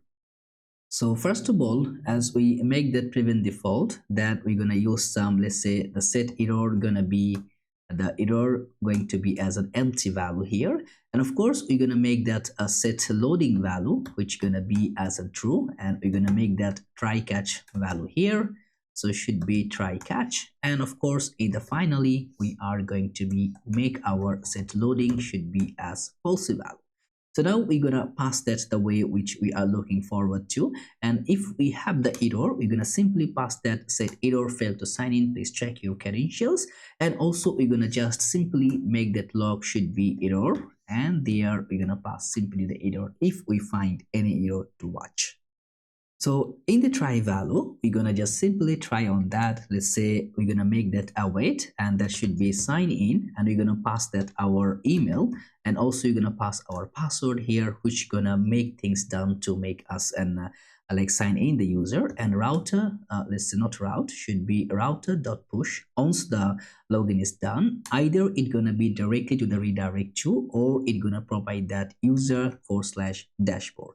So like after sign in, it's gonna redirect to the user dashboard page where user can log in. Right now, it doesn't have a user dashboard. As you can see, we have auth, we have client, but we can now create another file which gonna be user, and then it would be, let's say, dashboard, right? Just to see if we can create that page.tsx RAFCE should be, let's say, dashboard. Dashboard, and here we're gonna simply pass a p tag which gonna be dashboard. So let's try if it can happen on that. So this is going to be creating a separate conception. So I'm gonna just use my credential, and you can see this is all together is mixed up. So what I'm gonna do here, so this is gonna be something similar conception. So I think the padding, okay, padding is good. Okay, I think, yeah, that's okay, fine. You can provide a gap here if you want more visualization here. Okay, there was the gap, but I think the pronunciation was not good, so we can provide a gap of, if we put it 10, I think why is not working? Okay, anyway, we can fix it. This, I think this okay, fine. So now I'm gonna try. Okay, this is the max with 6XL, or let's say 5XL. Is it working? Oh, how it will work? We're providing in the sign up formation, so it's gonna be putting right here. So grid, we will also make that max width, and we're gonna also provide a gap here. So now if we provide a 5XL here, yeah, it's changing, so it's supposed to work. So if we provide a gap here, let's say the gap by default going to be 10, okay, cool. and I think the MD gap should be 10. And by the way, keep a gap of 4. You can now adjust the way you are looking forward to. Let's say I'm gonna pass that password like that, and yeah, it's the error credential because I provide the wrong one. So let's try one again. This time I used the correct one, sign in, and now we are here in the dashboard. So means our credential is working perfectly.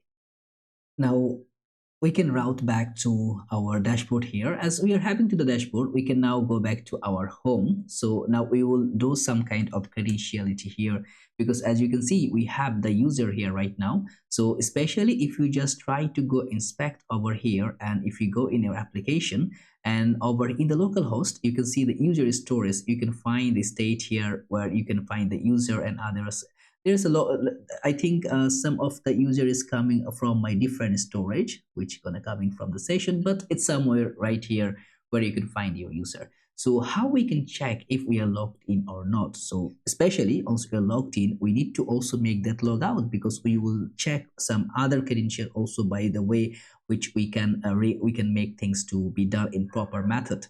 So to do that, as you can see, we have the hello world button here. So now we will just create a separate component right here. Let's say that should be a new file, which would be user test.tsx or FCE. So that would be simply a user text functionality here. I'm going to just remove that. Should be user test.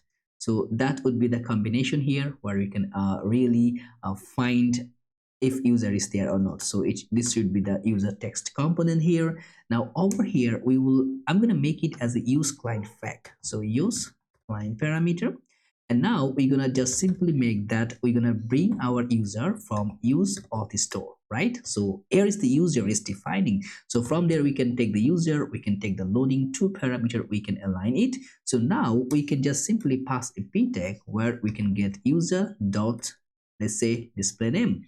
And as you can see, we have the username. So I think here, let's say for the class name, text should be base, font should be semi-bold. Okay, now if we have the user, so we can just simply make that if a user and what we can do, we can just add a button. Let's say that should be logout. So once the user is there, it's gonna make the things to make it log out.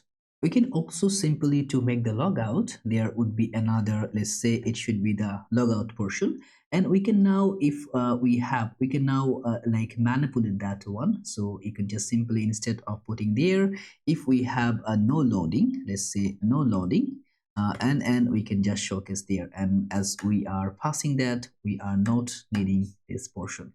Okay, I think one is required.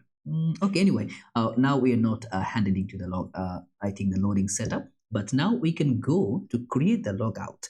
And how we gonna make the logout things done? You know, the simply how we can create that. So what we're gonna do, we're gonna simply make an on-click function here. So on-click, which gonna simply passing that, let's say it need to be an await functionality. So we can just make that handle, it will be handle sign out. Okay, so over here at the top, I think handle sign out. So we can just copy it. We can just simply pass it here. And of course, it will be a similar and asynchronous function. So it should be a sync function. And we're going to make that event a value here. So e dot prevent default, prevent default. And of course, you need to provide that should be react.mouse event. Otherwise, you will not get that additional pop-up, and that will make that await logout. So that's it. If we click here, you can see we are logged out. It doesn't have an user. If you click here, you see the user is no longer available, right? So we can now putting that in a very connotation here. So if we have the user, otherwise we can just simply pass another button, or you can just, yeah, in the button, we can simply pass a link here. So in the link, we're going to simply pass that, let's say, login with an href parameter. So right now, if we click, we will be redirected to login. Okay, that should not be like that. Should be /auth, and instead of login, it should be sign in, right? I think something like that. So how the way we have been created, we can now find it out. So that could be our naming convention here, which gonna be auth. So just simply sign in. Okay, it's no need to decipher the auth. Sign in should be similar like that. So let's go just make login, or we can also recheck the button here. Instead of login, we can just make that sign in. So sign in. So that could be cool. So now if you go in the home, click on the sign in. Now we can come back here. We're gonna try one more time with that. Then we're gonna use that OAuth. So let's say sign in is signing in. So now here, as you can see in the dashboard, it will show nothing. But I think manually, instead of putting it right here, we can redirect it to the dashboard also. So in the dashboard, we can simply make that the function here, which gonna be user test. Yeah, that's it. So you can see user test, and if we logged out, automatically we can just go in the sign in. So now as those things working perfectly aligned, looking beautifully done and crafted, now we can utilize our OAuth setup. To create the OAuth setup, as you can see after on that portion here, we can now also be I think I'm going to start with the register setup, as we are redirecting here with the previous value. So the sign in, it's going to be sign up here. So I'm going to make the close others. So here we have two parameter like to SVG, which we have been created before, and one is the Google, another one is for the GitHub. So we have two particular button which going to handle the setup of to make that sign in and sign up using the parameter of that particular manner. So first of all, how we can combine in the button, we should, as you know, we are skipping the GitHub for right now. Of course, we're going to bring that later on. So now over here, we will make that, let's say the type should be a button type, that could be, and also whenever we're going to on click on that, it's going to make that handle this handle Google, that should be signing. So that would be the procedure here for the Google sign-in. Const handle Google sign-in, and we're going to also create it as an asynchronous function here. So the async function here, and now we're going to start building our Google sign-in setup. And as we make that, so first of all, as whenever we're going to passing that through that parameter, again the set error, we're going to make it as an empty value here. And also we're going to make that set loading should be true, the similar parameter, and try catch value here. And on the finally set loading gonna be as false. And also we're gonna in the catch gonna be fail to, the property value to provide that fail to sign in with Google, please try again. And after that, on the try block, we should be await sign in with Google. So that could be coming on the functional. And as you can see, router.push, the similar conception gonna happen if we have that redirect to. Otherwise, as we just simply gonna passing through that user or in the home page, the router. Okay, if the redirect to is there, otherwise user dashboard. So these two combination gonna happen. If we click on here, as you can see, our popping up is working. So means it's perfectly aligned. Of course, we're gonna make it design. So I'm gonna use one of my account here, and then as you can see, it's now combining everything to successfully log in, and I'm logged in as a user. It's pretty simple like that. Now, if you just check the combination here, how the sign in Google is working, especially over the hood in use of the store, as you can see, we are making everything combining here, sign in with the Google, which gonna providing that using that Google Auth provider, and that's the one which is actually using that sign in with pop-up, which providing the auth and then the provider, and is returning back the result. So this is actually the one which is handling each and everything. We were doing nothing by so far. So this is in overall conception and combination here. It's just logging it everything perfectly aligned, and we are just dealing it the way it's supposed to be. Now, of course, in the page here, okay, so let's just see how we can make that. So we have the margin top here, flex, item center, justify center. I'm going to provide a gap of, let's say, 4. Okay. So now if we make the logout here and also go sign in, you can see here. So this is register page here. So this is the two button gonna be aligning together. So I think, okay, this is not working by so far. Okay, margin top is working. So this is the one button. Okay, Okay, this is the button where actually we are providing in a wrong way. So flex item should be center, justify should be center. I'm going to provide a gap of 5. Okay, so that could be coming all together in this layer. So now this is the div which need to be combining it all together. I'm going to copy it, and here I'm going to go back to the sign in page. So on that form parameter right here, after that proportioning pattern, so let's just bring it here. And after that particular segment, so we need to also bring those functionality which gonna make that sign in. So Google sign in, I'm gonna just copy that and let's just provide it over here, so like that. So now we have the sign in parameter. We can go in the sign in, and the same thing it's gonna popping up. And of course we need to provide the gap here which we didn't pass it yet. So let's just go in that particular segment. So this is the button, previous button, this is the Google one. So I'm going to provide a margin top of 8 just to provide the gap. And of course there I think we can also copy some of the portion here. We are missing something.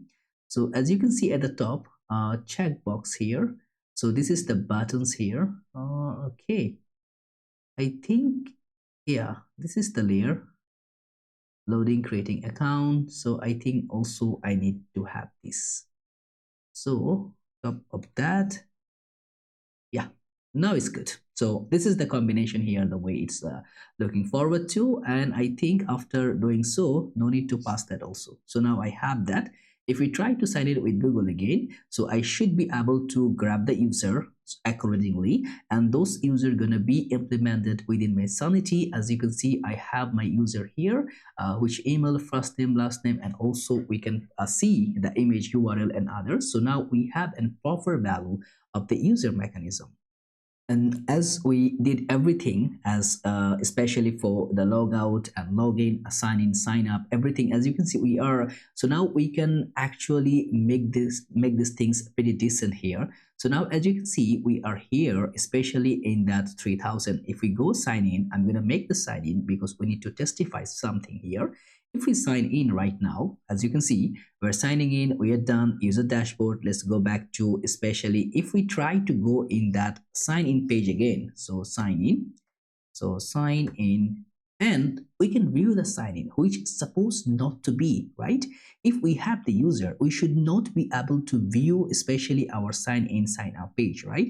So this one, we need to combine it to not make this happen every time. So whenever we have user, it's supposed not to be there. Of course, we're gonna fix that things first of all, first and foremost. So this is a simple combination here where you can do each and everything in a proper method, in a proper way. Again, all the code which we did by so far, it will be available in that repo on the branch name of the auth, where you can find all the code, and rest of the code is gonna coming in part by part. Every part gonna finish on that particular part, all the code it will be aligned. So as this is the auth and one of the critical part which we have been done, because I want you to be make things done in a pretty decent way. So now what we're gonna do, as we have everything, as now you can see, now we can easily make things in a pretty decent way. We can now start building our entire structure, and this will be pretty faster. We're gonna build it pretty soon and pretty faster.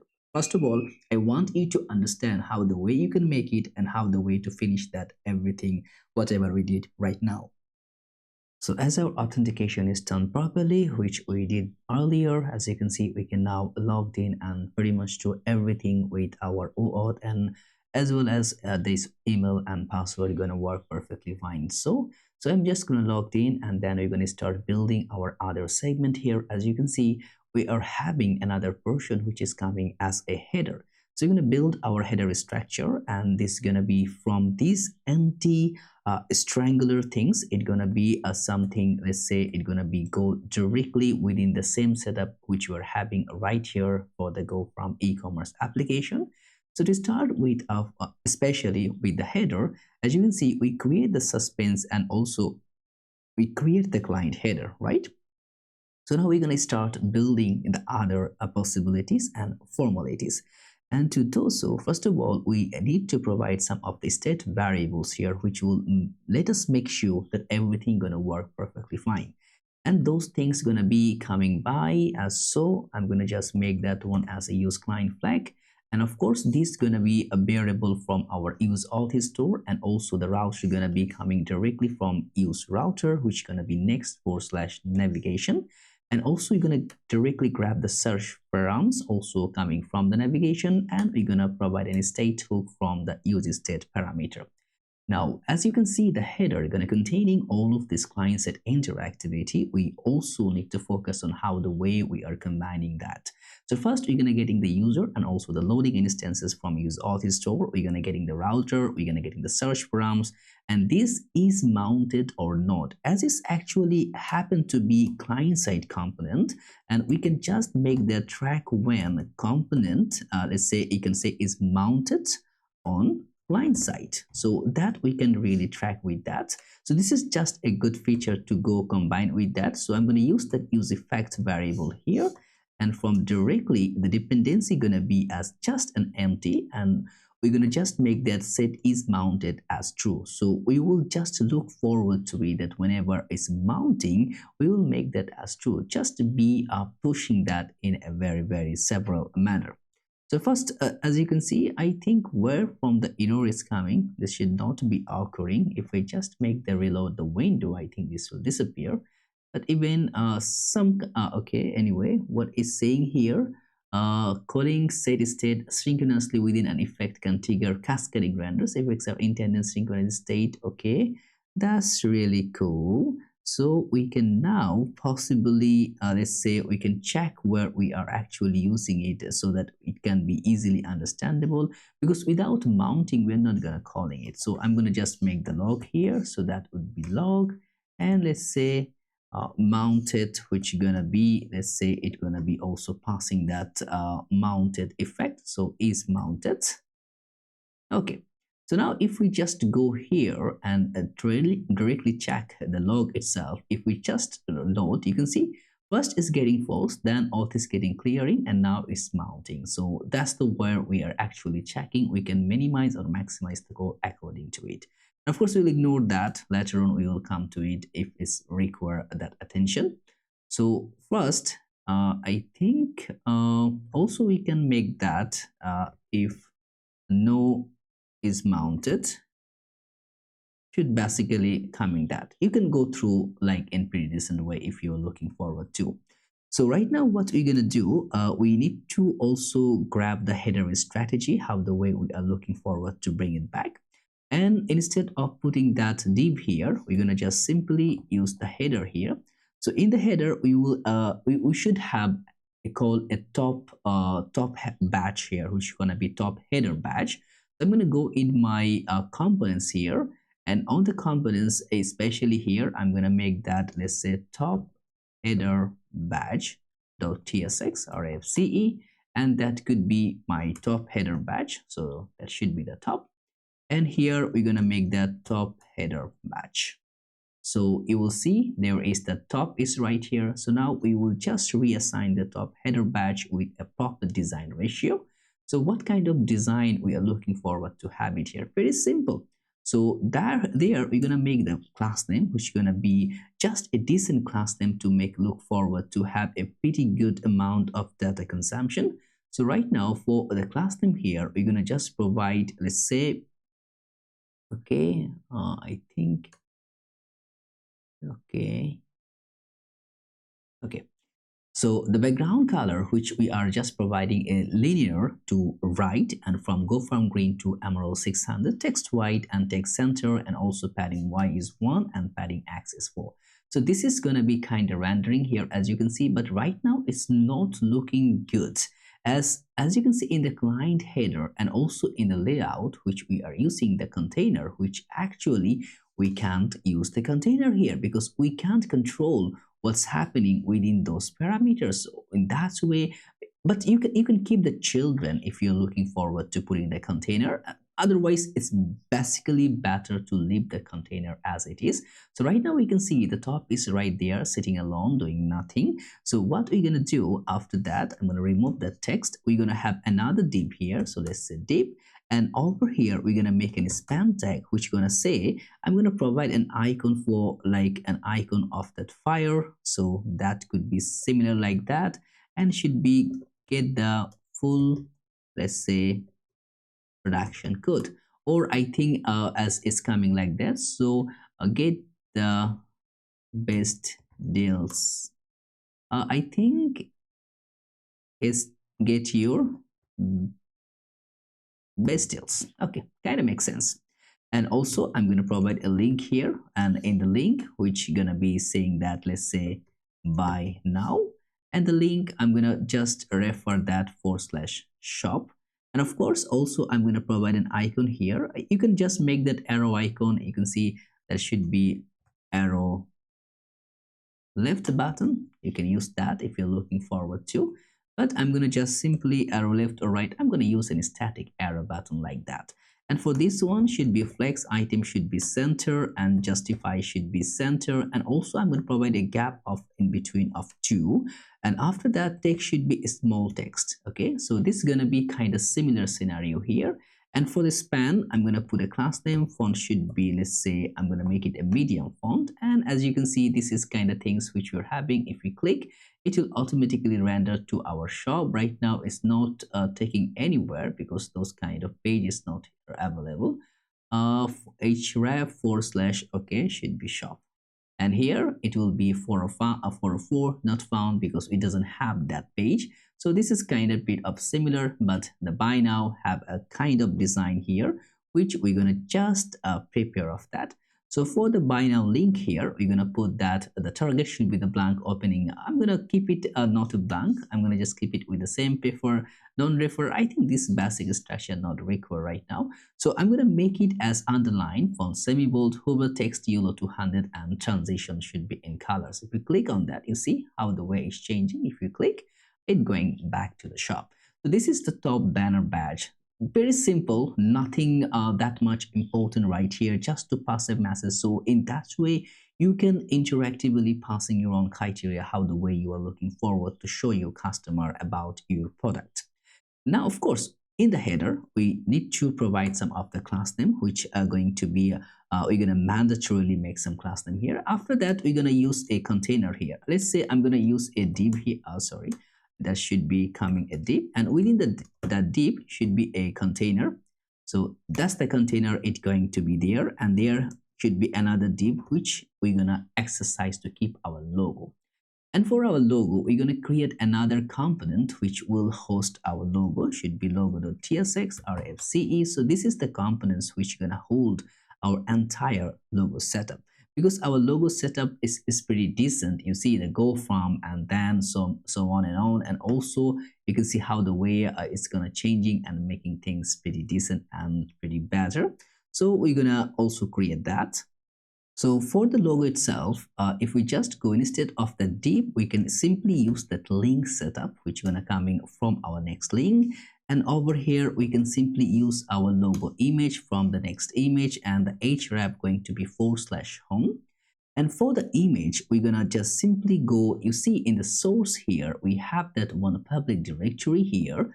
So this one, not that, and the components in the store. So we have all other setup. We have a public, you see the logo.svg. So now initially we can access that. So whatever, especially if you're in the source, as the if anything you are keeping on the public directory from anywhere your application, you can just go /, so means it can automatically access that public directory here. So as I have that logo.svg, so now I can actually grab it without any further ado. So that would be the logo. And for the width, I'm going to provide a width of 150 and the height of 150.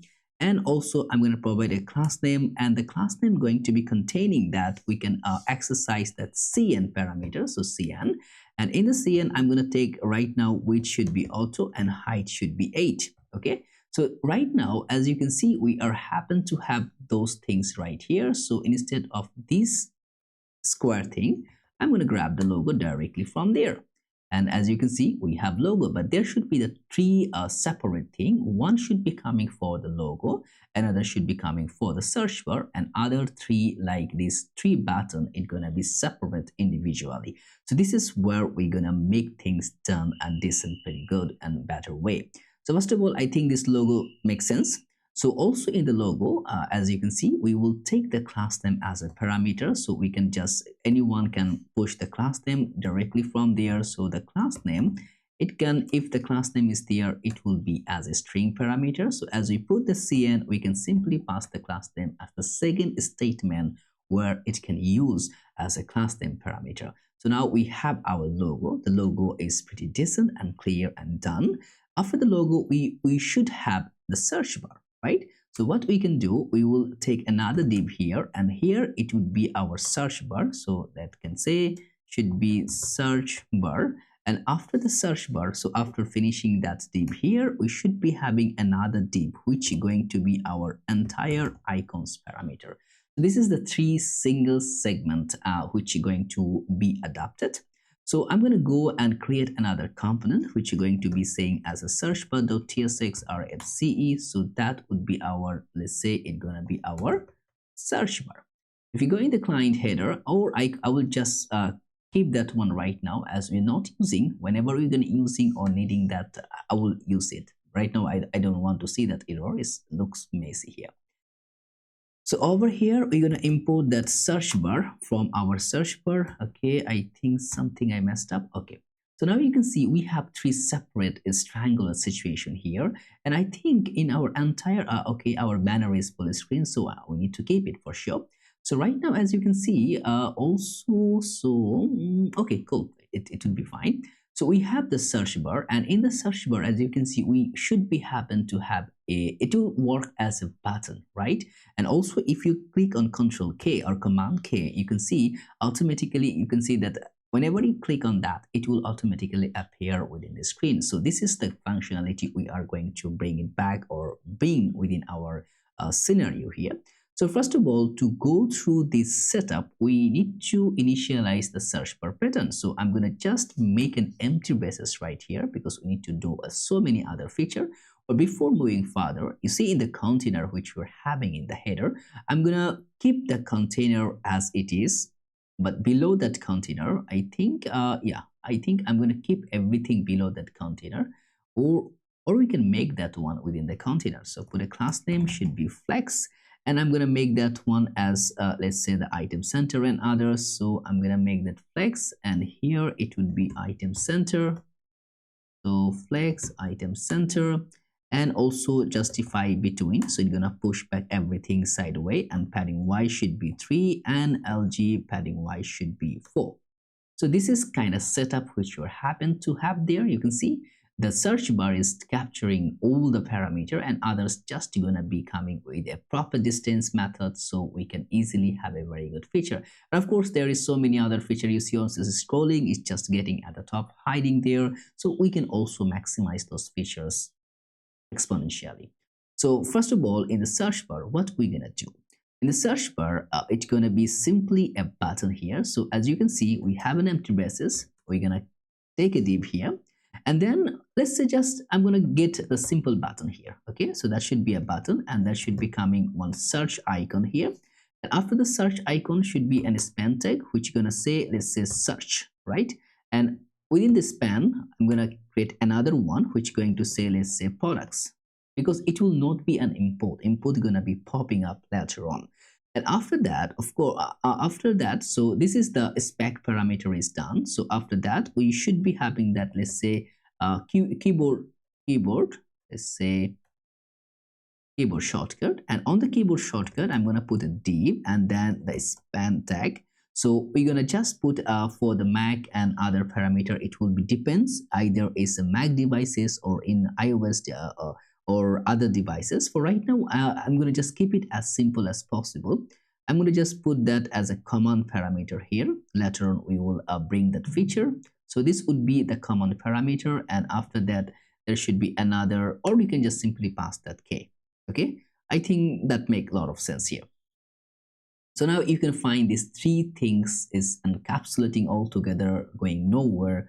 looking worse. So now we'll make it better. How we can do that? To make it better, you can see the div which we are, or we can see the pattern here which we're handling. I'm going to make the class name. I'm going to make everything as a group. Flex item should be center, weight should be full. It's going to take the full weight so that we can easily customize and use it. And of course, after giving the width full, I'm going to provide a gap of 3. BJ should be gray of 50. And then whenever we hover, BJ should be gray of, or actually instead of popping that everything one by one, is pretty simple to grab those class name, because this is just simple design structure which we are looking forward to. But you know better design on those kind of segment. So I'm going to just go on that. So right now, what actually you're building? You're providing a group. So whenever you're going to hover or click, we can put a design parameter over there. So flex item center and width full. It will take the parent width full, gap 3, BG gray from 50, and hover BG gray of 100. So as you can see, the background is changing. Border gray 200, hover border gray grow from light green, rounded LG, padding X3, padding Y2, transitional duration 200, and min width. We can now use that, particularly instead of that, we can use the 50. So 50 into 4 is 200. So this is the new Tailwind setup right now. We can especially use it. So as you can see, this is not getting the entire width as it promised to be. Why is not getting? Because what I want, this 2D, it will take its place. Rest of the space, it will taken by it. But how we can do that? To implement that one, we need to go directly in our client header over here. So the div itself here, we're going to make it a flex one. We can make it a flex one, and we're going to make that max width should be 2XL, so that can be the maximum width, and MX should be 4, and LG MX should be 8. So this is going to be kind of things. You can see right now something is shaping up, so we are good to go in pretty decent way. I'm going to make it a flex, and I'm going to make it a flex one. Okay, where is my class name before doing so? So let's put a class name, should be flex one. So right now, as you can see, this is kind of similar setup which is coming by. Of course, it will take a space, and then later on it will take multiple paradigm. So right now, as you can see over here, we need to check either is a Mac system, either is the Windows system, because right now whenever we click, you see there is Command K in the window. It will show the Control K to open that bar. And how we can decipher that should be. So to decipher that one, I'm going to put a state here. So should be, let's say const, and there it should be is Mac, or let's say Mac, and set is Mac. And by the way, I'm going to make that use state, and by default, it should be coming as an, let's say, I'm going to provide is and false. So by default, it will not be saying that it is Mac, because which is not to be. And so I'm going to make an use effects parameter. So that could be in that way, it will make that one in a very, very good, decent parameter. So it should be coming like that. Let's say detect if the user is on Mac or not. And we're going to use that use effect hook here. And be careful once you're using the use effect, because if the dependency having a very good of setup, you're going to bumping on so many errors. So what I'm going to do, set is Mac, and I'm going to pass that our navigator. And that navigator gonna provide me dot platform. Okay, so that's gonna be passing that platform dot to uppercase, and here we're gonna find from the uppercase if the uppercase providing that index of, and we're gonna get the index of Mac, and if is that index is greater or is equal to 0, means it's gonna finding the Mac. Of course, there is a lot of other parameter by which you can find that. This is the recent error calling set state synchronously within an effect can trigger cascading renders. So that's where you can see this is the new documentation here. So you can follow through to by passing that you might not need an effect. So this is kind of things. So if I just if I try that, let's say I'm gonna go to Grok. Okay, let's try to find out how we can really implement if we are not looking that one. So let's say I got an error. So what's actually the error is saying here. So I'm going to just copy the entire error. So let's say it would be how to fix it. So let's see what's Grok suggesting us about that particular scenario, because we are now building is the new version and so many other things. Because especially where I'm running in my old application, it's not showing that pop-up, everything perfectly working. So let's see what Grok is providing to us to fix those issues. So now if you testify about the Grok, it's saying that state initialization, which is okay, and no setter needed as we are having that set is Mac. So we're good. We're good to go. I think this kind of error is coming from the S lane, so I think we can simply ignore it. That would not be having any problem. So now, of course, we need to provide some of the setup. We can now put the set is Mac. If we just put a log over here and let's say is Mac, and let's say we will just directly navigate on that. Let's say navigator.platform. So I'm going to just go through this log here just to see what actually we are meaning by it, to find out actual reasoning. You can see is Mac Intel. So you can find that. So this is the Mac Intel which we are looking forward, and there we will just making simply we are providing that code. So if we just go on that particular instances, you can see it's getting that is Mac is true. That's it. So this is gonna be true. So this is just a simple confrontation. Of course, we can use in some other. As you can see, this is deprecated, but we can go through that. What's the new one? Navigator ID platform. So that is the string here. So we can try this one. Okay. So let's say we can pass that.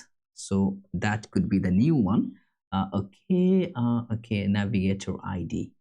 No, it's not. Okay. The navigator ID. So the property gonna be navigator. So let's put that log and navigator.id. No, it's not providing that. So we need to decentralize that to bring that. So I'm not going to go in such a kind of issue. It's not a big deal to make such things. So first of all, as you can see in this span tag, we can now modify this one the way we are looking forward to. So first of all, as we happen to have the button, we can also now make things done very good for our search parameter here. That's the icon which we need to make that width 4, height 4, text gray of 400, group hover text go green of that, go from green, and transition color duration 200, shrink 0. You can see how the way it's just changing the color. So this is the setup which we are looking forward to.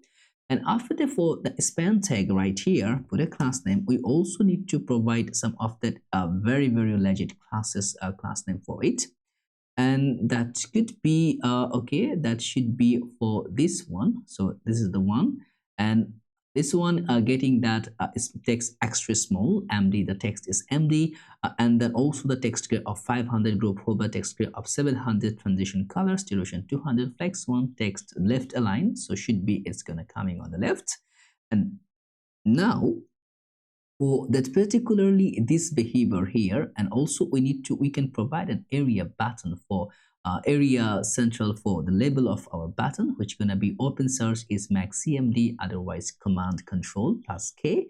And of course now as we are having around it our button, and instead of putting that directly within this parameter, we can just simply pass that. So if it's Mac is command, otherwise control, then just passing the K. And also for the span tag for the product itself here, by default, it's gonna be hidden, and MD should be inline block. So you can see the products. So if we go in the smaller screen, the products, it will not be there, only the search is available. The same configuration we will also pass in here, only the search is available. And right now, as we are passing that, so we can now simply pass that another layer of that thing, which gonna be passing this class name here.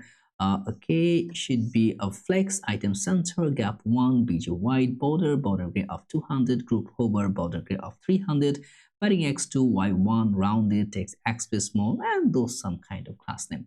So this is the setup which we are looking forward to, and now we are happen to have our design pretty decent and clean. Of course, we're gonna bring back our search module and other, but right now as we doesn't have any search confrontation, so right now we're gonna skip it for that. We're gonna bring back to it later on. So right now we need to go and initialize our other icon parameters, so the actionable icons where we're gonna grab all the icon here.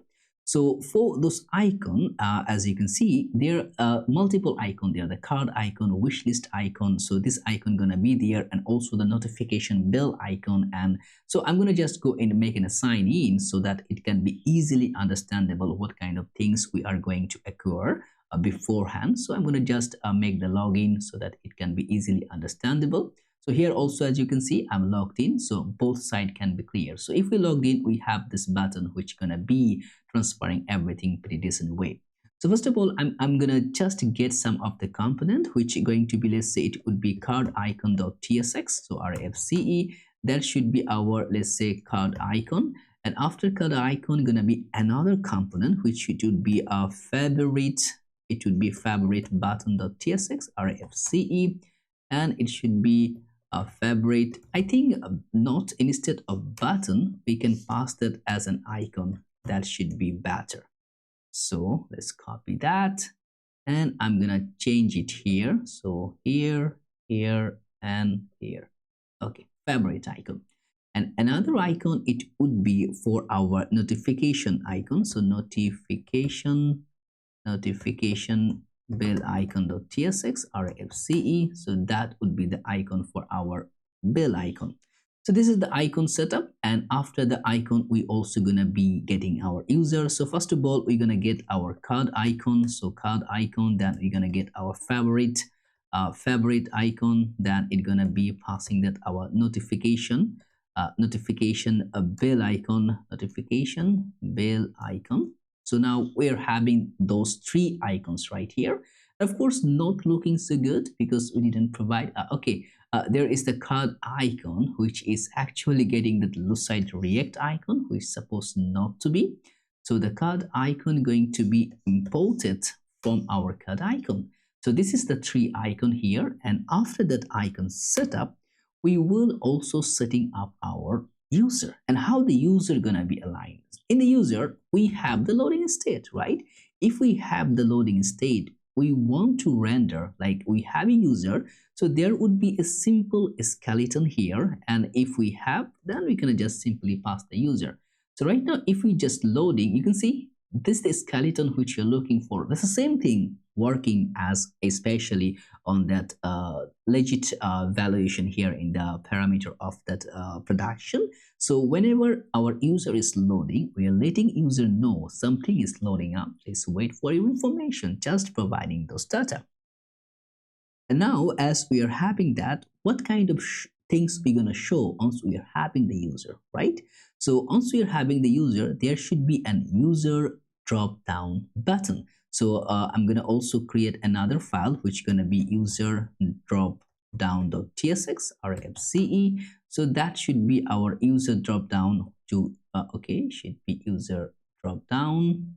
Okay, so right now let's go back here, and first of all, here it's going to be containing that user, let's say user drop down. Now why we are just keeping it in empty braces? Because there should be so many other parameter. Now we can use a particular instances if we have user, right? So this kind of scenario can go by. If we have user, then we're gonna pass that user drop down button. Otherwise it would be something else. So I'm gonna just remove those.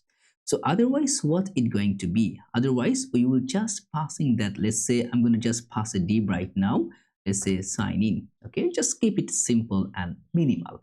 So right now we have user drop down button, and I'm going to just go and make something better for that particular div here. For the class name, by default it's going to be hidden, and LG should be flex, item should be center, and a gap gonna be 4. So now it looks much better here. Of course, we're gonna design and decipher all the variable right here. Now for the user drop down button, how the way we are making it better, especially if you hover on the user or click on the user, you can see the popping up is right here, and you can see all the menu, and here it's going to be pushing that admin or pushing the vendor setup. So a lot of criteria it will go by, so we need to make things pretty decent and clear over here. So first of all, we're gonna just capture all the data. Like we need the user here, which gonna be coming from the use auth store, and we're gonna grab our user, we're gonna grab our logout, so that we can simply decipher what we are actually going to make things to be done. And of course, there should be multiple actionable parameter. We should also have those things. You're gonna have the use state value here, which is gonna make the open set open value. You're gonna have the is vendor or set is vendor employee status, and also we're gonna have to provide the reference because once we hover, the thing's gonna work, and also we're gonna get our use user store. Did you have that user store? No, use user store is not there. It should be.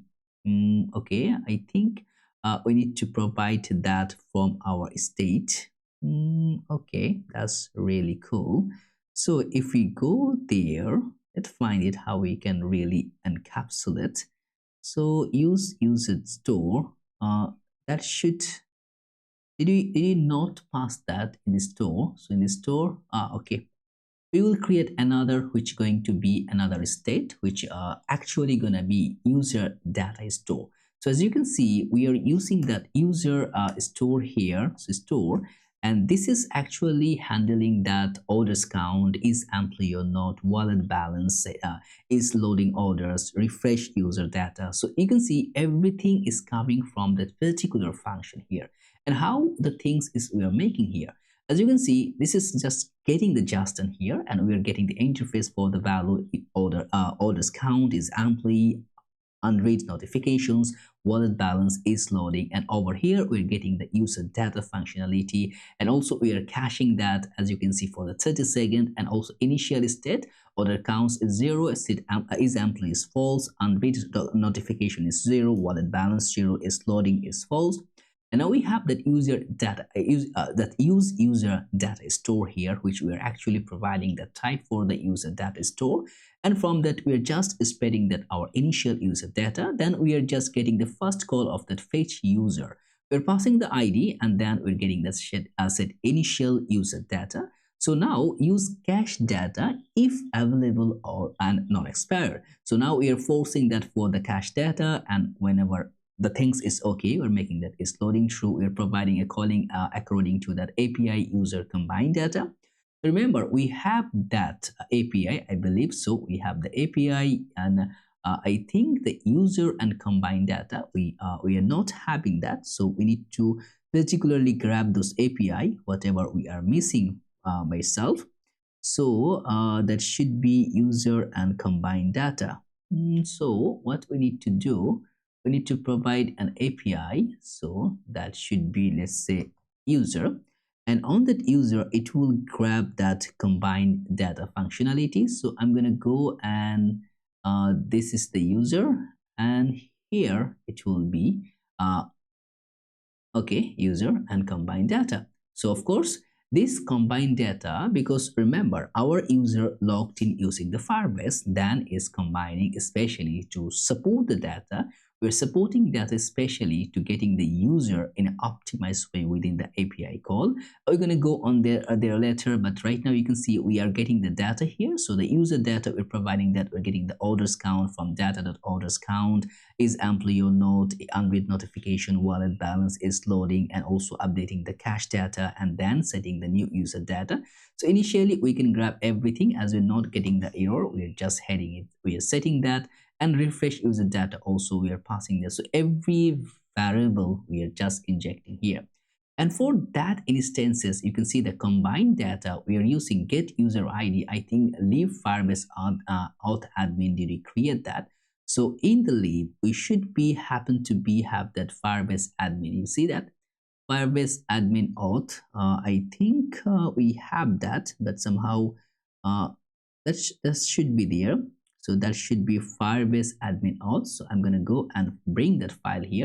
And of course, so many things I need to copy paste because it's a very, very massive. And by the way, you can see in today's code, you can find entire code, especially if we just change that, you can see over here, it would be the branch name of that part 3. So where all today's code, it would be available. So nothing to worry. You're going to grab everything. So over here, we're just setting the cookies from the next header. We're getting the admin auth from that Firebase admin. Then we are setting the client from Sanity client. And what actually is doing, we're getting that current user, and then we are just parsing that using that cookie store, and we are actually validating user. We are decode the claims user. We are putting also the user record, and from there we are passing that, especially that UID, email verified node, display name, photo URL, phone number, disable or not, metadata, customer claims, and provider data.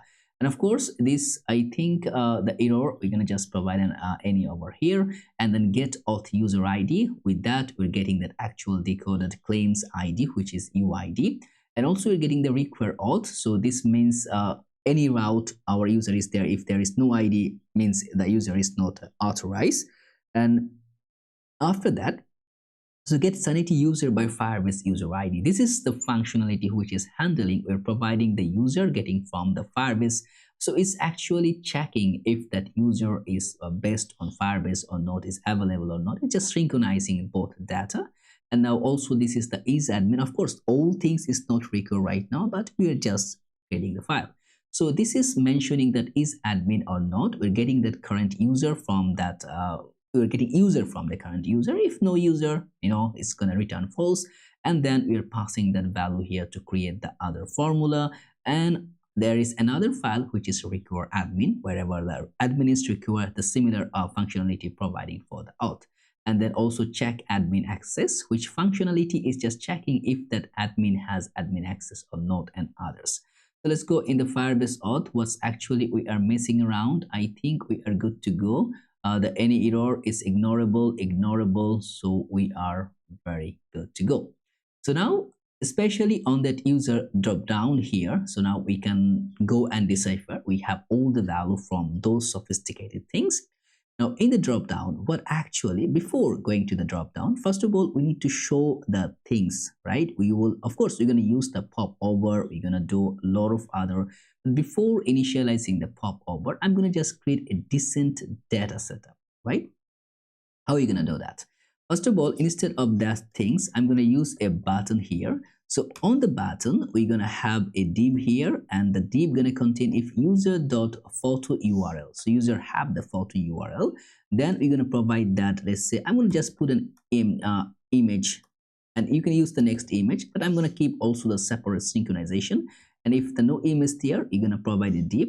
So if there is no image, of course, or there's sometimes the image cannot be there, then we're going to provide that. So the user circle is going to be imported from Lucid React. And for the image, I'm going to provide the source, which should be user.photo URL. And also the alt tag should be, let's say, should be user.displayName. And it can be, otherwise, it can be, let's say, user. Okay, so I think we are good to go.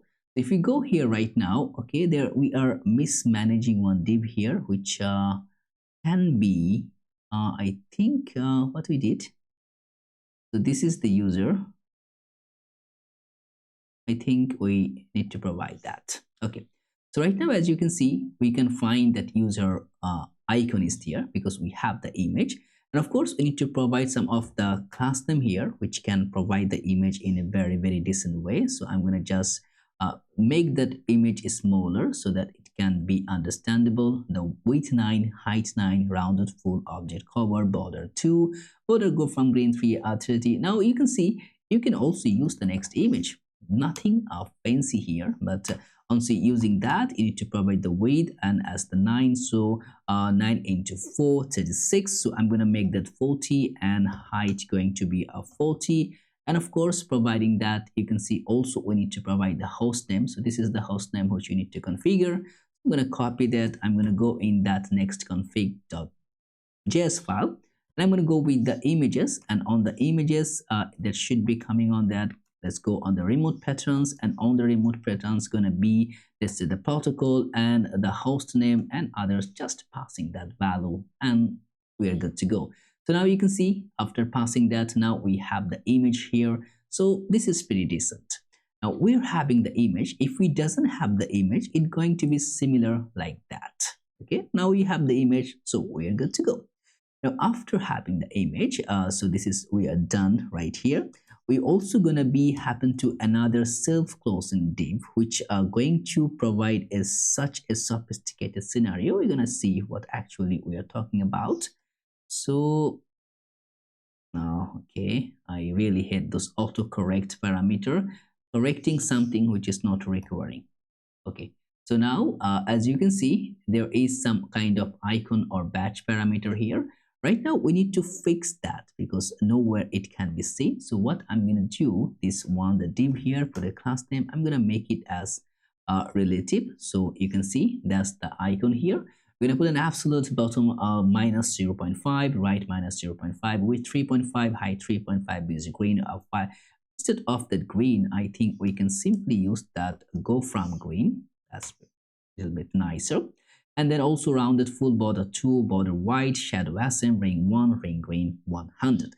This is the way you can combine that statistics. And after the div over here, we can simply pass another div here, and we can just pass in a span tag. Over in the span tag, if we have the user.display name, then the display name and dot, I'm going to split the display name, and here we're going to provide that as the 0 value. If it doesn't have the display name, we can just simply pass this is as a user. So this is the for character which is going to passing that, so it will just initialize on that. I'm going to grab that as the user, and after that we're going to have another which going to be say my account. So you can see what actually we're trying to build. We're trying to build this much scenario. So now we are pretty decent. We are good to go, almost done. So over here, we're going to put a class name by default. It's going to be hidden, and MD, not MD, should be LG. It will be flex. And over here, the flex should be column and item should be start. Okay. So now you can see this is still not the good one because we didn't finish it yet. So first of all, let's go in the button here. In the button itself, we need to provide a some of the sophisticated design layer here. So this is the button, which gonna be combining everything like that. Should be flex, item center. So you can see this the two things gonna be coming align. You can see this is now coming align. And here it's gonna be let's say item center, gap 2.5, padding Y2, padding X. Again, I'm really sorry. I'm not staying to explaining each and everything about the design or those class names because it's, you know, if you know the Tailwind, you are good to go. But what really matters is that for the functionality which we're going to create beforehand. So now providing the border, hover border, go from green, hover effect, and blah blah blah. So now still this is not nowhere near what actually we are having, and how can we do those things? So first of all, something we are missing here, which the user display name here. So where we need to provide some of the class name, and of course we are going to provide that. So let's go in the span here. We will provide that class name. So you can see making that smaller, and also the my account, which gonna be let's say text should be extra small, and text should be go from gray. So go from gray. That's it. So now we are good to go. We have that button. We are pretty decent. We know. Of course, there's other things which we're gonna come back. For right now, let's go back to our client header. So in the client header, first we're gonna go on our class, like the card icon, right? So the card icon gonna hold so many things. So first of all, of course, our entire header is the client, so no need to declare use client everywhere, but make sure whenever you're importing, you need to make that as a use client because we are using that so many store. Now we need to get that our card store. Now basically those store, the card store gonna help us to go maximize so many things, but where we are not getting our stored data. So let's go here. That's our stores. So from the stores, we are not actually gaining the card store. Why? So use card store is not providing that import. So what we're gonna do, as you can see, we have in the lib, we have several store segment. We're gonna create another file which will handle our store in the global layer, right? So this is gonna be pretty decent. So this here we're gonna handle our entire state setup, entire state fragmentation. It's gonna be passing by. So first thing is that we need to provide that our card store, right? So you're going to go one by one. So let's go and bring that our use card store parameter, how the way we can provide that intersection. So to grab that, I will just bring that one. So that should be is the store. So this would be coming by here. So let's say we're gonna get that token. Okay, anyway, I'm gonna go and bring that file, and then of course need to go by to explaining those things. And of course now you know that you can prefetch those any and can merge it. So I'm going to go and explain a bit of decent way so that you can understand how the things can be done. I'm going to initialize that Lodash here. So let's say cd web and pnpmi. Let's say it would be Lodash. So instead, I think instead of Lodash, also I have a package here which is actually providing much more better feature. We will try that. It's very new. So that could be that I think the Lodash updated one. So we can try this one. So I'm going to go and use that. So this should be Lodash updated and it's written in TypeScript, so we can use it. So let's say pnpmi, that should be Lodash updated.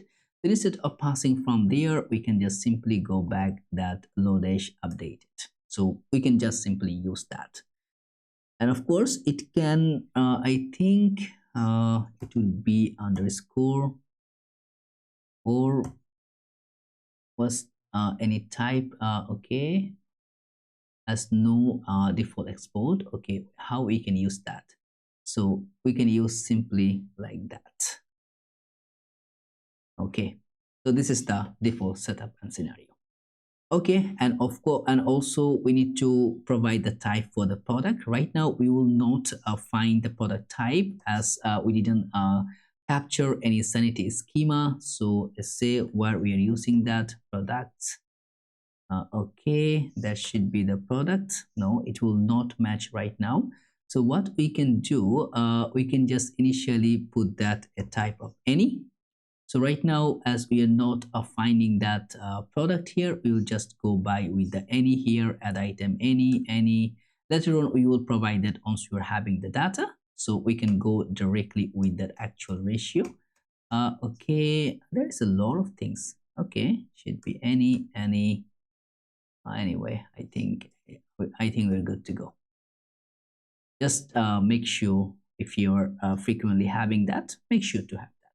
So now what actually matter right here? You can see we are having the similar create functionality. Now the card or whatever we're gonna do right now, it would stay, right? That's why we are persisting that. We're using the Lodash to go by and we are using also the auth from our Firebase. Now you're gonna set a lot of things all together. The first is that we are getting that and get auth token parameter, which is providing our auth token wherever we are needing that. It's just an helper function. And also the set a timeout and the pending card items, which is actually needing that, because if you see here, whenever you're loading, it's going to synchronizing that in real time. It's going to check that in real time. And also we're getting the debounce sync card to sanity, because we need to update our card according to the sanity, where we are providing the pending items is equal to the items, and the sync timeout, we're also making the clear timeout. And sync timeout, we're using that if we have the token. First, we're destructuring the token from our get auth token. If it doesn't have the token, return. If we have the token, we're getting that API user card. So this is the route which is handling our if the product is available in the card or not. Of course, we're going to create those API. So if we go in the API, what actually those API is doing, if the API is going directly from our card. So I'm going to just bring that card API here. So this is the app and this is the API, this is the user. And here there should be our card API. This is, of course, we're going to come back to it. First, we're going to go and store setup here. So now it will talk to that API user card. Method is post. It's going to go with the, it's going to authorization, going to be passing that barrier token.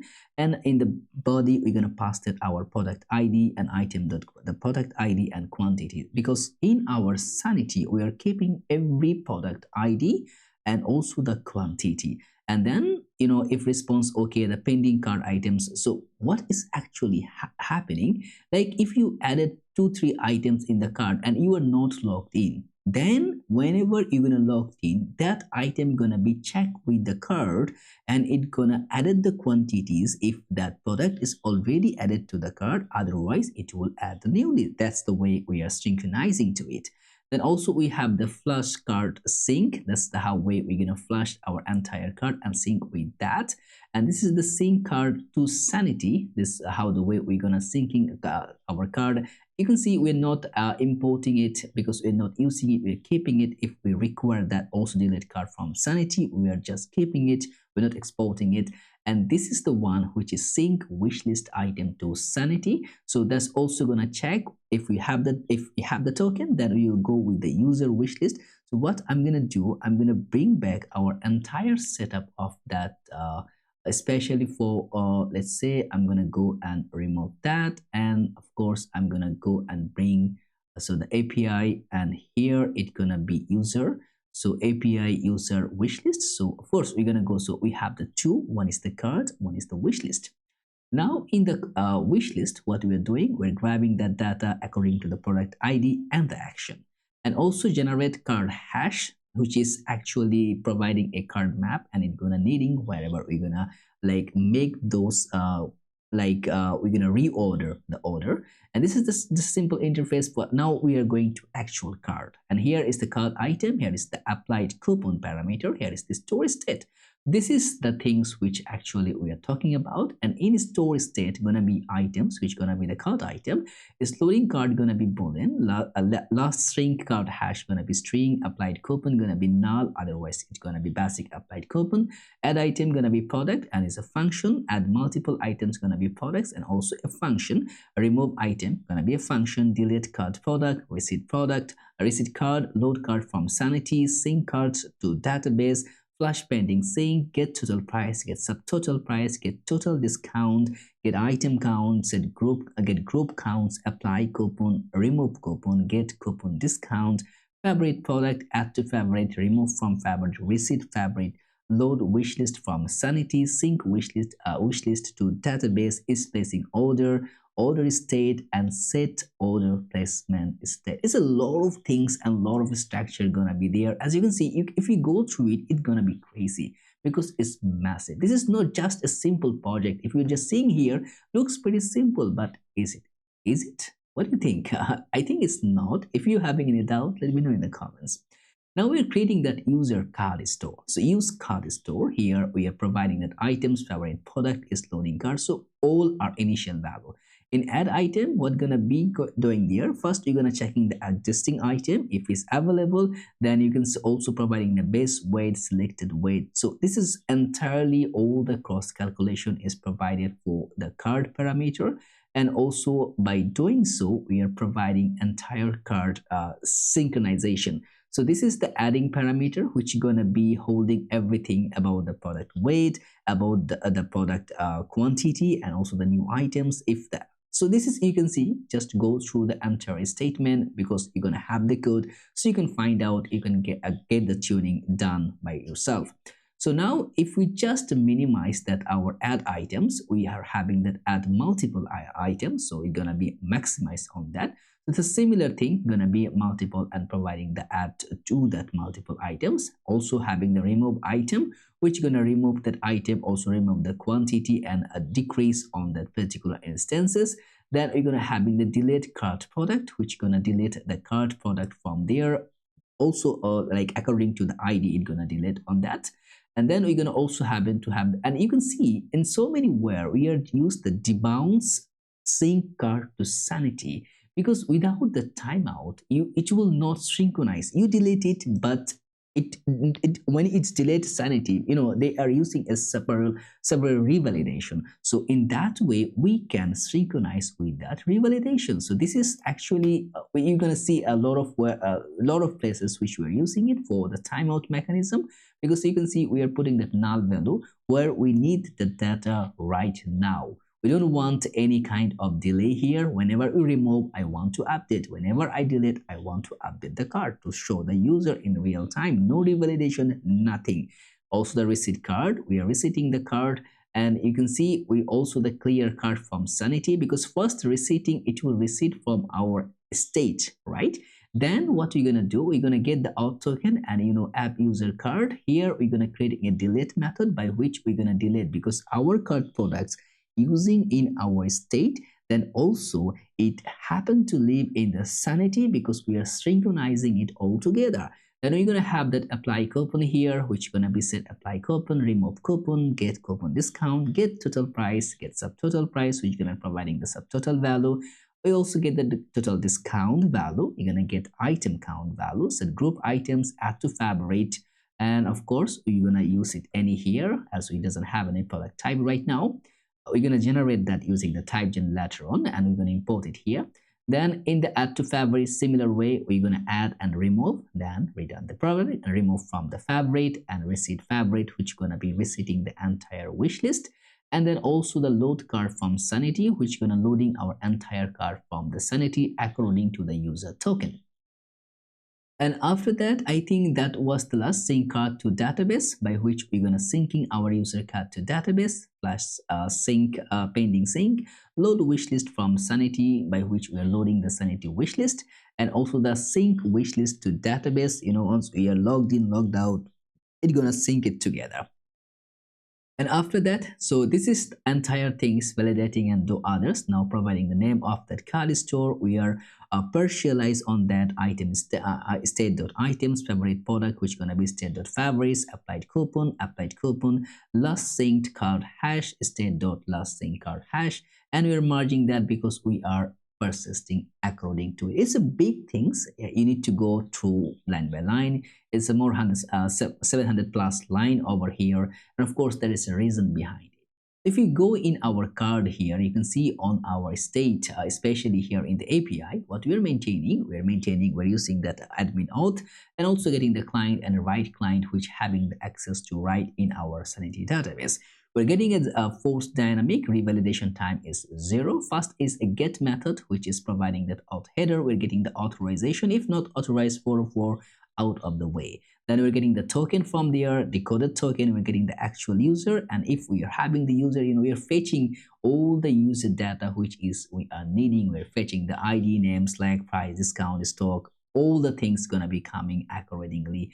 Especially the card, then from the card product. So you can see the Firebase, if the user is getting a stay in the user, and if the Firebase UID is matching with the UID, then we're getting the ID, we're getting the card, and from the card product we're getting the entire details, getting the quantity, added at size, color, we are passing that, and if no user, providing user not found, returning that entire card value. If error, showcasing the error. Then also the post method, which is providing that we are tracking that authorization. We're always verifying the authorization. If we verify it, we're providing the data, otherwise not, which is going to get that our new card value here. And of course, we're getting that update user's card in Sanity, replace completely wherever the new user is creating, which are actually we're updating the user card. And then we are just card synced successfully. That's it.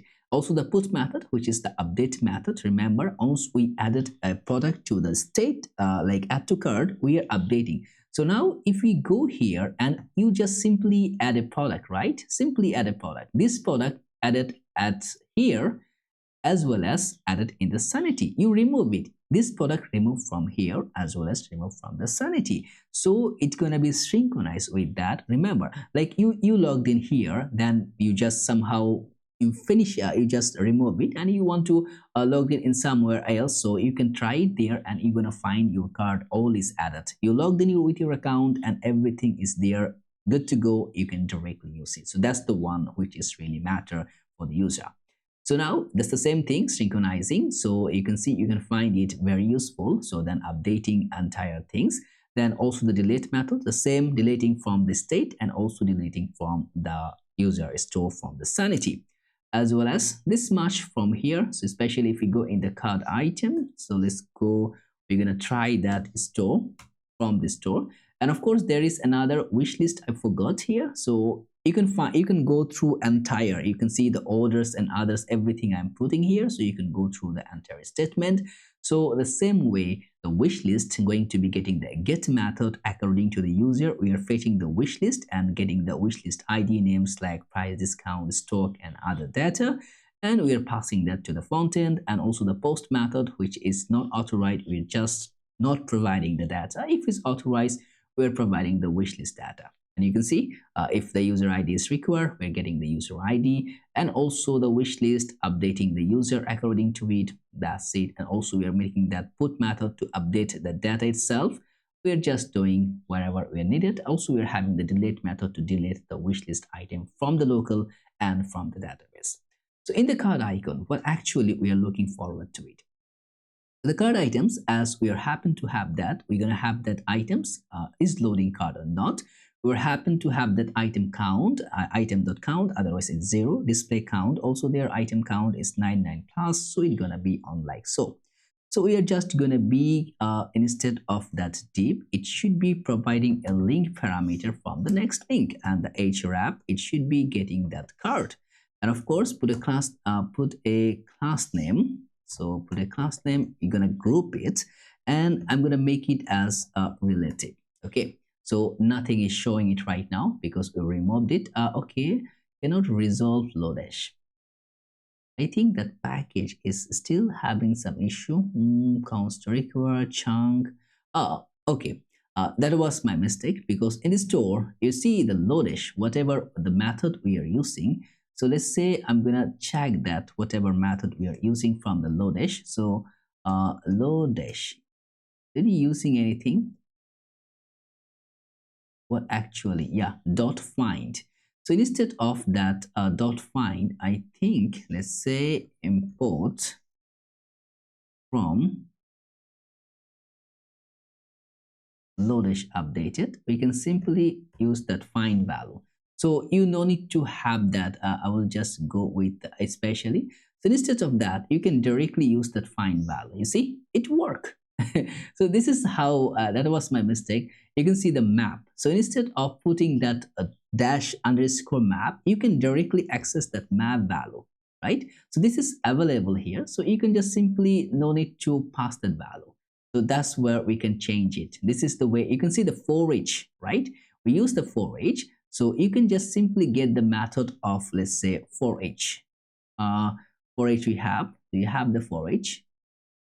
Okay, something okay, I don't want to give you so much headache here, because you are already getting much more headache right now because it's very messy. So I'm gonna just go with direct special unauthorization here. So pnpm I Lodash. Okay, sorry, should be Lodash. I'm going to just keep it for right now. Later on, we're going to go and see, because there is all the method is available right now. So if we go in the Lodash, you can see we need to also get that save for that types. So we need to get the types. So let's say pnpm, so pnpm I, so you need to get the types here also, otherwise it cannot find the types value here. So that's it. So there is all the values right there. So you can see to find the for each, I think we can find for each. Is there somewhere? Of course, we can find it later on. So right now, if we go where we are, okay, we are having in the card icon. So that should be like that. And here we're going to pass an icon of that shopping cart. Okay. So that is the card icon which you're looking forward to. And as you can see, that's the similar parameter. Now over here, we will just go to provide some of the decent variable and value. I'm going to just render it for you so that you can easily understand to it. So what actually we're doing that, you're going to, sorry, it's going to be the to icon. So let's bring it. So what actually we're making, as you can see, first of all, we're providing the shopping cart icon. So this is the icon, is right there. Whenever the product is added, the icon, it will be shown here. So this icon having a pretty good design style, and is loading cart means the cart is loading. That time we are showcasing a loader. If you can see, if you just make a hard reload here, I'm going to go and make a hard reload. So because it's showing from the state, you can find it. Okay, see the way it's loading, because once it's checking, because whenever it's going to be providing the value, you're going to check through our Sanity and also in our local. So if the loading is there, so that it can be okay, 4.5 is 18, so 4.5, I think that's really good. This kind of things is pretty decent. So you can just change it the way okay, hide 4.5. okay, so can be 3.5, so that's the 14. Okay, I'm gonna check. Okay, so 14 pixel, it can be 3.5. So let's say 3.5, and here it should be same 3.5. okay, so now what actually is that if we have the loading, we are showing the loader, and if item count is available, we are providing the display count here, which is the value. If no count is available, we are providing the 0 value. This is a pretty decent the way which we are showing it. So this is now whenever we are having that, especially to providing the value, we can just pass that. Okay, so now right now we are having nothing. So if we just reload, you can see it will show these instances.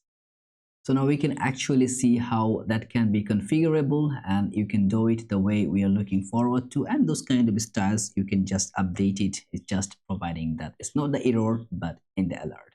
So now we have that card icon, which is going to handle all our card parameter. So the similar way we're going to happen to have that our favorite icon here. So that favorite icon gonna be handling all the favorite setup, show the parameter of how the way it gonna be look alike, and the same as the notification bell icon.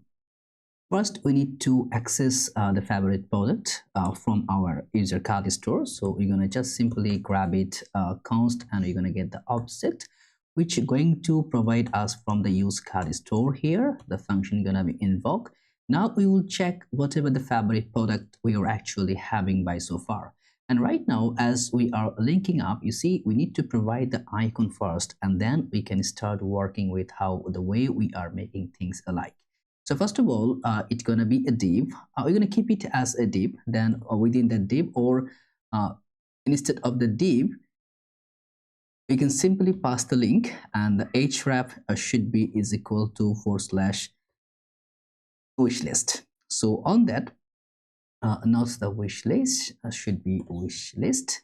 And over here, first we need to provide an icon, which is going to be the hard icon here. So the hard icon, and that icon is going to be coming through some much more a design here. So should be similar like that.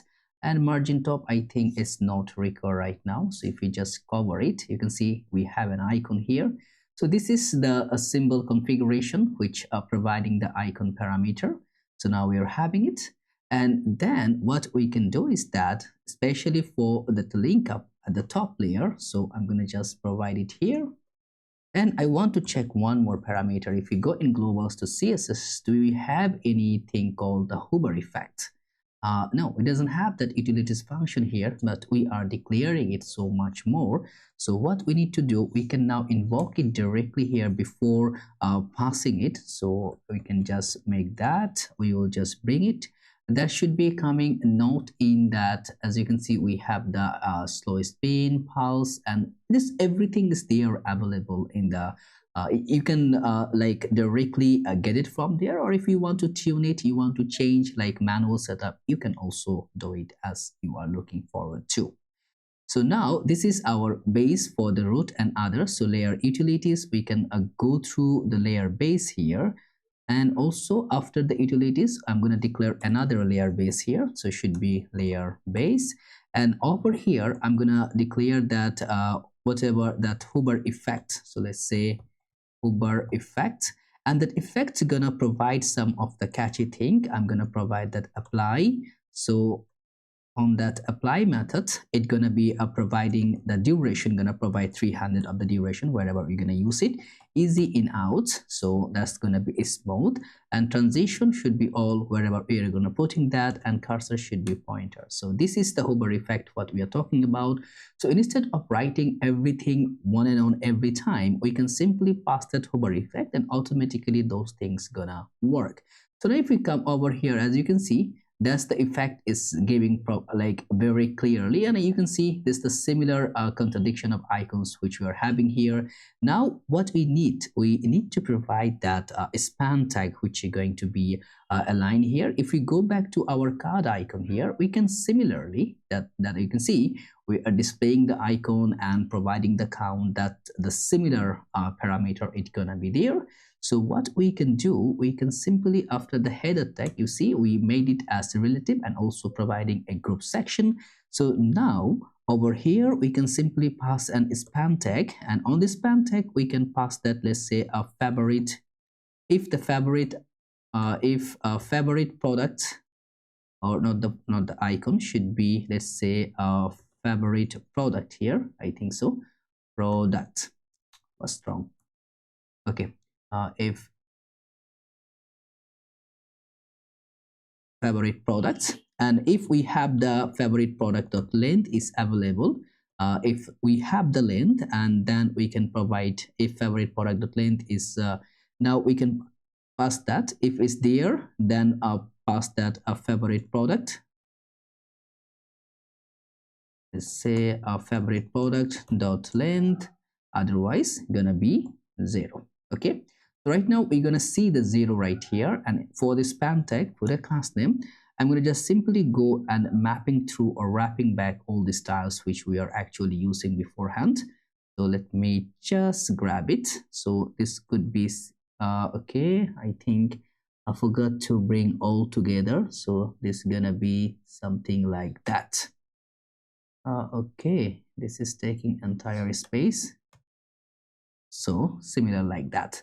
So this is gonna be an absolute minus top 1 minus right 1, and BJ should be go from green. Text white. Text, you can also, instead of putting the static, you can simply go with that go from white. I think we have that go from white. Yes, you can directly go on that. Rounded full text, small, extra small, font semi-bold, flex, item center, justify center, min weight 3.5 and height 3.5, and you can see this is the things which are looking forward to. And why we are not showcasing the card icon should be there. If item is bigger than 0, then we are providing that, then should be that, but we're not showcasing anything. Why? Is load carding okay. So, and also the item count is bigger than 0, otherwise span. I think something we're missing here. No, it's not showing the icon. Okay, we're gonna come back to it, but also make a reload. Let's see. No, this is not those icon is just getting an empty value here. Okay, we're gonna fix that for sure. And for the favorite, and now as you can see we have the 0, but if we put like a 20, you can see the design is getting collapsed. So we may not it's better not to do in that way. So what we can do, and by the way, if you see that problem of that, you can also check if the array is there or not. So I'm gonna go and install one more dependency here, which gonna be, let's say, cd web, and we're gonna make that npm add, which going to be, let's say, js is array. So this is the utilities functionality. It's very simple and very legit functionality too, which can really have a making things very decent way. We can just simply import that. So let's say import, we're gonna import that is array method from let's say it's gonna be js is array, and here the method going to be is array or not. So it will check if the array method is going to be legit or not, how the value going to be there. So what actually is going to do, as you can see, we have a favorite product dot length, right? So now according to that, we will make a kind of not, instead of putting that, we will make similarly like this one. First, you're going to check if the favorite product is getting an is array and also the length is bigger than 0. Then you're going to provide the favorite product length is bigger than 9, then it will be 9 plus than 0. So in that way, even we even we have more than 10, 20, we're going to just provide a 9 plus data ratio and extract on that.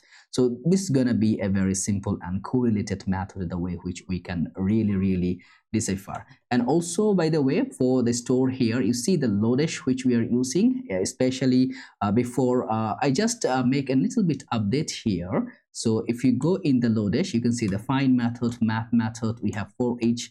So find, reduce, filter, we have a much more method we are using. So instead of directly using that Lodash, remember we are using yesterday one of the before one of the parameter, which is going to be a from, should be Lodash update.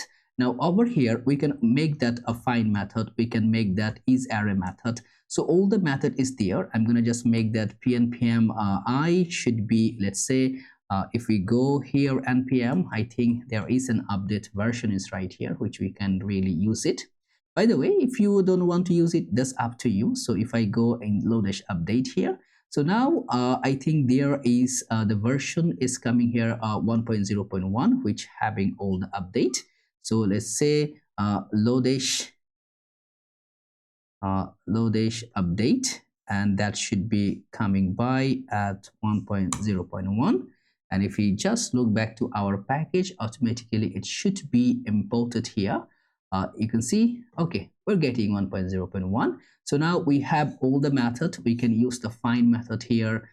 If we just go, and also the find map method here. So that should be find, that should be map, and that should be let's say for each method.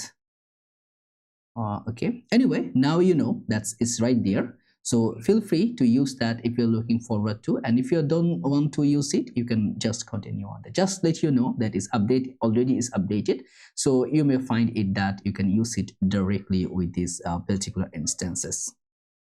Okay, so let's go back to our favorite icon here. So as we did it, so our icon is good, but right now as we are, what actually is missing for that, our card icon is not working as the way we are looking forward to, because we are now seeing that 0 value. So I want to check if we have okay, if item count, item dot length, or if we go by, or it could be 0.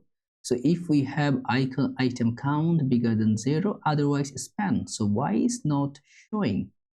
Okay, I'm gonna just make this one as an empty basis just to see. Okay, the problem is coming up from this value parameter. So if we have the item count, actually the problem is making the issue right here. If we have is loading cards, okay, let me see, log loading should be is loading cards. So that's when we are checking the loading parameter. That's okay, is loading card is false, what is the right behavior? So if loading card is true, it will be showing here, otherwise it will go right here. And I think the problem is gonna be coming, I think this is the problem which actually is making, I'm gonna remove it for a second just to see if it's actually working. Okay, nope, that was not the problem. So it's loading card issue. So when the is loading card, we are showing one loading. So I'm going to remove that loading instances, which is not required right now. So I'm going to remove that loading instances. I think only that one value parameter which can be good.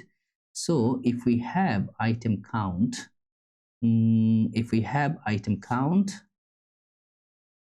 okay, should be bigger than 0. What's wrong? Let me check. Or I think maybe I'm missing something here. So let me check the legacy code here, which gonna be, so if we go one by one, we have that loading card. So what actually is loading card? Okay, that's pretty cool. So we are providing that, and also providing item.count if bigger than 0. Okay, then we are providing the display item here. I don't know, I think did he mismatching something? Okay, no, now it's working. Anyway, I think it was correct, just a simple misunderstanding.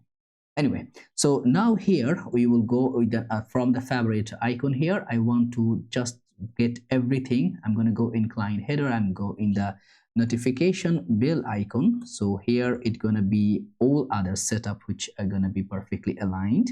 So right now what we're gonna do is that we're gonna provide that entire segment here. We're gonna just directly embed, so we need to grab the link from there. Next link, instead of the HUD icon it should be that bill icon, and instead of that favorite icon, remember we need to just pass some of the variable. We will check first the user or not, because notification need to providing the user. If we have user, and also we need to provide that user a data store where we're going to pass that simple notification, where we're going to only show the unread notification. Not all the notification going to be passing by, only if we have that unread notification, only then it going to be providing. So if we have right now, instead of providing that entire statement for like that, we can simply passing the value here, which going to be similar of that parameter. And also we're gonna just simply pass that if we doesn't have a user, we're gonna passing that null. And for the display count here, so display count, we're gonna just simply pass that if we have unread notification. So unread notification is okay, otherwise the unread notifications. Okay, that's cool. And also for the span tag here, instead of that, instead of the length, we can simply pass it, because automatically it's gonna be providing an array instead. So now this is the three parameters. So here okay, something I think will happen to be have a two span right here, which no need to be enter cases. So I think we can simply pass to remove this one. I think one is enough. Okay, so now this is just an initial value here, because we are getting that we are passing the user, we are grabbing the user and passing all the unread notification, because a user can have 100 notification, but not all the notification length is gonna be provided. Only whatever the notification user didn't read it, only those notification can be rising here. So this is kind of pretty simple and a pretty decent method and mechanism which we use. Of course there it's gonna be providing something like that. We need to be making those things and make sure those things can work perfectly. So we need to create the responsiveness here right now. And before putting the responsiveness, I want to put that also the bottom over here, so where we can just put all the alignment properly. And a bottom gonna be containing a lot of other things. So as you can see, we have a container here, and then we're gonna passing the div. Here we're gonna pass that our, let's say it should be our bottom, let's say bottom header menu, right? And over in the bottom header menu, we're gonna provide a div, and again we're gonna pass that our container. So container here. So in the container, we're gonna simply passing that, let's say it's gonna be providing a div here, and on that div we're going to take another div, and over here we're going to pass that as the mobile menu item. So this is, we need to create that like this kind of component where we're going to pass all the mobile menu parameters. So I'm going to go in the components, get a new file which is going to be mobile menu.tsx or fce, and that's going to be passing our mobile menu. So let's just import it here. So that would be our mobile menu. So what kind of things gonna be extracting on the mobile menu? As you can see, the menu is right there. So in the mobile menu, we're gonna provide a lot of intersections. So first on the div here, put a class name bj should be, let's say, go from white. So that's the typical color border ratio. We're gonna provide that. And right now on the div instances, where we can, I think this one is not required as we are using that container here. So for the class name, everything gonna be flex, item going to be center, and also justify should be, let's say it's gonna be providing on between, padding y should be 2, and lg padding y should be 3. So okay, lg padding y should be 3. Right now, as you can see, there is a like a proper gapping method which we doesn't have right now. What we can do, we can simply passing that, let's say border y That's it. If you see, if you provide that border Y, automatically we can merge the border directly here, and also we can do the things in a proper fashion. And of course we can pass that, let's say border should be go from okay, should be, let's say it should be go from gray. Okay, go from gray we provide, but let's say 20% of that go from gray. Okay, cool. So I think similar parameter we are passing right now. So let's go back to our mobile menu. We're gonna see how the things we will contradict right there. So in the header, in the mobile menu here, so we need to pass so many things. So first, it would be like there should be multiple instances. So first, we're gonna be passing that. There should be a mobile menu which gonna be left side. There would be another things which call, let's say another div which gonna be a header menu here. So let's say we're gonna also grab our header menu, so where we can show all the header menu, like all the item title and other parameter. So let's go create that component here, gonna be header menu.tsx. So there is the header menu. Okay, and let's just import it right here. So we can see right now the header menu. So in the header menu, as you can see, we need to provide those data here, which we can now contradict with that. So what I'm going to do, we have a constant file, I believe. Did we create it yet? We didn't create it yet. So if we go in the source, we have the app. Okay, it doesn't have it. So that should be the constant, and in the index file, you can see all the header menu, product type, everything, whatever required data we are passing that. We have the header data here. This is the data which actually you are seeing right here: home, shop, hot deal, collections, and other, and the compare, local stores, and blog contact, etc., etc. And also we have the product type, quick links data, we have categories data. You can check this is not required for this application because we're just keeping it here. Also you have the user accounts data. You can use it if you're requiring to have a supported data for help center, customer service, track order, and others. We have the FAQs data, where we can just providing that all the question and answer for the user. And because keep all the static variables we are trying to keep in the constant. So let's go back to our header menu here, where we can simply pass all the data layer here to make it better and align it all together. And what I'm gonna do, I'm gonna just popping up the menu layer here. This is pretty simple to go by, and I'm gonna explain it everything to you. So first of all, we need to provide that user data here, which is gonna coming from the constants. So what's actually is happening here right now, as you can see, we are getting the path name because what we need, whatever the path we are visiting here, either it can be home, it can be hot deal, collection, compare, or local stores, any route we want to be selected, because you see the hover effect going to be selected. So we know that this is the route where actually this thing is selected. So then we are mapping through the header map. We are providing every single map through a link, which gonna taking the item.title and passing the path name for providing that effect. That's it, very simple and legit. So right now, as you can see, we have that header menu here, but as you can see, this is not typically the menu because it's not providing the flex property here. We can simply wrap it within the div. Let's just put that one, and that could be flex. And as you can see, this is right here at this sidebar.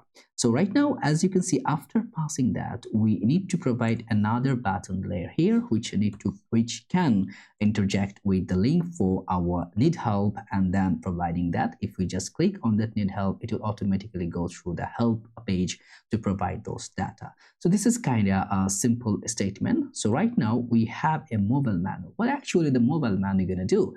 If we go directly here, as you can see, if we just in a small screen, we are not happen to have that other. We are having that mobile menu here. If we click, you can see this entire segment gonna open to with all the details. So this is just, I'm gonna leave it to you how the way you want to design your sidebar, because this up to you, but I'm gonna provide the code for this current one so you can use it. So this is just providing the things how you can create. So this note, I'm not gonna just interject the way it can be done. So I'm gonna just provide that you the entire code base to so that you can understand it a pretty decent way. So I'm going to grab the sidebar here.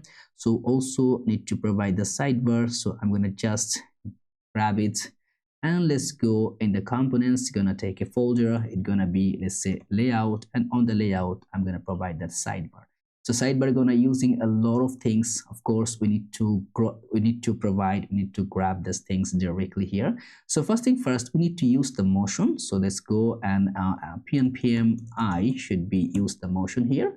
So of course the code, it will be with you, so nothing to worry. You can grab everything. And also the social media, so we need to provide that social media parameter so that you can use it, and that's gonna be coming from the common. So that's, I'm gonna create another file which gonna make that all the common setup it gonna be providing here. And as you can see, we need a tooltip. Of course, we know how to do it. PNPM DLSX, that should be section add should be toolkit, so that way we can enable toolkit. And in the social link, as you can see, this is just the GitHub link and other parameter. We're just mapping through it, providing the title and others, so you can use it the way you are looking forward to. So I think the toolkit is just installing, so it should not be the tooltip. Toolkit, it should be tooltip. Okay, so the tooltip. Okay, now while this getting the tooltip here, so as in the mobile menu, what actually, okay, we can now provide in the sidebar what we need to get that hook. Okay, so we can now bring the hooks, whatever the hooks we are using, so that it will automatically gonna work. So I'm gonna just create a simple okay, let's say here it's gonna be providing the hooks. And we're using that use outside click hook. So that's the hook which are gonna be providing that setup. So let's go, we're gonna just pass that index property here, which gonna help us to go see whenever we're gonna click outside of that, it's gonna just momentarily passing that variable here. And so we can now use that hooks directly here. So let's go and provide that, click here, hooks. Also we can grab that use store. Okay, use store here, which gonna be providing from the, say, from the store. Okay, so now also for that social media link, which gonna be entertaining here at the very bottom, I believe so. So let's go, yeah, so we are passing that social media. So what else we are requiring? We need that constant. This data is okay, just need to check the import, because this setup of import is different, but the previous layer was different. That was the only problem, so we can just fix it. Okay, so now what else? Anything? Okay, I need to grab the logo here, and I think we are good to go. So you can just simply import that sidebar from the layout sidebar. That's it. So how it's gonna work? As you can see, if we click, it's just coming, and also now for the smaller screen, it is not properly aligned. So we can now simply provide a structurable ratio by which we can hide it predefined in a very decent way. How we can do that? Very simple. So let's go back to our client header, and over here we can simply pass that it should be flex, and MD should be hidden, and item should be center. So this is going to be kind of like that. If you go directly here, you can pass it right there. So now there is two more setup we need to provide. One is that to get that card, and that header menu need to be passing there. It will show automatically, but now you know how to do it. That's your task to showcase the menu here the way you want to looking forward to. I believe you can do it. If you cannot, let me know in the comments. I'll do it for you. So now as you can see, we have the client header is just up and running. So this things is pretty cool and good to go. So what we can do right now is that, especially in our client, in the layout, we are passing that. So in the page, we can do something, right? Now in the page, we have nothing to show. So what we can do especially, as you can see over here, we have one very good banner. So we can start building the banner by itself, so which can be really, really good. So first of all, let's go to provide and make these things clear to create the banner in a pretty decent way. So in the components, I'm going to create a file which going to be homebanner.tsx rfce. So that could be our banner. So let's just import that banner right here. So instead of this entire segment, we will just simply pass that banner right here. So that's it. You're gonna see the banner right now. Of course, we have a footer, which is gonna be systematically the symbol of that footer statement. And what I'm gonna do, I'm gonna provide that footer for you, because this is not so much kind of code which we are following through. You can do it the way you are preferring that one, but there would be much more a segment here, the way which we are really passing. So you can see this is just simple design structure, the way we can create. But of course, I'm going to explain that to you for a bit. But first, let's go back to our home header, where we can do whatever gonna be good for our application layer. So for the home banner, how we gonna decide? Okay, first of all, the entire banner, it will be in a server side. So we need to grab our functionality to grab the banner. So to grab the banner, let's go back here. I'm gonna go open my, let's say, the studio. So now we're going to start fetching the data from Sanity. So we need to write a proper schema, and also we need to grow with the grok query and others. So let's see, we're going to go within the vision to see how we can write the banner, how we can get all the banner items. So to grab it, we will just need to be passing an star mark and then that sign here. So that should be type is equal to, let's say the type is equal to banner. And let's say you're going to pass, you can see all the banner item, which are passing the properties of here. And as you can see, this is just a single banner here. We have not a multiple banner injection. We have a single banner, and we can directly get that banner. So this is the way we can actually grabbing the banner here. So before passing that, we will be letting it to be as passing for as a banner carousel, so that we can really be adjoining all the parameter. And also you're going to make that pnpm dlx. So you're going to add the carousel from the Shadchian UI. So it should be, let's say, carousel. So carousel. And also we need to add another for the autoplay for the AMBLA, which are going to help us to make that one to make it autoplay. So pnpm add, that should be AMBLA carousel autoplay, which will help us to autoplay our carousel. Right now I'm using one, but you can use as much banner you want, because that's going to be a support for that multiple banner regime. So now you can see that's the way we are going to capture all our property. So first of all, after the banner here, or we can, because the carousel which is going to help us to create it, that should be the client side. So we're going to make that a banner carousel.tsx rfce. That should be our, let's say, going to be banner carousel. So now we can import the banner carousel within the banner. So let's say banner carousel. You can see we have the banner carousel here. Now let's just first bring the banner, how we can do it. So we will create a function. So first of all, especially at the top, we can just define the interface of the banner, what kind of things the banner gonna be consisting of. The banner gonna be consisting of, you can see banner gonna have an ID, title, banner title, button href, image, which gonna be asset for the href for as a string. So now we will make an async function. It's gonna be, or we can just simply make that const. It should be, let's say, get banners. So should be banners gonna be, let's say, it should be an asynchronous function. Over here we can simply pass the value. So how are we going to wrap that? We're going to use a try catch parameter. If we are passing any error here, so we can simply log the error, and we're going to make that return as an empty array. Now we're going to use that const banners is equal to should be await. We're going to use that client for the sanity to reach the sanity, and client dot we're going to fetch. And from the fetch, we're going to use that upstreak method. Remember the quotation which we are actually using it to be passing the value here. So we can simply grab it. which gonna be passing that. It's gonna be type banner order created at descending, and also we're gonna pass an empty requirable dependency value here. And of course there should be another one, which okay, I think no need the empty one. We can simply pass it here. We're gonna pass for that cache. Okay, the cache should be no store. We don't want to put a cache here, so you're gonna just provide that no store value. Okay, that's it. Okay, so now this is gonna be providing our banner value here. So now we need to get it directly here. So let's say const banners is equal to await, let's say get banners, and pass that. So as you can see, we need to pass that as a synchronous way. So let's say we're going to log it here. So that could be our banners. And if we just pass that, let's see in our terminal what actually we are happen to get it.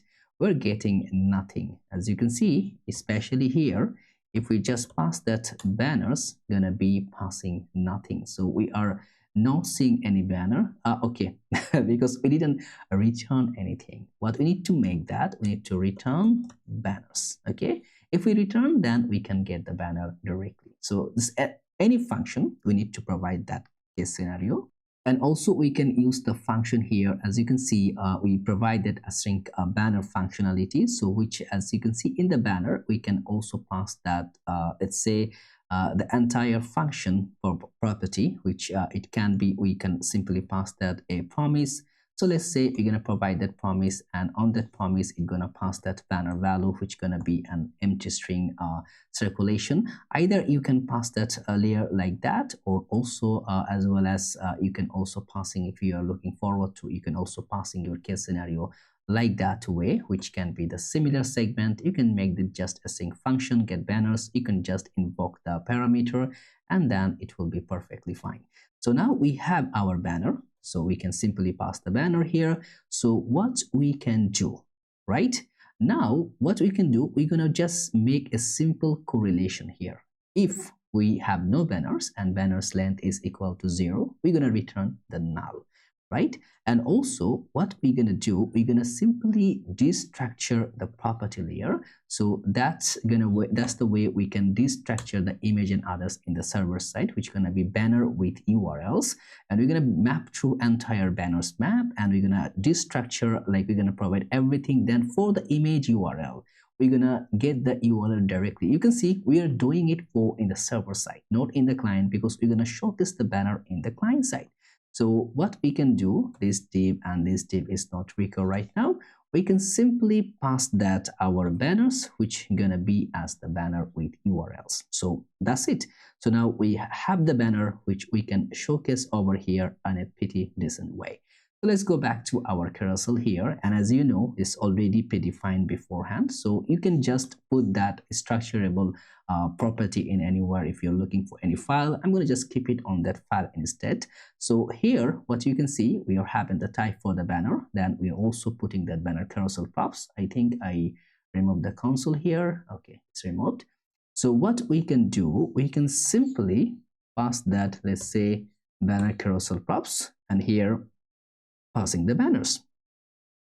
Now we can make something in a very good way. So that could be providing that use state API, and also that gonna be carousel API. So I think we have that API carousel. You can simply find it here.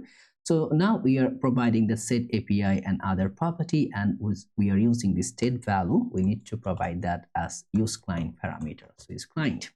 Now here we also make the current set current count set count, by which way it can be providing pretty decent parameter. And also we need to provide an use effect value here. What actually we are passing in the use effect. As you can see, if we have no API, we are returning on that, providing the set count is called. So this is all the calculation for perfectly aligned if we have the multiple banners. So now again here, it's already there, but you can also put it here if it's it's an empty, we just gonna be returning that. So that's the very simple way. So first of all, in the div here, we need to provide that as a class name, which should be full, and I'm gonna make it as relative parameter.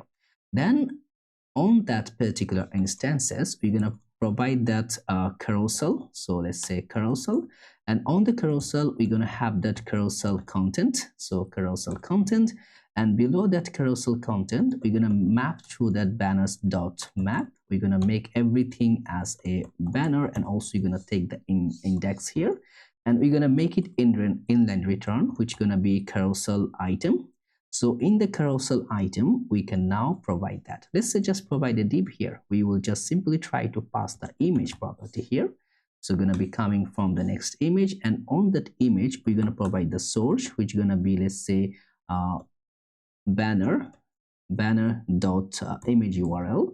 And of course, we need to provide the key. The key should be banner dot ID. And also for that image, we need to provide that. Let's say it's going to be out should be, let's go, there should be the banner title, banner dot title, and also we're going to provide it should be the field property. Okay, and after that we're going to make that priority. So the priority going to be the first one, should be index. Let's say gonna be it, the priority gonna be if the index is equal to 0, that it would be loading faster in the first method. Okay, and after that we also gonna be passing that sizes. So it's gonna be sizes gonna be 100 view weight, so full view weight, so 100 view weight gonna be tackled on that. Put a class name object, let's say object going to be cover. Okay, so what's actually happening? Host name, we need to provide the host name. So let's go back to our Next.js. So I'm going to just copy that and paste it here, and copy this, and I'm going to just provide this here. So we need to just parsing the CDN to provide that data layer. I think we are now good to go. Just hit reload, and I think the server is down because we are communicating here. And by the way, the part 4 gonna be containing all of today's code, not part 3, because already we injected the part 3. So the part 4, which will be responsible to having entire code, whatever we are typing, importing, and doing right here. And of course, if you're feeling free to get the actual code for the production grade, you can simply go back here. As you can see, already 3 people is using right now, and also you can go directly in the shop to access the mobile application code for this, which gonna be this one. So this is the one which you can use it. And by the way, there is kind of things which is running. This is the Turbo Baby Mart, which is I'm gonna drop the intro video because this is super complex mechanism which we try to build. This is in live. Yeah, this is for mobile application, for the web application, everything working perfectly fine for it.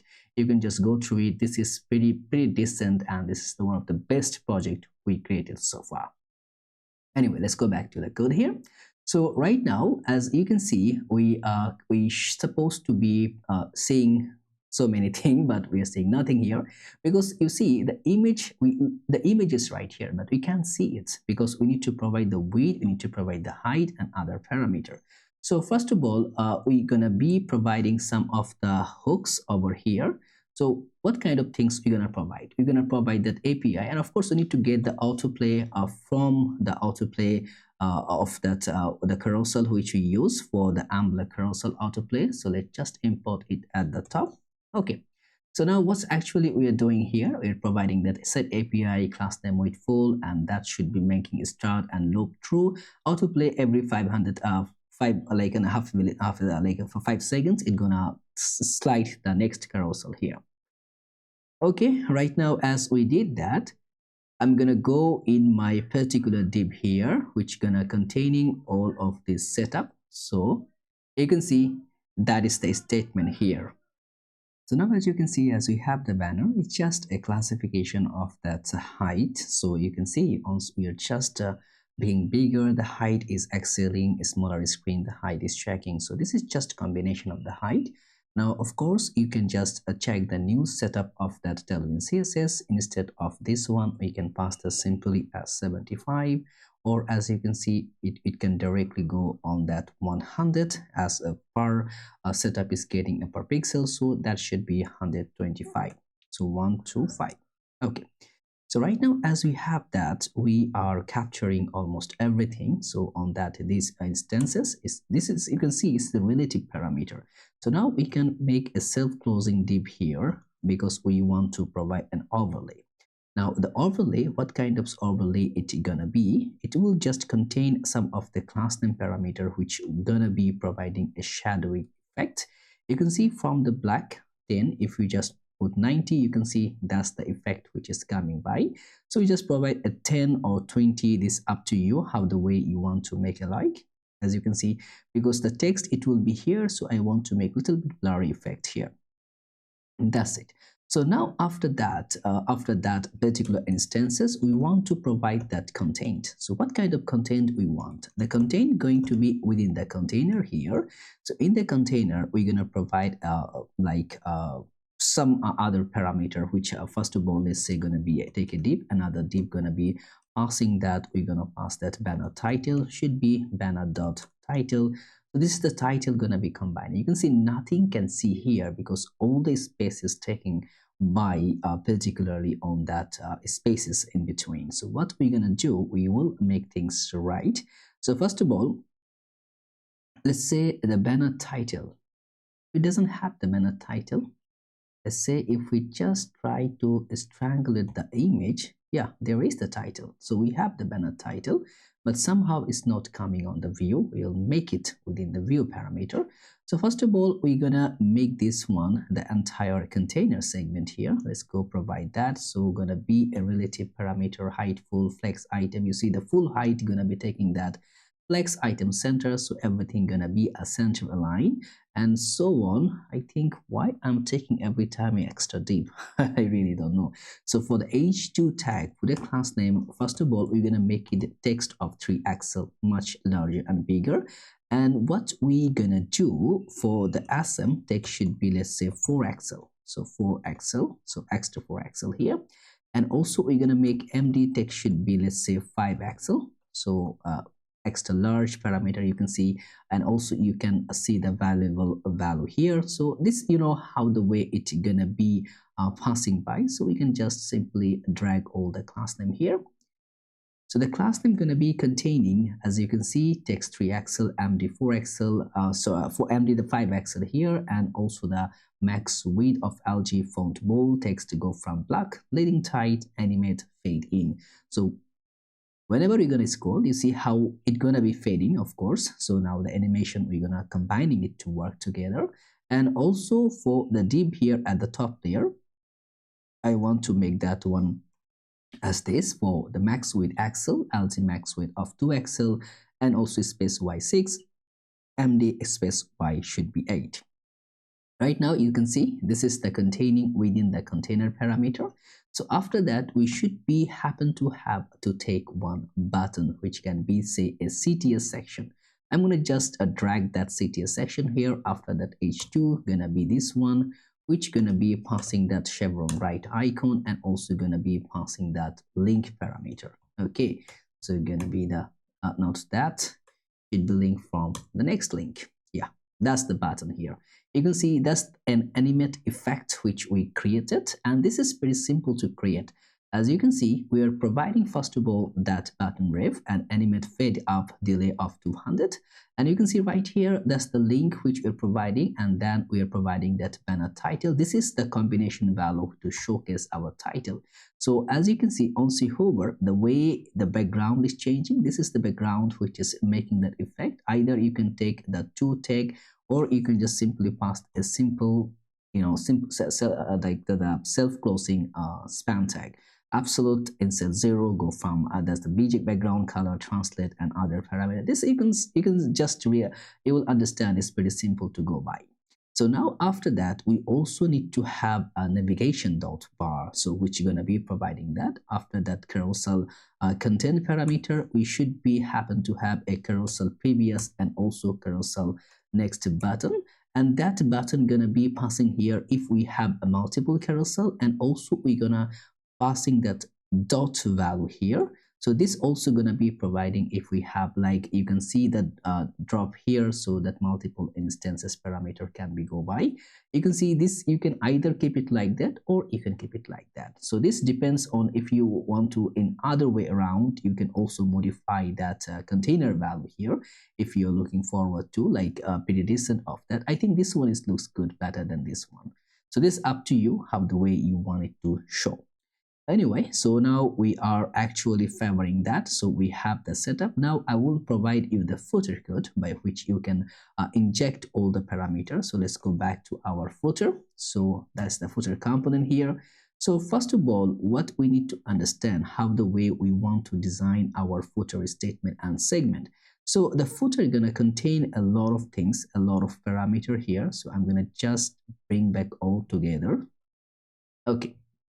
And of course, as you know, the code, it will be with you. So first of all, you can see we are taking the category here, especially as you can see at this layer, all the category gonna be coming from our category, and we are taking maximum 7 category right here to show and see in the footer.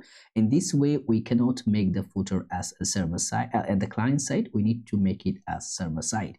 So let's go just bring that quick links data, and also we need to provide that logo here. So that's the logo need to import. And after that, as you see, what else? Also footer tab, footer top need to be provided, footer top. Okay, footer, okay, that should be, we didn't have that footer top. So what we need to do at the footer top value, we should be injecting here in the layout. So that should be the footer top value. So the footer top value gonna be containing a lot of other things. So now, of course, we need to get that contact config here.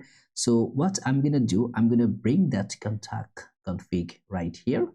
So this would be, let's say, here.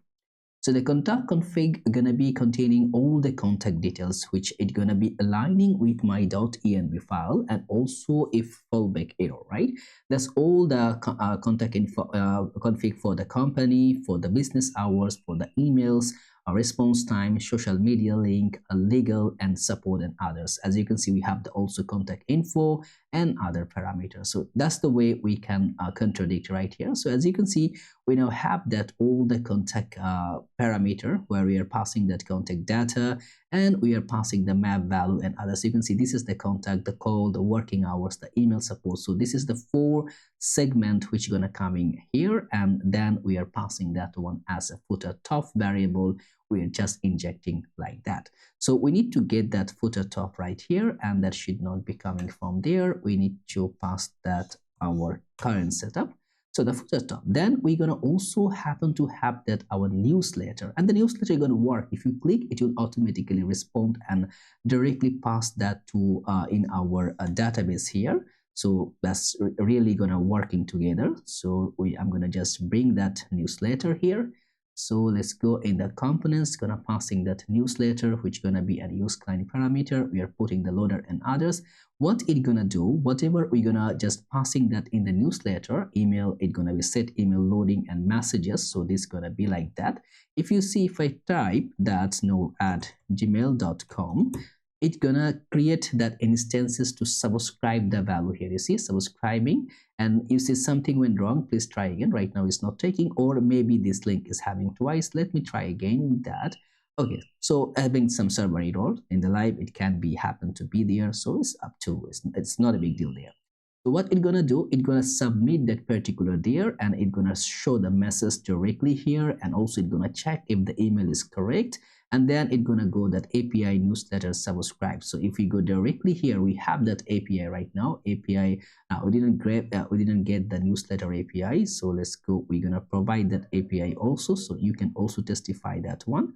So that should be a decent API for the newsletter. So let's go here, and on the API gonna be newsletter, and the first one is the subscribe, which gonna let us to subscribe with the email services and others, and the subscription actions and others. So you know how the way it's gonna work, all the subscription method that's gonna providing an entire email setup, because after subscribe, it's gonna send you an email also as well, so that you know that you subscribe that. So as you can see, it's gonna provide that email and send email and others. So I'm gonna get that functionality to which is gonna help us to make us the send email. So let me just fetch for you.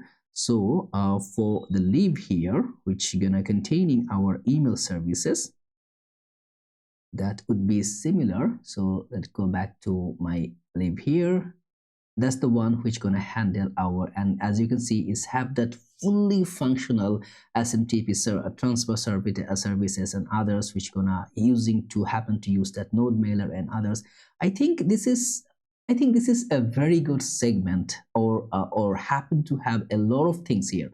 So I'm gonna keep it here. You can use it if you're looking for, or you can just make it as simple as possible, because as you can see, we're using a lot of things right here just to make things work. Okay, this is, you may seems it's pretty simple, but with the code structures and other parameters, this happen to provide, because whenever we are sending and entering an email, it's gonna provide, it's gonna make the subscription and then also send an email with the user that you subscribe for the newsletter. So this is kind of things is handling, that's why it's getting bigger. So now this all the segments gonna be implementing here. So as you know, you can just try it to make it work. So what I'm gonna do, I also need to take that newsletter form. So let's just go back at the top, and now here, so newsletter form. Now we happen to have all the setup. I think one more thing is pending. What is that? Okay, any is not a big deal. So now if you go here, you can see we have a particular instances, and you see enter an email. If we go test@gmail.com and hit enter, you see their subscription actions is not there. Of course, we need to create those actions. So the actions gonna be passing as subscription actions, and we can simply get to the top here, especially in the web. So let's go in this like on the top of the source, we can just create a directory which gonna hold all of our actions, and the action is going to be containing the subscription actions. We're going to use the use server parameter. We're going to get the sanity with the access of the right client, and then we are going to just injecting that one within the sanity parameter. So now you can try it yourself, just providing to see how the things it's going to be passing by. Also the subscription to newsletter. So newsletter subscriptions, where is that? Newsletter, and here okay, where we happen newsletter subscription route. Yes, so we are happen to have that in the route. So let's go back to the route here. So should be in the app and newsletter subscribe route here. So this is the actions which we need to import here. So that should be similar like that. Okay, cool. And also we need to have another services which is send email, which already we are injected. So let's go back, we will check it if it's working. Send email, I think it will be perfectly fine. Now if you reload, okay, what else is pending? Okay, cannot resolve action subscription actions. So there is something more. And where is that? Subscribe route, that's two. Subscription to newsletter. Okay, why? What's wrong here? Okay, just, yeah, it's working actually. So now if we try one more, let's say test@gmail.com, you can try to make that one. You see that we need to have that load mailer to just to provide that variable setup. So pnpm, let's say clear, okay, clear pnpmi node mailer, which gonna provide that our variable to make that email services. We are using that node mailer service for particular instances. What actually gonna be providing that variable, you just make a reload after you doing so. So if it's installed, you can just directly see it. So we have the node mailer. Okay, what's actually showing here? Okay, transport send info messages, which is we're not using. So okay, like so. This transport can be supporting there, right? Why it's not seeing? Why it's not showing there? So maybe missing something. It should be the error should be gone anyway. So because it's already we are injecting here. So let me check where we did that. We have the package, we have the node mailer for sure, I believe so. Okay, did you get the node mailer? No. That was the problem. Oh no, we have that 7.0.12. So means our things gonna work here, but what is saying the error is going okay, implicitly has any okay, we need to provide the type for it. So let's go back here, pnpmi just need to get the type for it, otherwise it cannot access that because it's a very old file, old package, but having very good setup. So let me just check what's happened to node mailer. It doesn't have the type embedded here. I want to check this on 7.0.12, so which is a very recent one. Okay, they have defined type separately for sure. Okay, now we have the typed, and I believe I'm gonna go and open localhost. Okay, let me just go and close the terminal, and let me try pnpm dev again. So let me just check localhost. As the error coming from the server, it can happen to have a problem. Test at gmail.com. You can see now it's gonna providing either it can make the subscription or it can do any other thing. You can see, thank you for subscribing, check your email for welcome messages. Of course the email, it will not come. Let me check react.js bd at gmail.com if it can provide that. So I use two particular email here. Okay, so let me try to check back, especially here. So let me just grab the studio. So right now I believe it can passing the value here so that it can really work. So for the user access, I think for the user local stores and order subscriptions here. So here it should be aligned two particular messages. So yeah, we have that React.js BD is just passing that, getting the value directly. So means it's working perfectly fine, without having any error and others. I think it's quite good. So we did it well, and our message is sent it directly. And also if we check our go from, you can see right here is passing that welcome to go from, thank you for joining our newsletter, you are all set. So as you can see, we are grabbing everything in a perfectly decent way. And see the message, and from where we are actually getting the message, that's the question, right? So in the message you can see we have using that email service, we are providing the OAuth parameter to send our sender, user and other. This is the email, this is the actual data which we are passing. That you can see the title, order ID, this is coming for the order confirmation. So when we are passing the order, in that similar way you can find all the other parameter, or the order confirmation, the email sender and others. So this is how we are actually providing the data layer. Okay, quite good. So now as you can see, our mail send is working perfectly. We are grabbing the data according to the mail, which is actually logging there. So we have our header, we have our banner, and our footer is working perfectly fine. You can see this the category which we get directly coming from the database, not from anywhere. And again, what I'm saying, whatever the code which we are actually doing right now of today's build here, you can see you can find it in the part 4 of that repository. So you can simply grab it and use it the way you are looking to feel it better. Okay, now as we have that, now we can start pouring that our products here. You can see we have a lot of products, a lot of things. So now we can start featuring all of those. So first of all, let's look at how we are rendering the products, especially in our live segment. So as you can see after the banner, we're going to have that feature products, and especially right here, you can see there is a category of the product. For the vegetables, we have 10 products, and then on the scroll, we're gonna just see it's just rendering with a carousel. So the same thing gonna be happen also the prepare cakes and dishes, and then the foods and other. And at the end of that, we have another segment which is slightly different.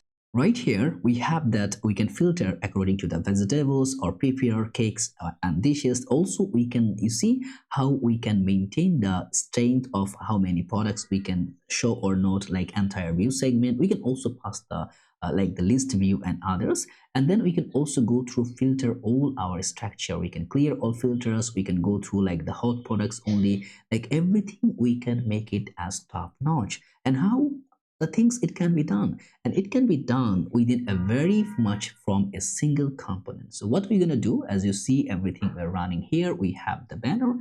After the banner, what I'm going to do, I'm going to, like, as you can see, everything is passing from the home, like source, app, and then especially on the client. This is the page which is responsible to do that. Now what I'm gonna do, I'm gonna create another component right here. In the components, I'm gonna create a new directory, or already we are having a directory here as called the product. I'm gonna create a file which I'm gonna name as that, let's say product grid. So grid.tsx race, that would be our product grid component, which will help us to do all of this. So great. Now I'm gonna also import it right here, which gonna be our product grid. That's it. So now you can see slightly our product grid is gonna running. So everything gonna happen from this entire a single directory here. So what I'm gonna do, I'm gonna make the directory as a use client flag, and later on you're gonna see why we did that. So first of all, let's go in the product grid, and we're gonna have a certain kind of commotion here. Before that, I want to do one more scenario which we really need that. I'm gonna go directly open my package.json from here, the package.json. Here I'm gonna write one script. The script gonna be, let's say it gonna be to generating our type gen. So I'm gonna just make that. So type gen. So whenever I'm going to run that command, it's going to run the scenario, which going to just make that npx should be sanity at latest, and then it would be, let's say it's going to be past that for the schema, and then it's going to also go to extract the entire schema from there, and then nn should be npx sanity at latest. And after passing that, it's gonna be also making that let's say type gen. So type gen, and then it's gonna pass that as generate. So this is gonna be combining of that. I'm gonna open the terminal, get a new terminal right here, and then I'm gonna go into cd into web and npm, let's say type gen. So it's gonna generate the entire type statement by so on. So right now we doesn't have so much of type, we just only get the banner. So it's gonna just extract a pretty simple type for us, and it's gonna also get a query version for all of our schema which you wrote. You're gonna find it in the sanity.type.ts file, and here it's gonna be as in the root. And right now you can see all the type schema. We have the banner product, which we are having the type, and all other type formation, like especially if you search for the product, you can find the entire product statement, how the product is made and what kind of type is running. Simple. You don't need to type any type structure to go and validate those things. So right now, as we have that, especially, so we can now start extracting that data. So before going to grab the data, I want to make sure to have a certain kind of scenario. What I want you to go in the source and then go in the sanity. You see there is a directory called queries. There is a directory called helpers. I created it. You can also create by yourself. So these queries and helpers gonna accommodate so much more important things. So first one, let's go back to the queries. What we're gonna have within the queries, that's the most important question. So in the queries, we're gonna pass all the query which actually we're gonna use. So I'm gonna just drop all the queries right here. So first of all, I'm gonna explore one of the very fundamental called the query.ts file. So first we're gonna go with the query, what's actually what happened to be here. We have the different query passing from the next sanity. Remember the way we get the query, especially in our home banner, when we are passing that, we hard-coded the query for sure. This is the query which you write underscore type is equal to banner, then order is getting from the created at descending parameter. The same thing we're writing here, but in a single file within a single root parameter, which can be very, very easy to understand. So this is the banner query to get the banner. We have the feature category query to get all of the feature data as well. Then we have our all products query to get the all products. And within this query, we're going to get all of the like underscore type is equal to product. We will get all of those data. We're going to have the deal products query, the feature products query. You can wait for that to retype. And this is the single statement. If you understand one, you can understand as many. Then we have our bands query. We have the latest block query. We have the get all block query.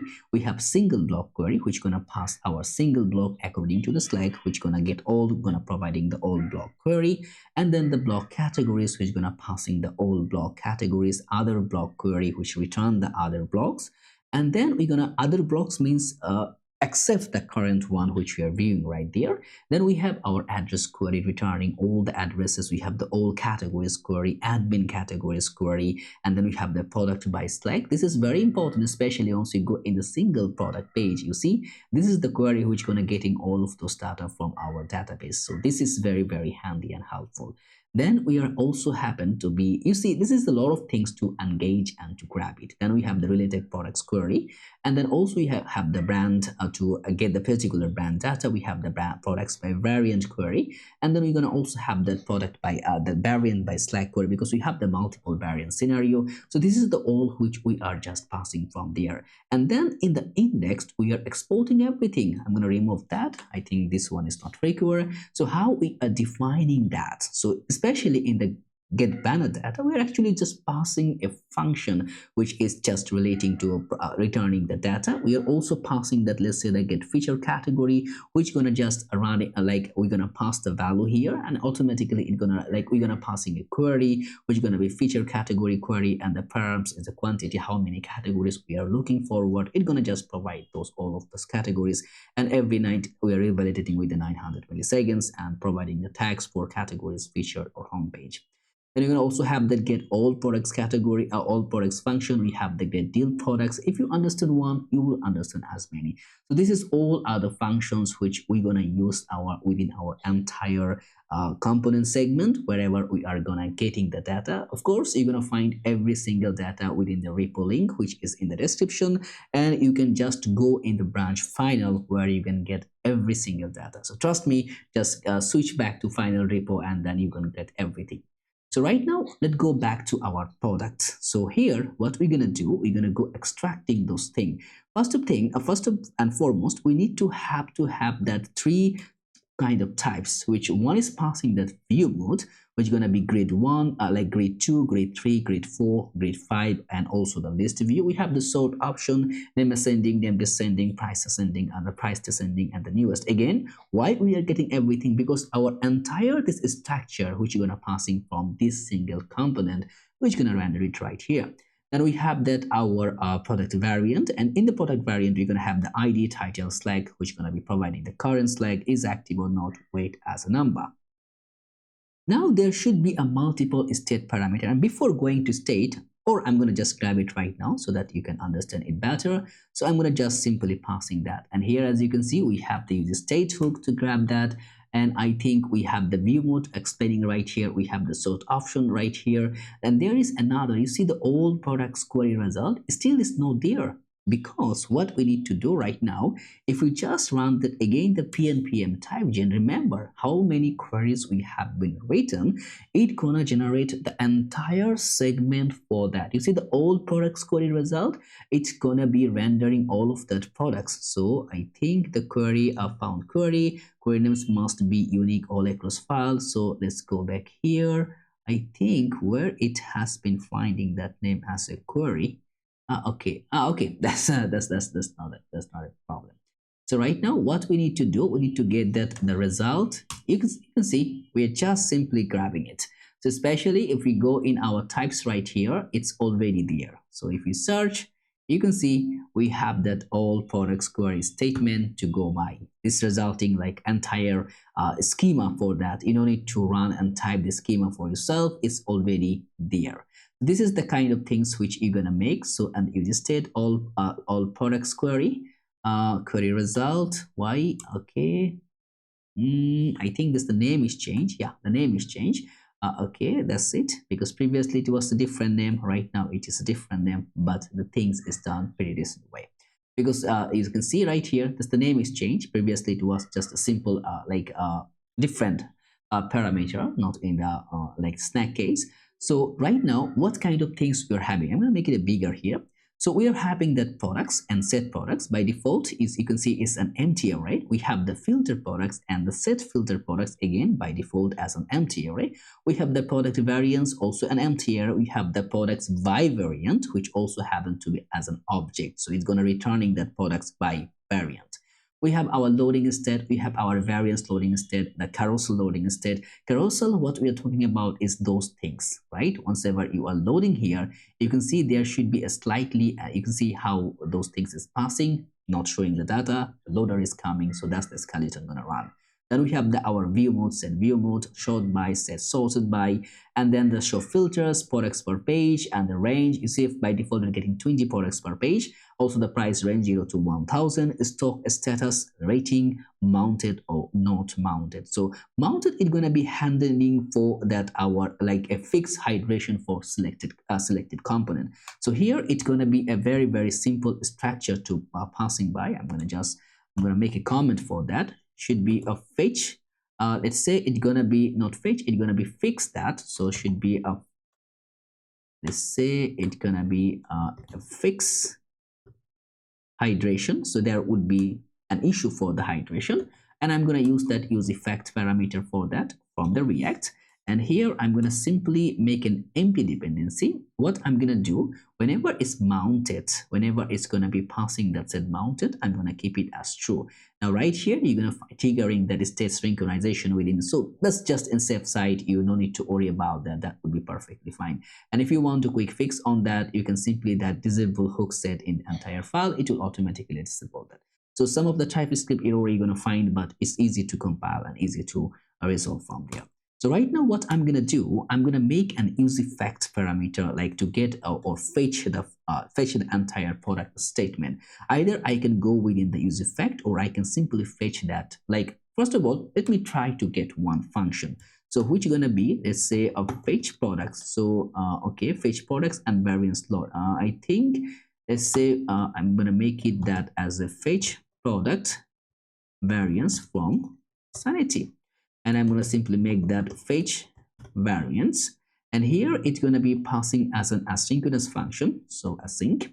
And after that, what we're going to do, simply we're going to make a, let's say it's going to be make a try catch variable here. So whenever we're going to catch an issue, like you're going to passing a catch variable, we're going to simply return that, let's say a console. So that should be console dot, we're going to pass the simple error, which is going to passing that error fetching products variant.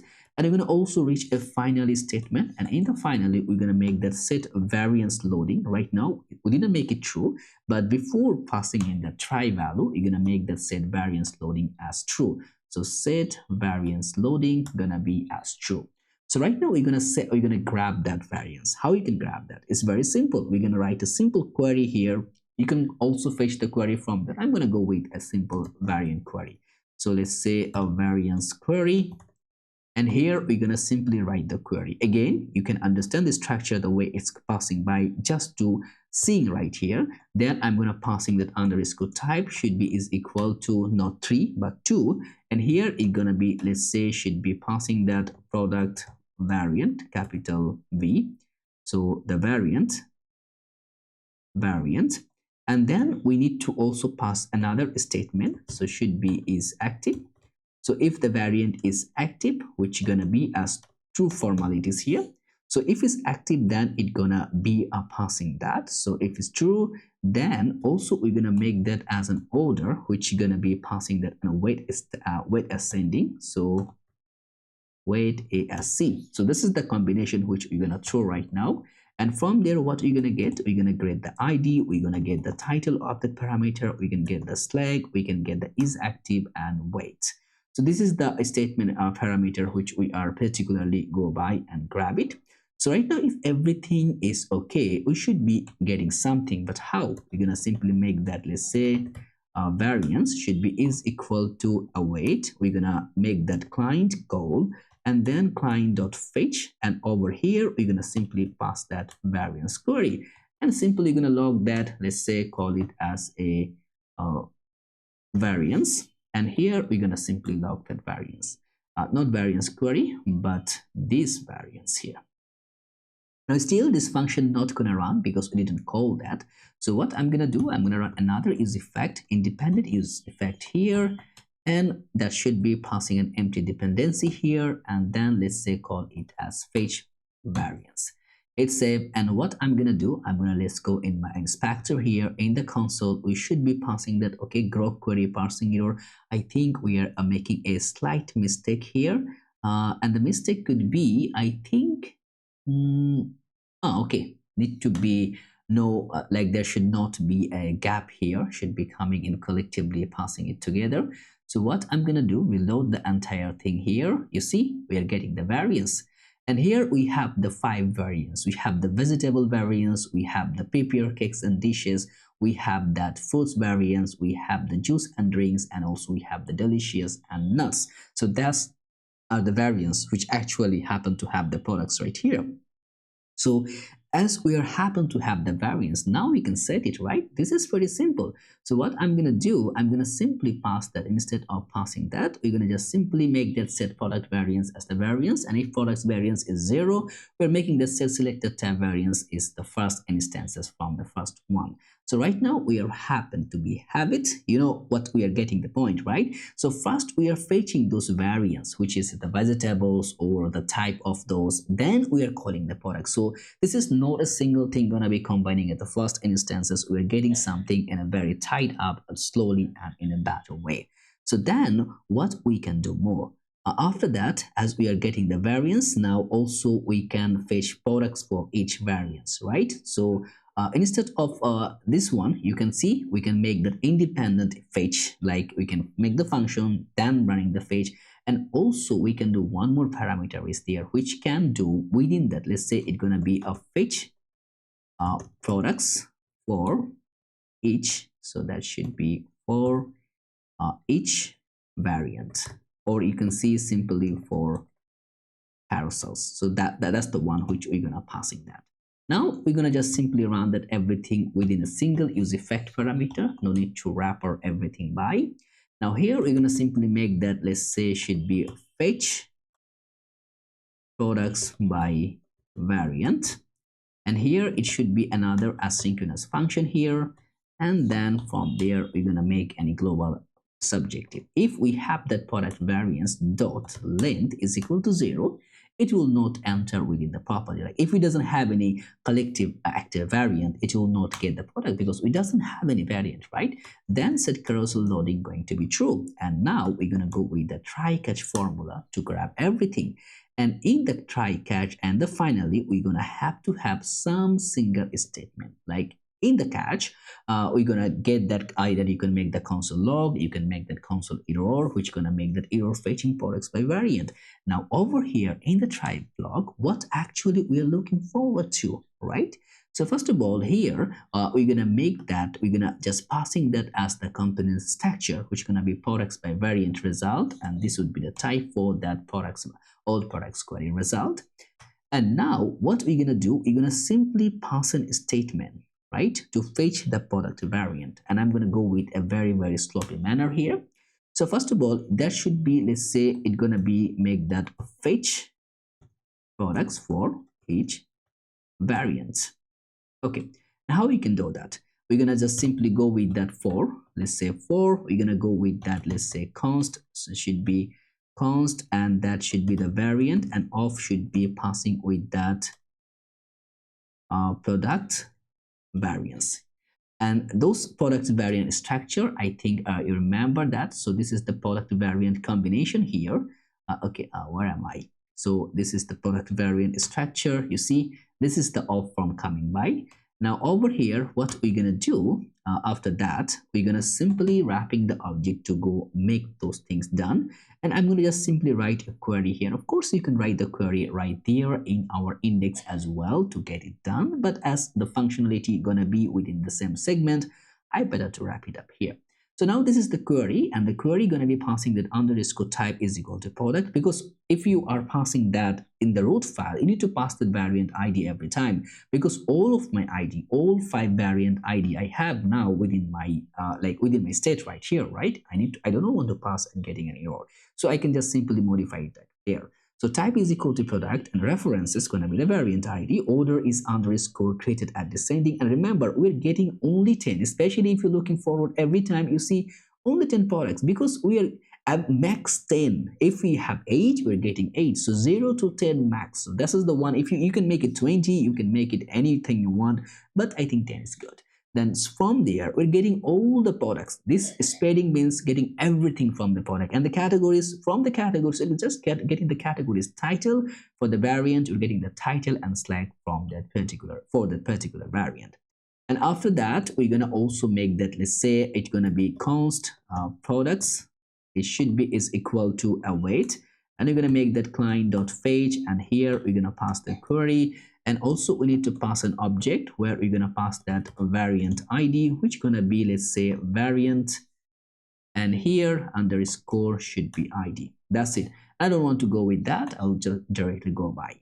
So over here, what I'm gonna do, I'm gonna simply log that. And I cannot do the log here. I believe I need to, yeah, I can do that. So that should be, let's say, the products, and we can simply pass the products right here.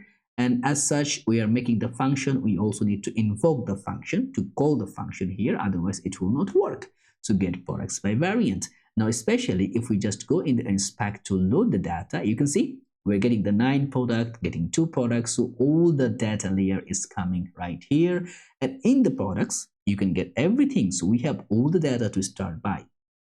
So now, as we have the data, as we can go directly within the particular instances, also we can set that whenever we are accepting the data. So where we are right here. So what I'm going to do right here, I'm going to make that one as the products by variant, which going to setting that variant ID is equal to the products. And after that, set variant products, which going to be products by variant data. So this is the one actually setting that data. So this is the particularly we are wrapping every single products from the variant products. So now this is done. We are good to go. So we're gonna have some more queries, some more data layer. You can just stick to follow to that. I think it will be perfectly fine for you because we have certainly a lot of other starting point. So that should be the getting the sort query. I think did we have that sort query? Okay. No worries. We can pass that. I think I'm gonna not render like that. So first of all, let me get the function for like how the way we are rendering all of the data for the sorted parameter. So just simply and also I need to make an empty braces here. So whenever we are just changing the product variance, automatically that function gonna call. Now over here we have that another statement by which we can like this is the query, and I think the query is going to be typing as equal to product variant ID. Variance is going to be passing as the variant ID, and then order is going to be coming as the sort query data, and that passing the sort by, and the params passing the variant ID as a selected type parameter, and also the get sort query is coming, or the if name ascending, which gonna be getting that name ascending, name descending. This is the just pricing value layer, how we can actually go and make the sort things done. Now over here, we have another parameter to tabbing those data, right? Because we have a tab feature. Remember the tab which we am talking about is this tab right here. So we have the tab feature which gonna changing whenever we are getting the tab change, we are just getting the fetching the data from there, and the response we are passing the query, we're passing the params, which is actually providing us this data. And after that, also we need to have that, let's say the filter, like all the filter need to be applied, all the filter segments. So let me go here. And by the way, you can make that combination to work as a, like you can break it part by part to get it work perfectly done the way you are looking forward to. And also you can follow that in the same category statement if you're looking forward to. I think I made a mistake here. So I think for that instances, I'm going to make that called apply filter for the products. And here for the filters for the products, you see it's just a function to apply filters, and if filter gonna be spreading all the products. And then we are also making that filter by price range, also the stock status, and filter by status using status as a proxy for rating or the quality. And then we are also making now we need to call that particular auto apply filters when filter value changes. And to do that, it's a simple and combined way to just go, okay, simple and combined way to grab, let me just go where the filters is done. Now here we can simply pass that. So in the use effect, we can grab the filters when the apply filters is running, when the products change, price range change, stock status change, rating change. And then also we need to have a certain kind of like the parameter, like all of the other parameter to be done in a very, very decent way. So first one is that it's going to be also passing that grid patterns, like the grid classes, how the way grid gonna happen. You see in the view mode, grid 2 gonna be passing that grid class 1 because it also need to be as responsive as possible, right?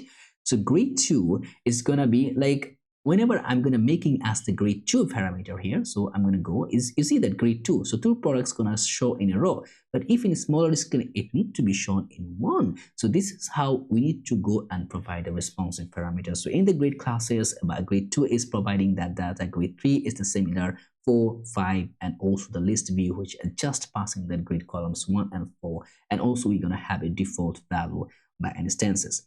Then we have also to enable one of the function to view more button or view mode button, which gonna be providing lots of other scenario. I'm gonna just import the button from there from UI button, and on the button you see the view mode, how the way it's changing. So over here in the variant on the default and outline, so it's passing the set view mode, and get that when the view mode is there, go from light green and other property, title, label, and icon. That's it.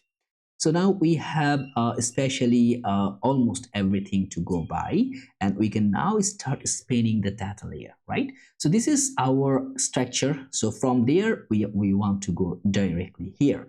So first of all, let's go back to our component right here, especially instead of that particular div here, I'm going to just call back our container. That's it. So which going to be fully responsive manner. First, we're going to make that our header section. So header, let's say header section. So header section, and over here it's going to be passing a div. On the div going to be another div. Let's passing the another, or then I'm going to passing a self-closing div here, and okay, should be like that. And after that we're going to have an h2 tag, which will passing that featured products. Okay, here 1, here 2. What's wrong? Corresponding JSS closing tag. I'm going to just cut it. Let me check. Oh. So this should be like that. So now this is called the featured products layer. So first of all, I'm going to go passing that some of the class name for that. Everything going to be flex, and flex should be in the column struggle. LG padding X going to be 0. And also margin top going to be, let's say it's going to be 16, and LG, let's say the margin top going to be 24. So now you have that kind of structure right now. And also for this header, everything, the text going to be in the center align, and margin top are going to be, or MB going to be 8. So it's a 24 pixel going to be gapping here. And for that particular div layer here, I'm going to make that one as an indent flex. And then item should be center, and gap should be 4. And also margin bottom should be, let's say it's going to be a 4, and I think I'm going to make a gap of 3. So this is the combination, because as you can see right here, we have two data, two little bit of a sliding ratio. So one div here and another div here. So let me just pass that div here. So now how we gonna get that? This is very simple. We're gonna simply just passing that class name. Oops, I think I need to redo it. I think I just simply pass some of the extra braces right here. Okay. So now what's actually is done here is a height of 1, width of 12, and BG is the linear to right, and go from light green to go from green, and rounded is full. So you can see this is the combination here. If you go make of the height of less than 20, you can get the structure the way it's running for. So it's 1 is perfect. So the similar pattern gonna be, so this is the 1 here, and I'm gonna copy that. I'm gonna simply replace on there, send to. Now for the H2 one, I'm going to make a text of 3 axle, and LG should be text of 4 axle, and font should be, let's say, bold. And then I'm going to make it as the, let's say, text should be go from black. So that's it. We have the featured products. Now you know what actually we're looking forward to do it. Now after the deep of the design parameter is done here, we're going to simply pass that, I think below that, we're going to pass that button here, or the p tag. So now as we have the font design, now we're going to go look forward to have some other discoveries. So after the div here, what I'm going to do, I'm going to make that our, let's say, should be product type carousels. So here it's going to be our magic file, which is the product type carousel. Now, when the carousel gonna be loading, let's say the carousel loading here, we're gonna just simply go something to something. If not loading, gonna do something. Like when the carousel gonna loading, we're gonna simply pass and especially just to go in a simple design. Now, there is room for you to make it back to life to provide as many as you want. I'm gonna just go with the simple 1, 2, 3 because it will not go much more than the simple symphony, where I'm gonna just make a height of 96. That's it. You can just simply go the animate pulse and do other thing. Now over here, the good part is that when I'm gonna having the carousel, let's say I'm gonna simply pass that a p tag carousel is here. Let's see. Okay, this is my carousel, but only one carousel. Like once it's loading, you see there is a 3 because once it's there, we are showing that we are mapping through 1 to 3. But when I have the carousel, I'm not mapping with anything, but it may be more than 2 or 3 or 5. So what I need to do, I need to go and mapping through it. So I'm going to go with the products variance dot map, and every single thing going to be taking as a variant. And then let's say, okay, and from the variant, I'm going to go passing by, and then I'm going to, let's say, first I'm going to return that, and in the return, I'm going to make that a div, let's say a simple carousel. Okay, you see how many is there? This is 5 carousel right here. So now this is the tricky part to go and stand up to make everything work perfectly fine. First of all, what I'm going to do, I'm going to make that as a variant products is equal to gonna be products by variant, and here we're gonna simply pass and destructure the variant. So variant dot id, or you can just simply pass that id. And if it doesn't have the id, what I'm gonna do, I'm gonna simply pass that an empty array. So if it doesn't have an id, and now if we doesn't have a variant products, let's say variant products dot length. So if our varying products dot length is equal to 0, it's not gonna return anything. Like if we make that not equal to 0, as you can see, it is show empty. So if the variant has no products, it will show nothing. So right now, if this like this vegetable variant doesn't have any product, it will not show this entire segment. This is the combination here to go by, and I think it will make a lot of sense when you are combining to build that. And again, I am doing a lot of quick little work because this is going to be a lot of big build, so you need to understand the way to decipher all of those. Now over here, what I'm gonna do, I'm gonna create another file which gonna say to make that, it will make that a product type carousel.tsx rfce. That should be our product type carousel. Let me just grab it, and instead of pulling that right here, what I'm gonna do in the return statement, so in the return, I'm gonna pass that product type carousel here. That's it. So now this is the product type carousel. We're gonna pass the key here. Key should be variant dot underscore id. So that would be the key. And from that parameter, I'm gonna passing every single data. What kind of data? I'm going to passing the variant ID, I'm going to passing the variant title, variant flag, and also as well as the product. So everything we are passing in that product type carousel. So our product type carousel is going to be happen to have everything, because we're going to render our carousel, we're going to do all of the things right here. And to do that, it will also going to be another use client, because every time you can call it anywhere, we can simply flag it. And then we're going to have that our interface as the product type props. So this is going to be product types which we are passing here, and over here as is passing, or you can pass this simply as the props. That's it, very simple name to go by. And over here we can simply get everything from the props. And what kind of things we are expecting from the props? We are expecting the variant ID. We are expecting, actually we need that. I think variant title is required, variant flag is required, and the products. I think rest of is not required at all. So now what we need to do, we need to go to numbing some of the value, because we need to create our carousel by our own. So over here, as you can see, we are setting that our as the num index. So the current index and set current index, and the times per page, we are batching it actually maximum 5, and then we are referencing it to it. And then we need to also get the card width, and then we're going to set the card width, and also we're going to get the container ref. So as you can see, we have the 5 by default, and then as you can see at the last instant, we are getting that every card by default to get a shuffle by, and at the end of the card you see is ended. And also whenever you're gonna go, as you see, it's gonna be passing that as a responsive viewport. If you go in the first one, you can see how the responsive gonna be tracking it together, and it's everything we're gonna do manually, just passing by our own stage. And then here we're gonna also have the, we're going to use at that, let's say it will be for that update. So update items per view based on screen size. So you're going to define some of the screen size by which we want to go and update our state parameter. And to update that, remember, when we're changing the screens, it automatically going to replicate on that. So okay, I think I misinterpreted, so I'm going to just pulling that all things together so that you can understand it again. So here I'm going to just passing that replica. As you can see, we need to import the use effect value here.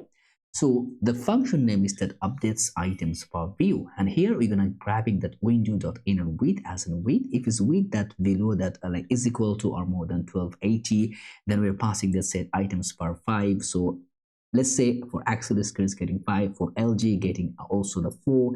So in that way, we are actually just honeycombing the Tailwind CSS styles. We are maintaining our own style. So this is the way we are passing that, and by default we are passing the set items per view as 1, and also update items per view. We are just passing that one as the function in the use effect parameter. And then we are also making that window.addEven listener. We are getting using the resize value, which is actually passing that update image update image items per view, and then we are just returning that to remove that even listener. Okay, that's it. So after that, I think we are actually getting that product structure. Then we need to just passing some of the tiniest things. So as you can see, to get that scroll by one product at a time. So this is going to be a tiny function which going to render that. So that could be, let's say, max index, and here it should be, let's say, math.max. And there we're going to simply pass that a 0, and then we're going to pass with the products.length. Should be length and then -1. So that will help us to go with that max index category segment. So I'm going to just simply passing those things right here, so that will make a lot of sense. So you're going to have the max index, you're going to have the handle prev, handle next, and in prev and next we're simply passing that with according to that close segment with that max index parameter. And then also can go prev, which is going to be current index is bigger than 0, and also can on next. Remember the way we do every time once our actual segment is done, you see it cannot go by. So this is the one actually going to trigger according to that. So let's go back right here. So as we have that entire data layer, we need to also make one certain kind of things. If it doesn't have any products, right? We have no products. So, or also it also can make that products dot length either is 0. It's simply gonna make that return gonna be as null. So it the function not gonna run. The same thing, you can make that nullable check right here, and you can see it just gonna return nothing at all. So now here we're gonna actually start building our structure. First of all, within that div, we're gonna get our, let's say it's gonna be header structure. And in the header, I'm going to pass a div and then another div, and then passing them h3 tag, which gonna take us, let's say, the variant title. So variant title. Remember the title? So this is the variant title which we are looking forward to, and we are having it.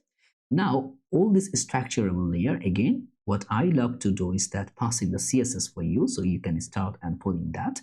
The margin bottom is 12, BJ go from white, rounded to axle, border go from light gray of 30, padding for 6, shadow small, hover, shadow ambient, transition shadow, and duration is 300.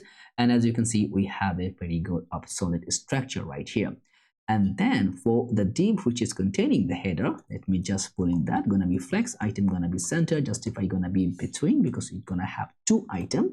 Margin bottom gonna be 6, and padding bottom gonna be, let's say, 4, and we're gonna pass a border B, and the border I'm gonna make that font should be semi bold, and let's say what else? Oh no, I think I'm putting a wrong way. So the border B should be go from light gray. Yeah, that's it. So this is the combination which we are passing that.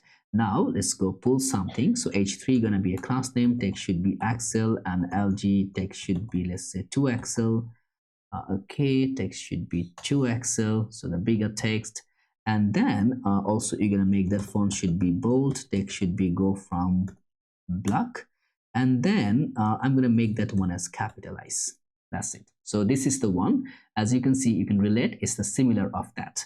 Now after that h3 tag, we also gonna have a span tag right here, which you're gonna simply pass that. Let's see if we have the products.length, then it's gonna be passing that products.length. And here also, if we have that products.length is like say if it's equal to 1, then it's gonna be passing as product. Otherwise it's going to be passing as products, just to make the plural things. If it doesn't put that, it will automatically, like if you have a one product, it will also make that one products, which is not good. And for the div itself, for the class name should be flex, item should be center, and gap should be 4. That's it. Very cool. And for the span tag, I'm going to go and write a little bit of class name structure here, which going to be px4, padding y1, bg go from light orange, and text go from green, text is small, font semi-bold, and rounded as full. So this is the text structure which we are having right now. And after the div, we're also going to be passing a link structure, which going to be passing that, let's say it going to be has the view more, and the link going to be, let's say href, going to be passing, it's going to be passing within a backtick property. So instead of that, pass the backtick, and over here /products and / we're going to pass that according to the, let's say, the variant flag. Especially if you go right here and select the view mode, you can see the product variant not found. I believe the products vegetables, which is not there. And also if we go there, okay, that's something.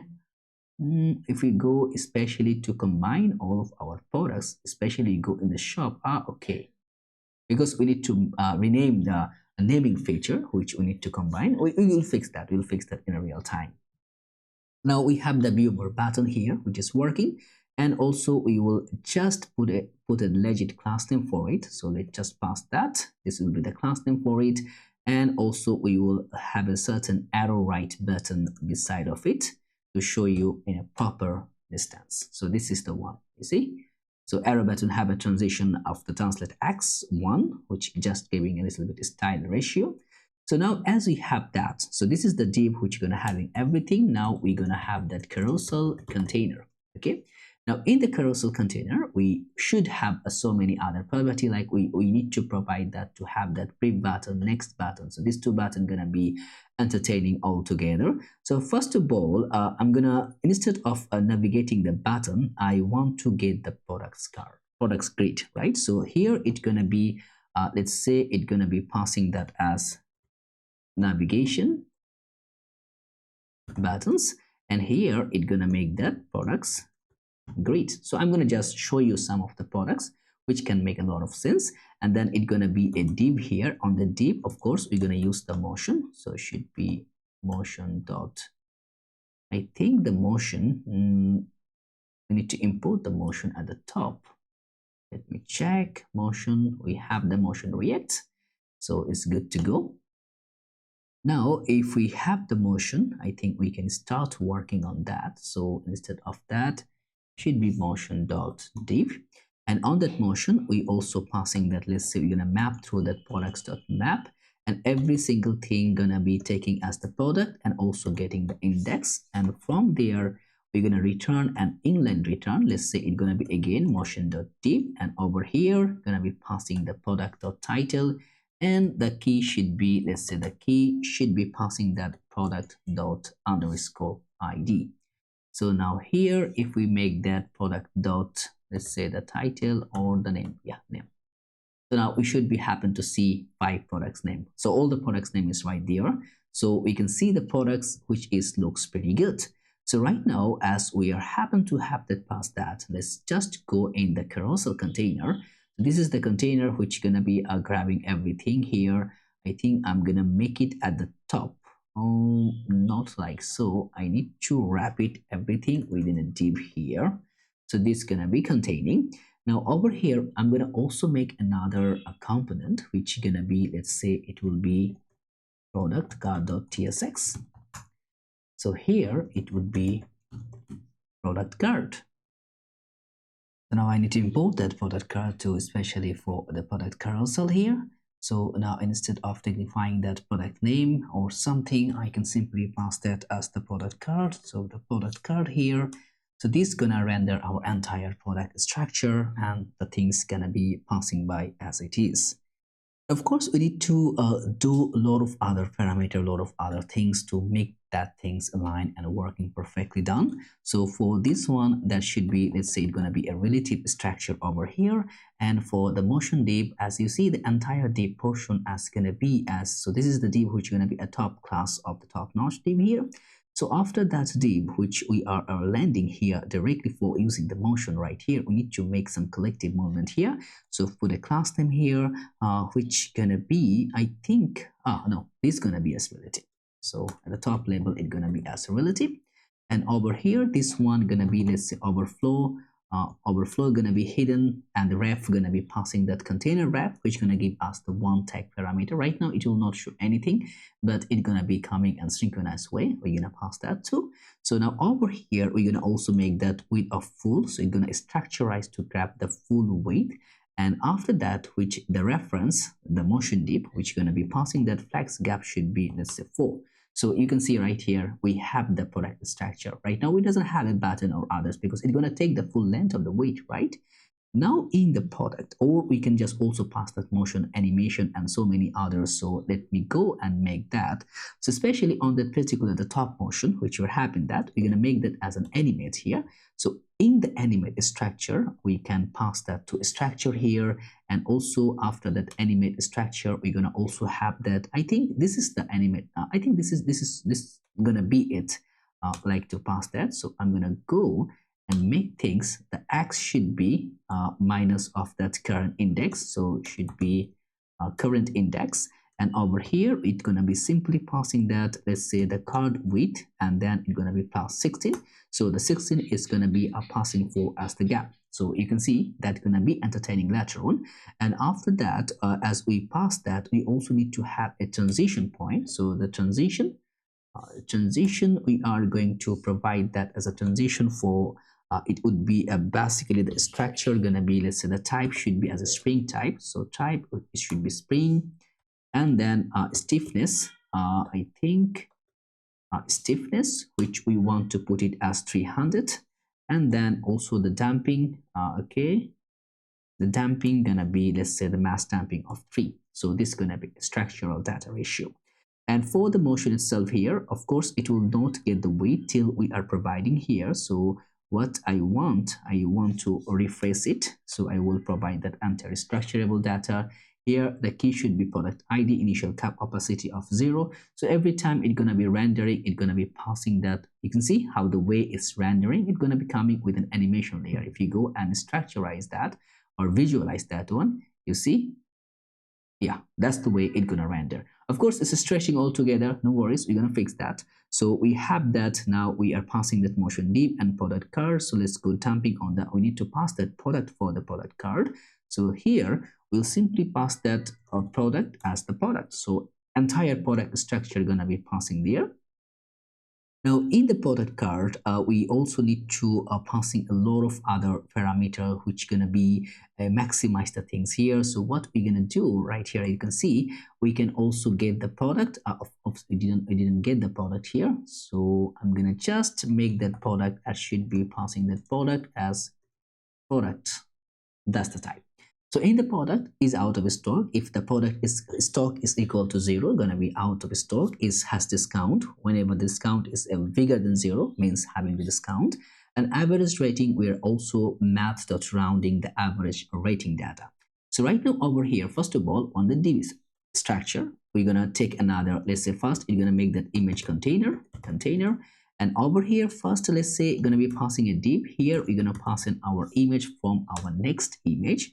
And on that image, we are going to be passing, or I think as is, instead of that, we can simply pass in link parameter over here.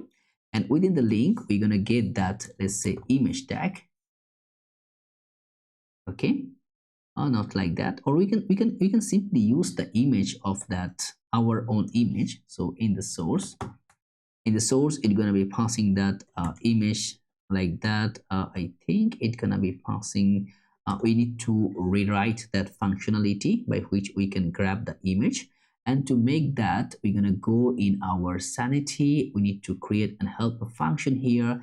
So in the structure, we have a structure. In the Sanity, we will make another function called image.tsx or image.ts, so which gonna rendering the image. So this is gonna be simply passing to generate one simple I think okay, that should be not okay, Sanity image URL. Okay, we need to get this space value here, so let me just import that pnpm add Sanity image URL. So this is gonna interject the URL within our project here. So in the image URL, we're actually getting that create image builder and also the Sanity image source. And what it's actually doing is gonna be building this structure data and providing a simple image structure. And if we just make a reload, I think it will get the pop-up the value because everything is running from the local and is still not getting that. Okay, what's actually is saying image, okay. What is saying has no exported member. So I'm going to go in that, let's say the package here, and do we have that image? Or no, it doesn't have it. Is it installed? Okay, deprecated Next.js 6. This version has security vulnerability. Please upgrade to patch version. Okay, so what is actually saying our Sanity version here, our Next.js version is which you need to update. So if you're right now in a different version, what I want you to do the same thing what I'm doing right now, we're going to upgrade our entire project. So first of all, I'm going to remove that package.log1. Then also I'm going to remove that next one, and then also I'm going to remove the node modules. And after that, I'm going to simply run a command pnpm update -- latest. So this like pnpm update -- latest, what it's gonna do, this command gonna help us to update our entire project within the latest version. So provide a little bit of time to when it's actually updating the data. Now, as you can see, we got that update, and if you just cross-check all the packages, you can see we all updated a lot of things here. So first of all, if we go for the image URL, which is actually got the version of updated, you see the image URL is getting the updated version, Sanity version is changed, and so on. All of the structurable data, we have the Firebase updation, especially the Next.js from 16.0.8 to 16.1.1, and the React version, and so on. So now what are you going to do? I'm going to close everything, and also in the image, you can see the error has been gone. Now, let me just go to right here and pnpm dev, and we make sure that you deleted the things which I deleted, especially .next folder, node modules, and package log. Otherwise, it will be stay with that previous version, and even you update sometimes in local structure, it will prevent the scenario that is already there. So now, as you can see, okay, we are cool. We are happen to have in a good mood. So right now, what we need to do, we need to go directly work in that image segment. I'm going to just import the image from that particular structure. And as we have the image, so now we can start working along with that to provide that. So the image, and that should be passing that in that product.image. And over here, we will pass that the 0 image because it's going to be happen to have that multiple image. And we can also pass the size if we want. I think I'm going to just render the Next.js is going to be making the size ratio. And over here, after that, we're going to simply pass that return back be the URL. So here, okay, average rating. okay. I think something we messed up right here. We need to provide that href. And the href gonna be passing that product /product slack.current. Okay, what's we actually messed up? I need to see. So this is our div here. So if I just cut those things here, okay, what's wrong? Anything we are missing here? Okay, that's really annoying. Okay, we have the image. What actually is saying has an any because no interface. Okay, I think if we have that emg, okay, this is something. Okay, I have an issue here. What's actually saying JSS requires, okay, if we just passing that, okay, we don't want to see anything. Let's just make a div here. Let's say p tag hello. Okay, and let's see hello. Yeah, hello is running, but we have certain kind of error here. This is really annoying. What's happening? Just reload the window. If anything exists, no. I think it just happened to have, just now all the TypeScript and other to get the reload. I think just happened to have some of the problem using the local. So I'm gonna just do again all of those things. Okay, cool. Okay, one more here, and then I'm gonna just grab our image container. Okay, so we got the image container, then another div, and here if we have okay, what I miss is that I didn't provide that statement here. We need to let this show us that we actually happen to have the image. So now we're gonna passing a link parameter here, and on that link we're gonna simply pass here our image, and on that image we're gonna pass that source. The source should be the image, and from the image we're gonna pass that, let's say, product.images, and from the images we're gonna get the first one here, and we're gonna just simply return back the URL here. That's it. And for the ring href, it's gonna be passing with the backtick parameter. We're gonna go /product, and after that only the product, and here it's gonna be, let's say, product.slack.current. Okay, so that's the one which gonna be shown by so far. If we save, okay, we doesn't have it. Yeah, I need to go and missing require width and height, as we are using that our structurable data here.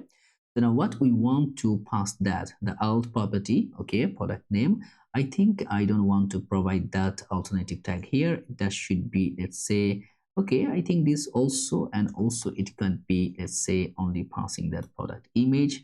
And after that we need to provide the width and height. I'm going to provide a width of 500 and height of, let's say, 500 to render the image. So right now we should be able to see one image, but again we happen to have seen no images by so far. No worries, we will see how we can actually see the image by so far. And then also for the image here, I'm gonna make it as a loading, which gonna be not loader, should be loading as lazy here. Now at the top of that div here, we're gonna make the class name. I'm gonna make it as a relative. Height should be overall 60 height. So you can see that's the structurable container. And here the overflow should be hidden. BJ should be linear to bottom right, and I think that should be some of, I think I'm gonna grab the class name here, which is really, or I think just simple from gray 50 to gray 100. Okay, so now we need to fix one problem here, because see, this is not actually getting the entire width statement. So something wrong with our property alignment here. So we need to work off something which is not actually getting the things which is supposed to be. So here we are passing that overflow hidden, and let's say bj rate to see, okay, it's getting the width. So it's actually getting that. Why we are not getting it? So when we are making a product div here, also, so this is the container. Also, let's say bj blue is also capturing the data, but the problem is right here. Okay, problem we are capturing from here. Let's say bj pink. Yeah, that's the one. So whenever we are mapping through the products, our width, which is actually defining for the card width. So let me see.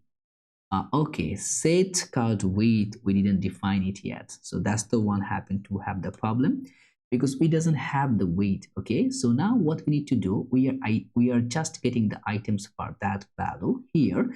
Now what we need to do, we need to calculate card width on including the gap, right? So what we need to make that, we need to make another property where we can calculate card width based on container width and height. So we're going to use that use effect parameter again. So from the use effect value here, it's going to be rendering a simple constraint here, which is going to be passing that we can just simply go by to pass the reference value here. As you can see, the card reference, and every time the items per page view is just changing, it's automatically going to change that. So this is the one actually we're looking forward to have that. Now, as you can see, we are actually grab the width here. So now I believe I also need to remove that. So in an instant, you can see we are happen to have our product value here.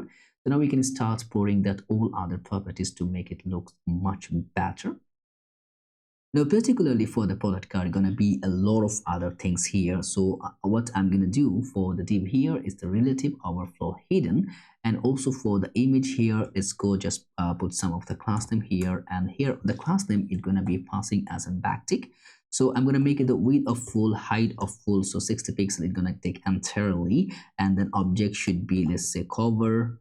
Object should be cover, and also transition gonna be all. So and then let me just passing that. So gonna be kinda this statement.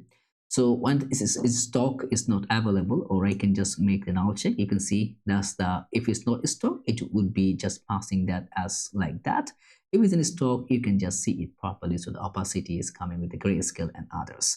So right now, as you can see, also for that link here, we can simply make the class name. We can make it as a block, and we can make the height of full. So now we are happen to have our image property. So after that link, or after that particularly that, so we need to make that, let's say, top badges.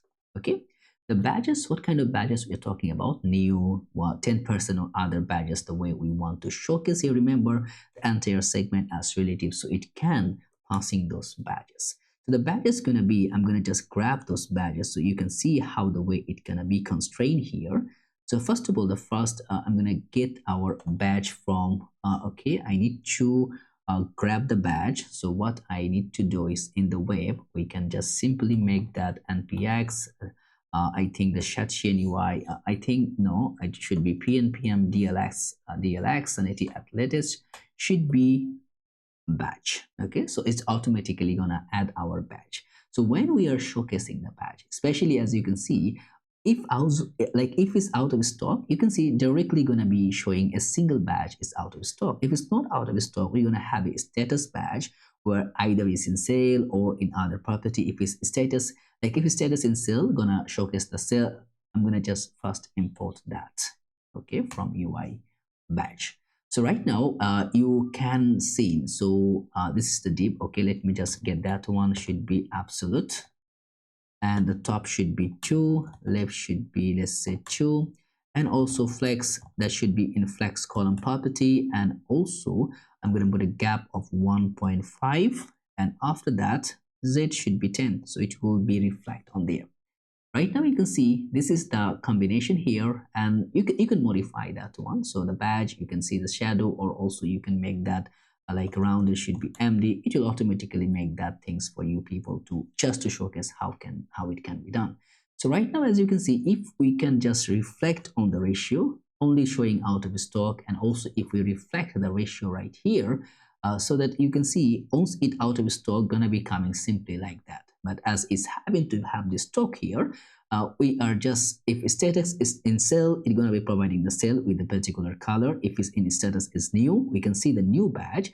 Also in the hot, going to be showcasing the host, and having the discount going to be showcasing the discount. So this is actually the product badge parameter for us.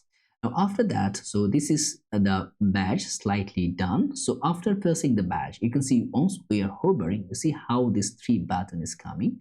So this button also going to be combining that together to make this thing. So after the div, going to be another one which going to be, let's say, after the badge should be passing that product side menu. So this is going to be the side menu structure. So what I'm going to do, I'm going to do one more component here, which going to be, let's say, product side menu.tsx. Product side, I want the menu should be capital M, and RFCE should be, let's say, side menu. So now here, what we can do here, we can simply make that product side menu, and here we can simply pass the product to our entire product, because remember later on what we need to do, we need to combine our entire product structure to pass by. Okay, cannot resolve the product side menu. Why? So this is the side menu, right? So this is the product side menu. I was wrong here. If we go at the top, okay, because it cannot reach the old one, so that should be actually this one. And because we rename it, but in the route it's already the old one is still reflecting. That's it. So let's go back to our product side menu. So in the product side menu, it's going to be all about the design structure or the way we are combining the data. So here we need to get our product and the class name if it's available. So the product going to be passing as the product structure of the type, and the class name should be passing as a string. So now here it's going to be rendering several in Symfony. You see, that will add to Fabric, that will go to comparing, that will share the product. You see, all are coming directly and it's working perfectly fine. So you need to make the design in a way that it can look better, you see. So right now, what we're going to do, we're going to just combine the facilitate all the setup so that it's going to be looks nice and clean. And to do that, we're going to just use the CN to satisfy our class name property. Right now, as you can see, it's going to be coming from the absolute right to top half and translate where you have to shift in the image middle.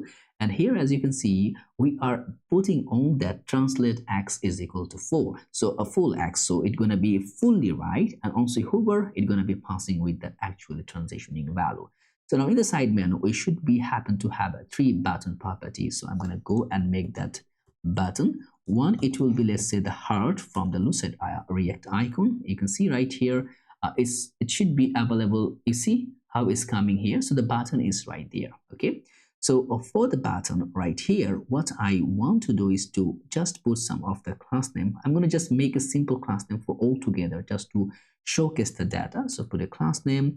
So here it's going to be just showcasing, you see, there's nothing fancy here. And also I'm going to make that heart should be, let's say the size should be going to be as a 16 of the size. And for the class name of that, I'm going to just make that, just keep it like that. So here 1, so it should be coming as 3. So I'm going to just pulling that other. Okay. So now it should be, one should be heart, another should be arrow left icon. So that would be the arrow left. I think arrow left and right, not only arrow left, should be, let's say, arrow left right icon. And then the last one should be share 2. So this is going to be the icon. So 3 icon. Right now I'm going to keep it like that. As you can see, it's also happened to have like that. But I'm gonna passing that value in a dynamic way later on. You see, it's already in the there on the list, so that is showcasing that is already in the share, because later on we can combine those. So right now we are actually happen to have that button structure. What we are looking forward to have it after finishing the product card, we can go and combine those structure for ourselves to make those things really work together. So now as we have that, after this content, we're gonna have that contained container. So container. Now on that container, we're gonna happen to have a link here, and that link gonna be compiling with the title of that product title. Did you have the title? No, we didn't create a title. So you can extract the title component, which can be really helpful to combine all of the title together. So in the common, I'm gonna create a simple component here.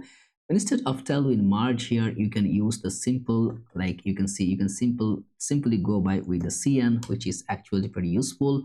And you can just simply pass the title, which can be text to Excel, font semi-bold. You can also pass the class name as the props if you're looking forward to. So we're gonna just simply make that a title. So in the title, we are going to wrapping up or rendering the data structure. What we're gonna pass is that we can simply pass that title. Here it's gonna be passing that product.name. So in the href, so let's passing the href, I'm gonna be passing as the backtick and gonna be passing that as product, and / gonna be let's say gonna be product.flag.current. So this is gonna be it.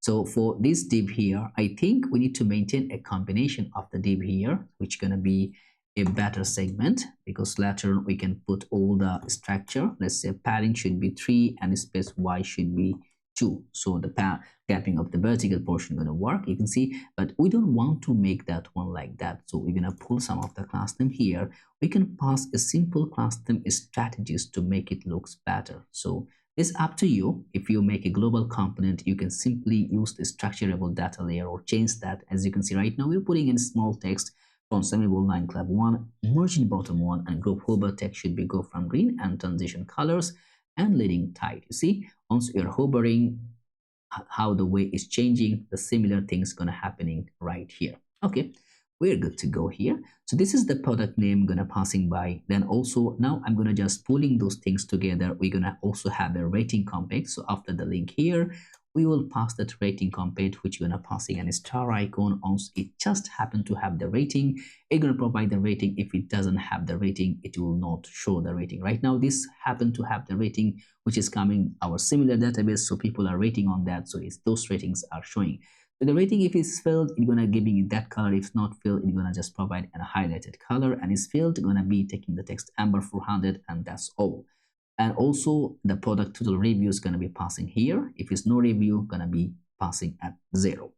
So now after that, also we're going to get our stock value here. So that's the rating is done. After rating, we're going to get the stock. So the stock going to be if the product stock is available. You can see right now, I think it's going to be similar like that. But right now, if we have out of stock and product stock as number. So if it's out of stock, then this is gonna passing that. Okay, if the value is less than 10, you can find in some of the product which is actually less than 10, but right now we have all the stock capacity here. Right now you can also check if you remove this parameter, you can see how the way we can, okay, and product stock. Okay, I think we can just simply pass that. We can structurize on that. Okay, that should be here. You see, only 28 left, and here the message gonna be shown if only have we, like if his product is not out of stock and we have only equal or 10, like if we have like we have only 10, it will show the message. If it's less than 10, it will also show the message for the customer. Then after that segment, we're gonna happen to have a price structure. And for the price, we need to pass another component which is going to be passing that as price view.tsx or FCE. That should be our price view. So price view. Now over here, we can simply grab it. We're going to pass that price view component. So price view. And in the price view, we are going to grab 3 property here. One, we're gonna pass that a particular structurable data here, which are gonna be grabbing that to like how the way we are combining. We are passing that product price and also passing the discount price and the class name. If the price view is gonna take the multiple class name structure, it can just handle that. Now let's go on that structurable data. So in that price view, we're gonna get our property of the props here. So from there, we can simply grab everything from the props. And from the props, we're getting that price, discount, and class name to start with. So in the price view, as we have that, we need to also destructurize our original price. And the original price is going to be either the price or it can be the 0 value here. And for the discount amount, we're going to be calculate a particular discount segment here. As you can see, discount amount can be for the discount and an original there. Then the discount going to be actually what is happening if we have the value of 10 for the price and we have the discount for like 20%. The 10 plus 2, like the 2 discrepancy value from the 20% going to be the 12 of the actual price. So this is the way we are actually calculating, not making any other of segment. Also, we need to have another one which going to be, let's say we're going to make that as a price for method.tsx or FCE. The price format is going to be a combination of data, going to be a simple structure which already you may know when if you are working with me beforehand, how the way we are combining those things together. So instead of TW March, I'm going to use that CN, which is pretty good to use. So here, what actually we're doing in the props, we're getting the amount and the class name if we are having any. Now in the formatted price, we can passing that as the US currency right now, style is as currency, and minimum fraction of digits we are passing as true. So which we're gonna combining at the cents value here. If you want to change any of the currency, you just change the local string here, change the currency value here, and that's it. It's gonna automatically pass that from here. This is very simple to go and use it, especially whenever you are building a bigger application layer. So right now, as we have in the price view, we can now pass that several entity here, put a class name here, should be flex everything, item should be center, and justify should be, let's say, in the between here, and gap should be 5. Not the padding should be, gap should be 5. And then over here we're gonna also taking another, let's say, another div, and then the div gonna be price formatter, and on the price formatter we're gonna pass the amount should be the current price, and also let's say once we pass the current price, which gonna be 6.30. So now over here, put the class name here, we can simply pass that text should be go from green, and then we're going to make that font a semi-bold. Okay, so this is going to be taking that as the first instances. I think this is already, no, only the green is there, but semi-bold by default is actually taking that, I believe so. If you go in the price formatter, yeah, it is semi-bold by default, so no need to pass that. I'm going to close those things, which is this one not required. So right now, as we have that, the price view here, which are going to be passing, I think this the price view, yeah. So we have the first price instances. So this is gonna be getting that one prices, and also the discounted prices we're gonna pass that. So one price gonna pass that the price formatter here. After that, also we're gonna pass the discount price, and this is just coming at top layer of that. I think this is just not required. Okay, this is coming in additional extra. Sometimes the Tailwind is not understanding by those things. So right now here, what actually we're doing, we have that. So this is the original price. I think, okay, I think I removed something maybe. How we are showcasing? No, it's okay. We're actually in good mode. So now what we are showcasing here, as you can see, the flex item center gap one, we are showing that price formatter with the original price. Like the original price is the current price plus discount amount. And then also we are showing the discount badge itself to showcase the data layer. And to make these things looks better, making a class name, flex item should be center, and gap should be as 2. Okay, so now you can see the structurable price data here. Now one more property which we are actually missing to have that, which gonna be as add to cart, add to cart button. I think add to cart button dot tsx. We can make it as add to cart button, yeah, and I think RFCE, we can just simply render our add to cart. That's it. So now over here, after instance of that, we're gonna just simply get that add to cart button. Simply we're gonna showcase the add to cart property here. So right now the button you see on hover, the way the design is gonna be simplified. So we're gonna just grab that structurable design. So to do that, in the add to cart button, we need to, first of all, we will generate a simple button instances, right? Nothing at all, just a simple button instance. Now, how we can do that? So first of all, as you can see, we have the quantity value, we have the out of stock value, and so on. So I'm going to just make that an empty basis here. And then I'm going to just simply call our button property. So the button, and that's it. So it should be add to, let's say add to cart. So we are happen to have the button. So now in the button, what we're gonna do, our button gonna be, let's say the variant gonna be variant, it will be outline. Okay, so you got the outline button. And also it should be, I'm gonna passing that some of the class name for the button itself here to make things looks better. So let's say put a class name. So this is gonna be in the button structure to grab the entire width and height. You see how the way you're looking forward to. Okay, so now we also make that hover border. I think the border green is not actually getting rounded MD. Okay, border 2. Okay, let me just see why the border is not capturing. Okay, it's just showing that. Okay. So the border is 2, but border go from green is not capturing. This is okay. Anyway, I think we can also pass some of the class name from here in the add to cart button, which can also accumulate if we are passing actually anything there or not. But anyway, we can fix that. We can fix that in a decent way. So right now in the add to cart button, you see we should have another icon here beside of it. So that should be, let's say, shopping cart. So it should be shopping cart or shopping bag. So that would be the icon. And for the icon class name, which should be 4 and height should be 4. That's it. So we have the icon itself here. And of course, we're going to have another span here before those things to go and accumulate those things. You see how once you hover, okay, this is annoying. Why is not working?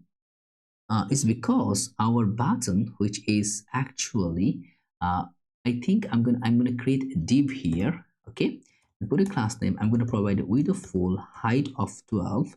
I'm gonna be flex item, gonna be center, you know, just to grab everything together.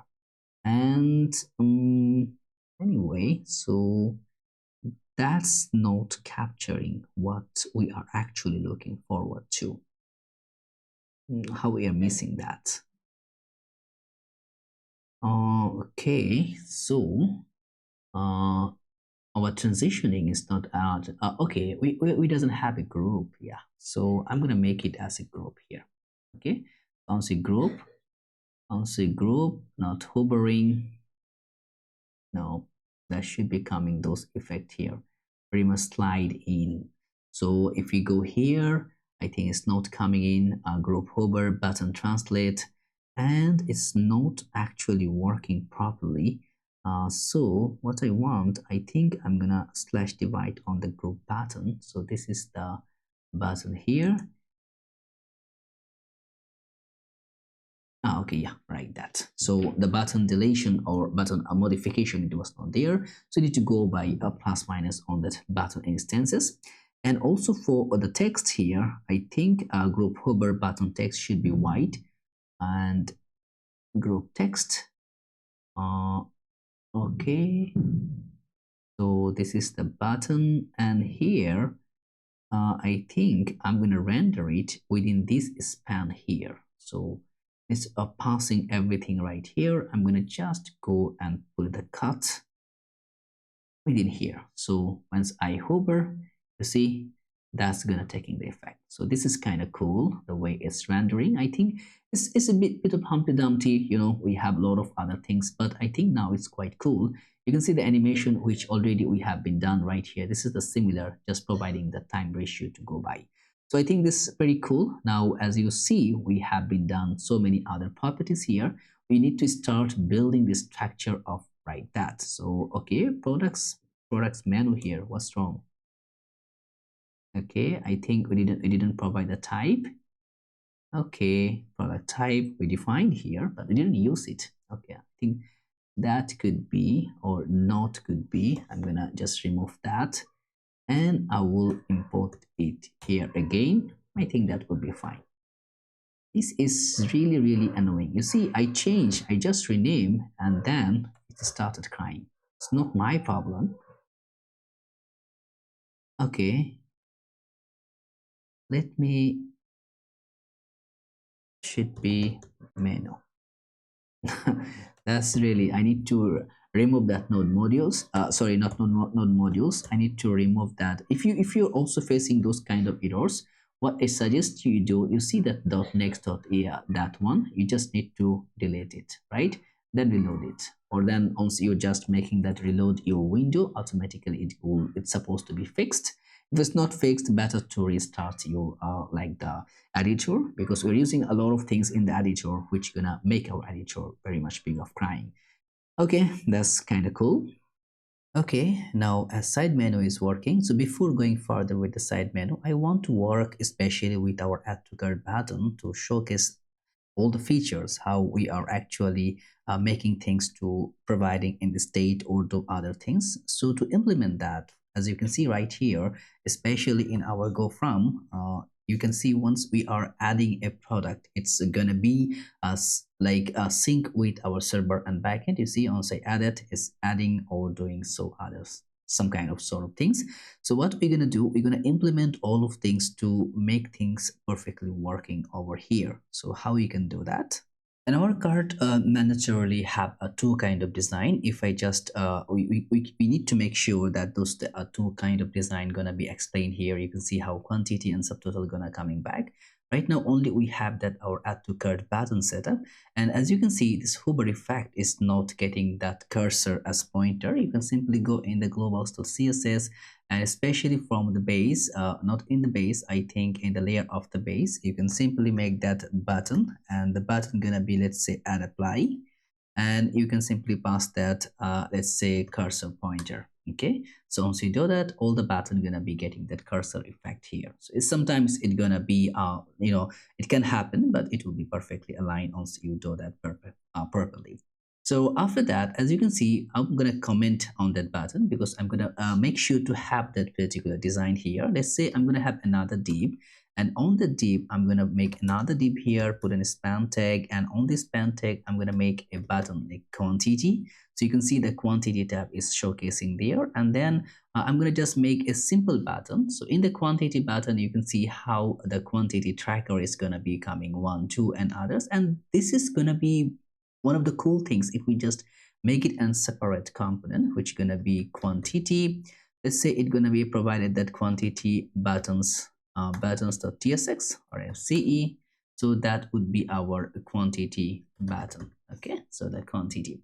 Now from the quantity button, let's say I'm gonna import it here, quantity buttons, and on that quantity buttons I'm gonna pass that our product because we need to align our entire product there as well. So not the process but the product. What's wrong with that? Should be the product.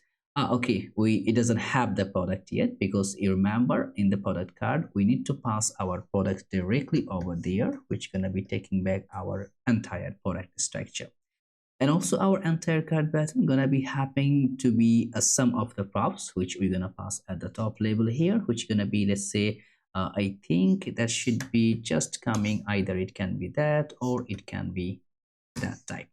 Now in the props, what actually we are maintaining, as you can see, now weight and size, you can define whatever the criteria, whatever the type is actually matching with your design ratio, but I'm going to keep it as it is right now.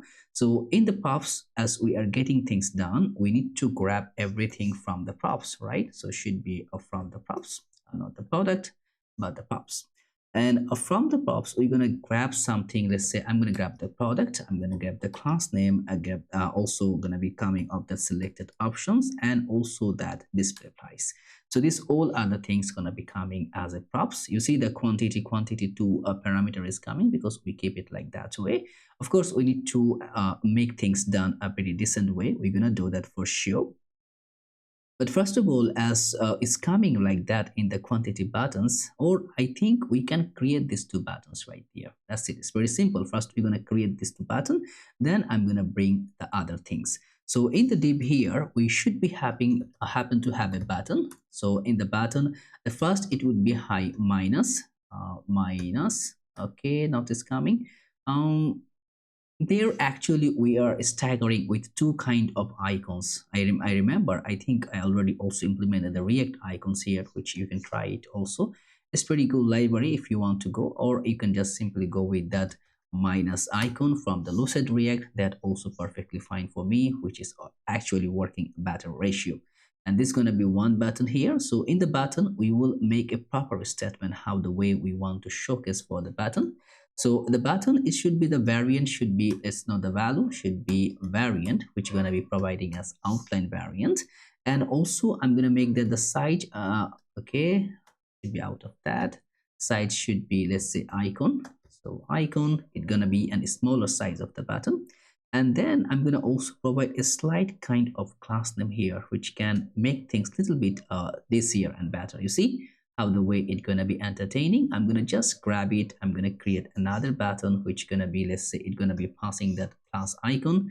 So that's the plus icon, and in between I'm gonna make an span tag, and here let's say provide 12, just to showcase what actually we are looking forward to. Now what is gonna be there at the div over here with a class name, I'm gonna make it let's say I'm gonna use that cn here to just to accumulate all the class name from there. Let's say a flex item should be center, gap should be 1, and padding bottom should be 1, and also text should be, let's say, base text. That's it. Now this is kind of thing. So for the span tag, font should be, let's say I'm going to provide a semi bold, and text should be small text, and let's say width should be 6, and text should be center, and text should be, let's say, go from I'm going to make that one as go from black.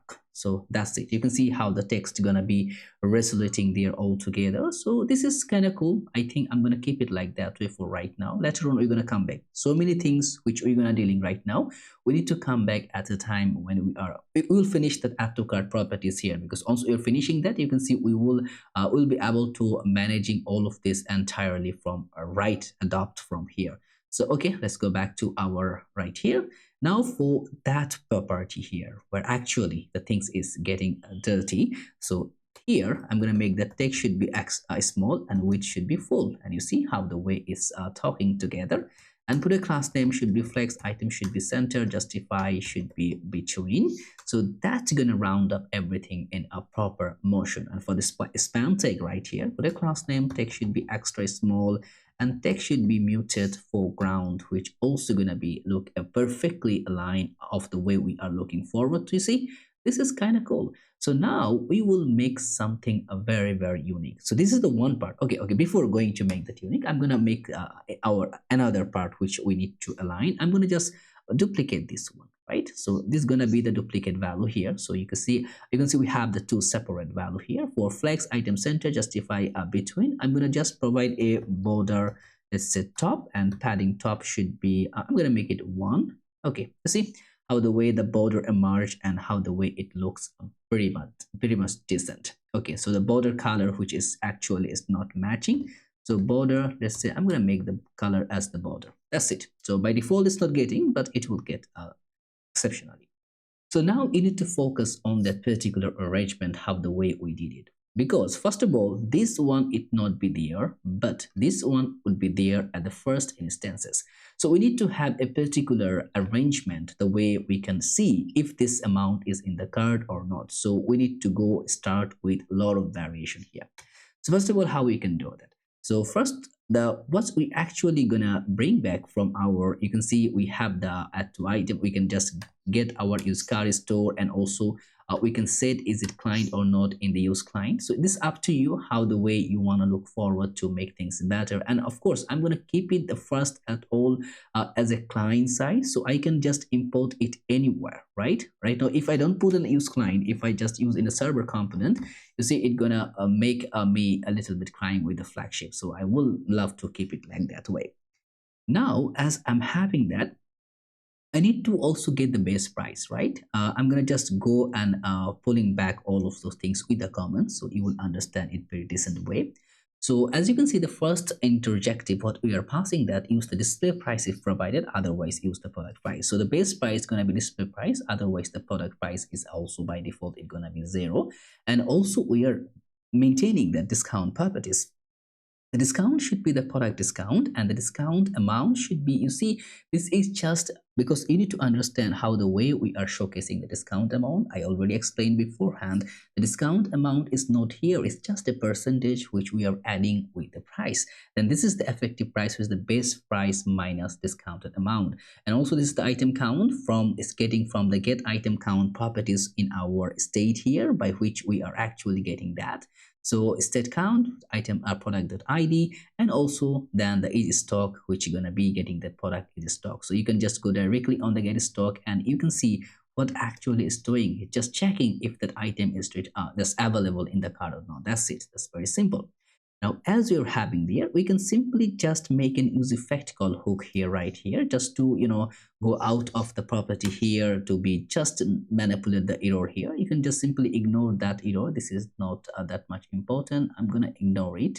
So I'm going to go in my quick fix. I'm going to disable this entire file. So this is going to be preventing any hydration, because you can call it in a client and in a server. So you need to make sure that those calls going to be perfectly aligned. So right now, also I'm going to make a separation here. Let's say if early, like to provide that, because as it's connecting within my database layer, I need to make sure that early return after all hooks have been called. And why it can be happen, this is crucial for, let's say, rows of hooks. So I need to provide that. And what actually I'm gonna do, if there is no client, okay, if sorry, no is client means is not in a client side interjectory, it's gonna provide a return, because I need to make sure that it's only gonna run once the server rendering is gonna be client side. So we're gonna be providing a button here. Okay, should be button, and on the button gonna be, let's say, should be a shopping bag icon, and then I'm gonna passing that loading. That's it. So there gonna be some kind of intersection by which we can provide that. And also the button capacity gonna be, let's say, gonna be visible, and I'm gonna call the cn to just go interject. Actually, yeah, also it can adopt the class name if we are looking forward to pass it in the top. So the class name gonna be, which should be full, and the height gonna get the 12 of the height, and also flex item should be center. Now if we can just pass this resolution here, if we make it is, you see, just owns whenever you are, because we are running a loader, especially, you see, there is no loader, there is no upcoming loader, everything coming at the bump. So now even you click, like in the client is loading, but you directly is not rendering yet, you can see these instances owns that capacity gonna be running by. Otherwise everything gonna be working perfectly fine. And here you see there is one value, is the item count, which gonna providing our item count property. So I'm gonna just reclose that. And here, let's say I'm gonna make that a console log. So let's say should be console.log, and here I'm gonna passing that item count. So right now I'm gonna just go on the inspect value here, console, you see item count is 0. So what we're gonna do, we're gonna just make a very simple intersection here. I'm gonna remove that, and that intersection gonna be a very specified manner. You see, so this combination, which actually you are looking forward right now, I'm gonna provide a proposition here.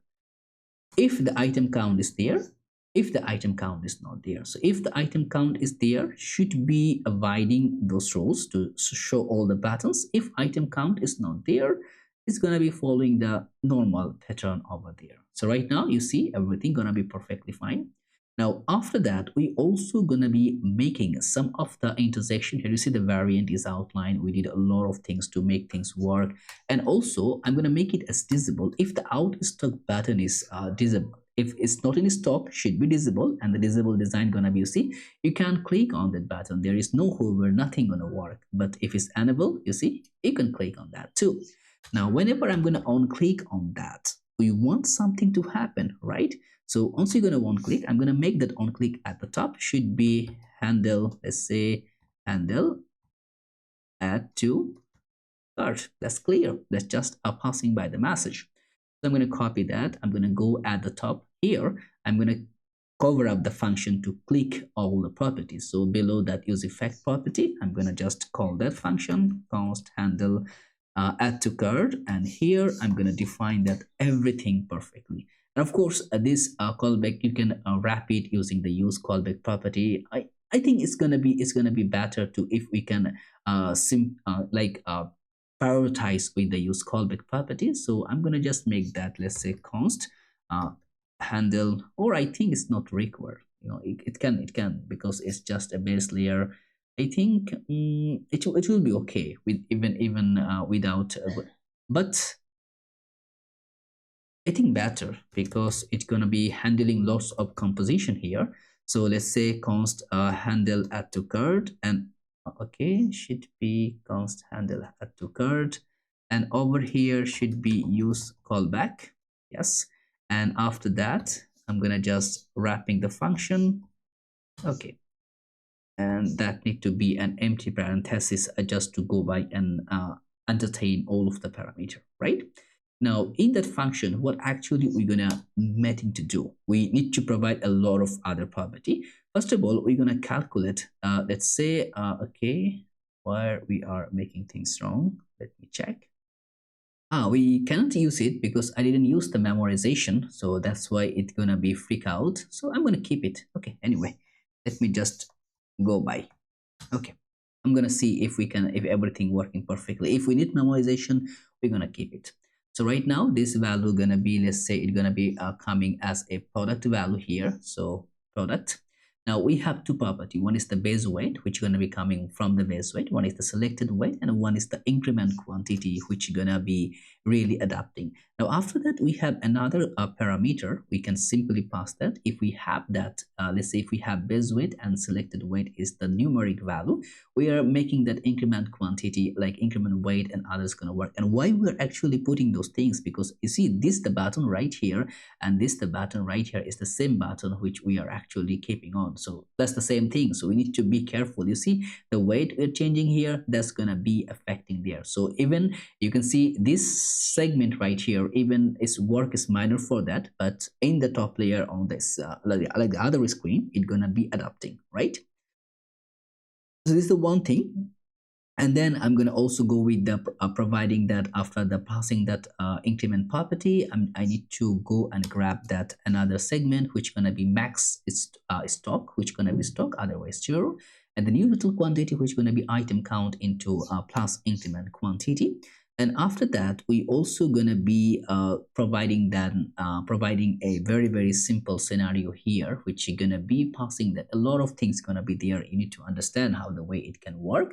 So first of all, if you see if the max weight and if the max stock is equal to or smaller than new total quantity, we are actually getting to make that a product with options, which providing all the product segment. And I'm gonna remove the any, which we can simply pass that product, and you can create an optional chain for that. I'm gonna keep it any for right now, and then we're gonna using that add item, which is gonna provide that with provide options. I'm gonna just pass that. No need to provide an type here.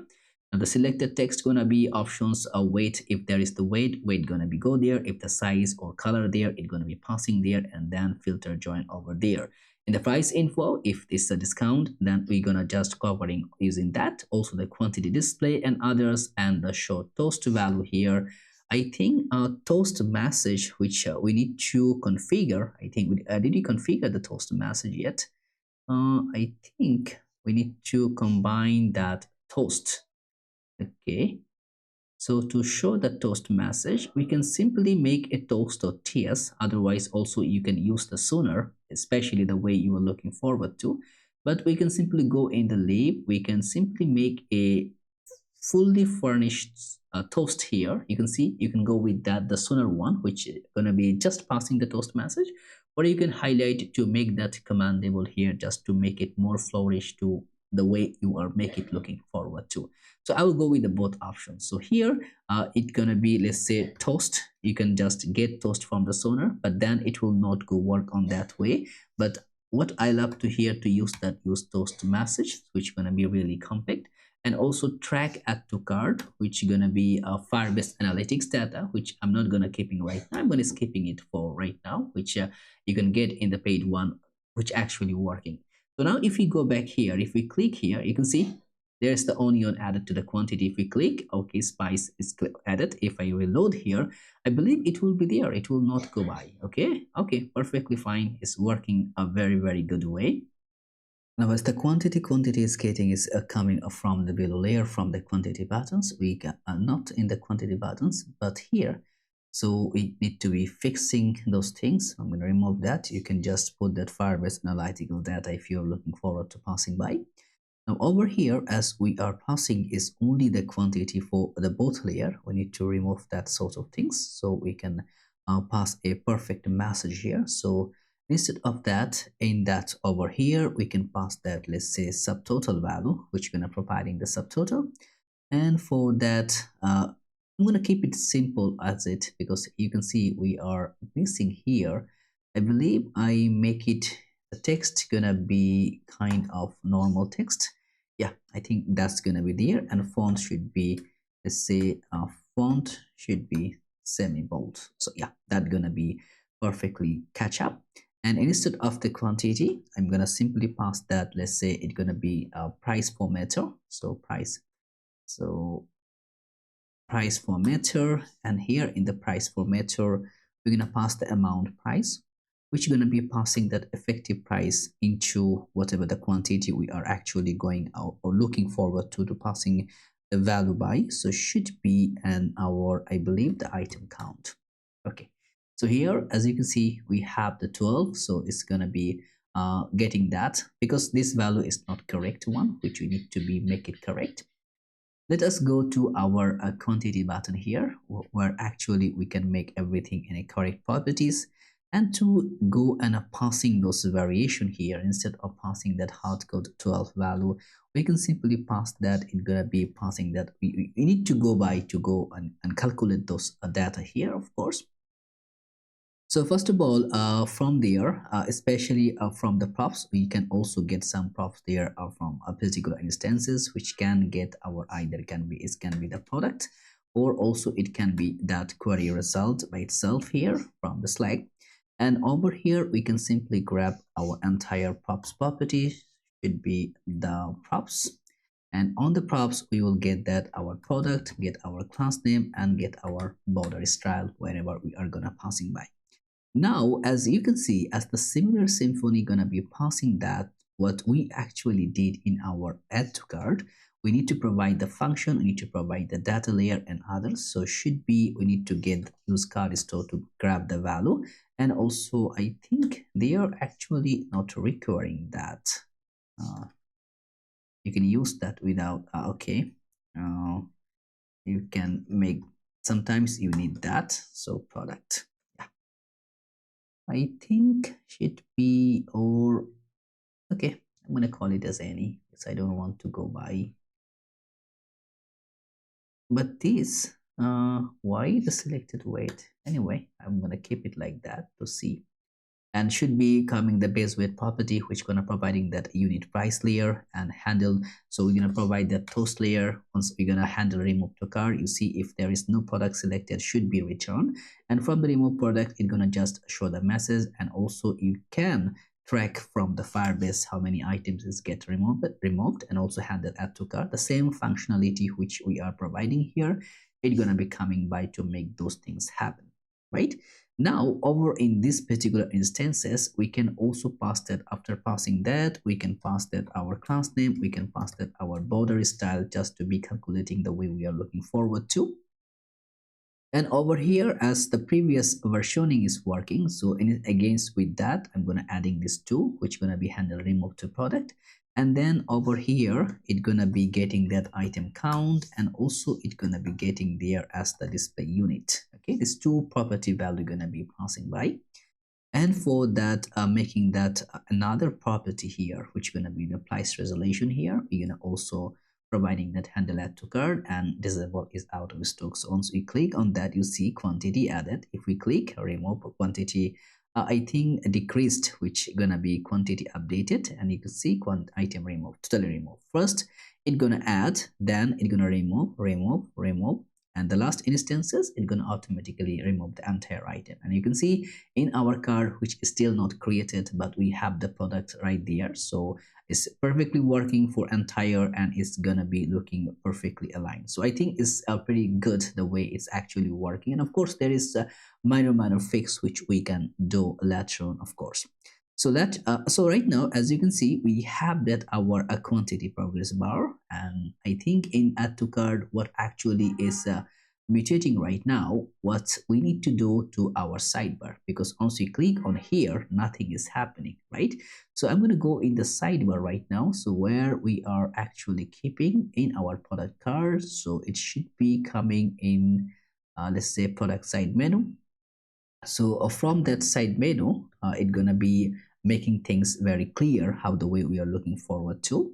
So in the product side menu, we need to add a lot of other variation. You see how the way it's gonna be providing. We're gonna first let's say let us give to make that compare product and other properties. So it's gonna be distinguished by so far. I'm gonna just keeping it. You can get the code by just cloning that, and then you can just make it do it the way you are looking forward to. So use compare store, which is still not there, and also use a share store, which is not there, because this two is not that much important too. So first I'm going to just go with that our favorite property here, so which we can animalize or we can adapt over here. So first of all, to initialize that, what actually it's going to do to make this one as a favorite. So let's say in our heart button, which is actually our favorite button right here. Now for that favorite property right here, I'm going to also go and make sure to have those style property which going to be handle favorite and also going to be varied to the existing product if the product is available or not. So this going to be providing a very good variation. To implement that, add to cart provide like if the product is here or not, we can just go with that's an existing product and others.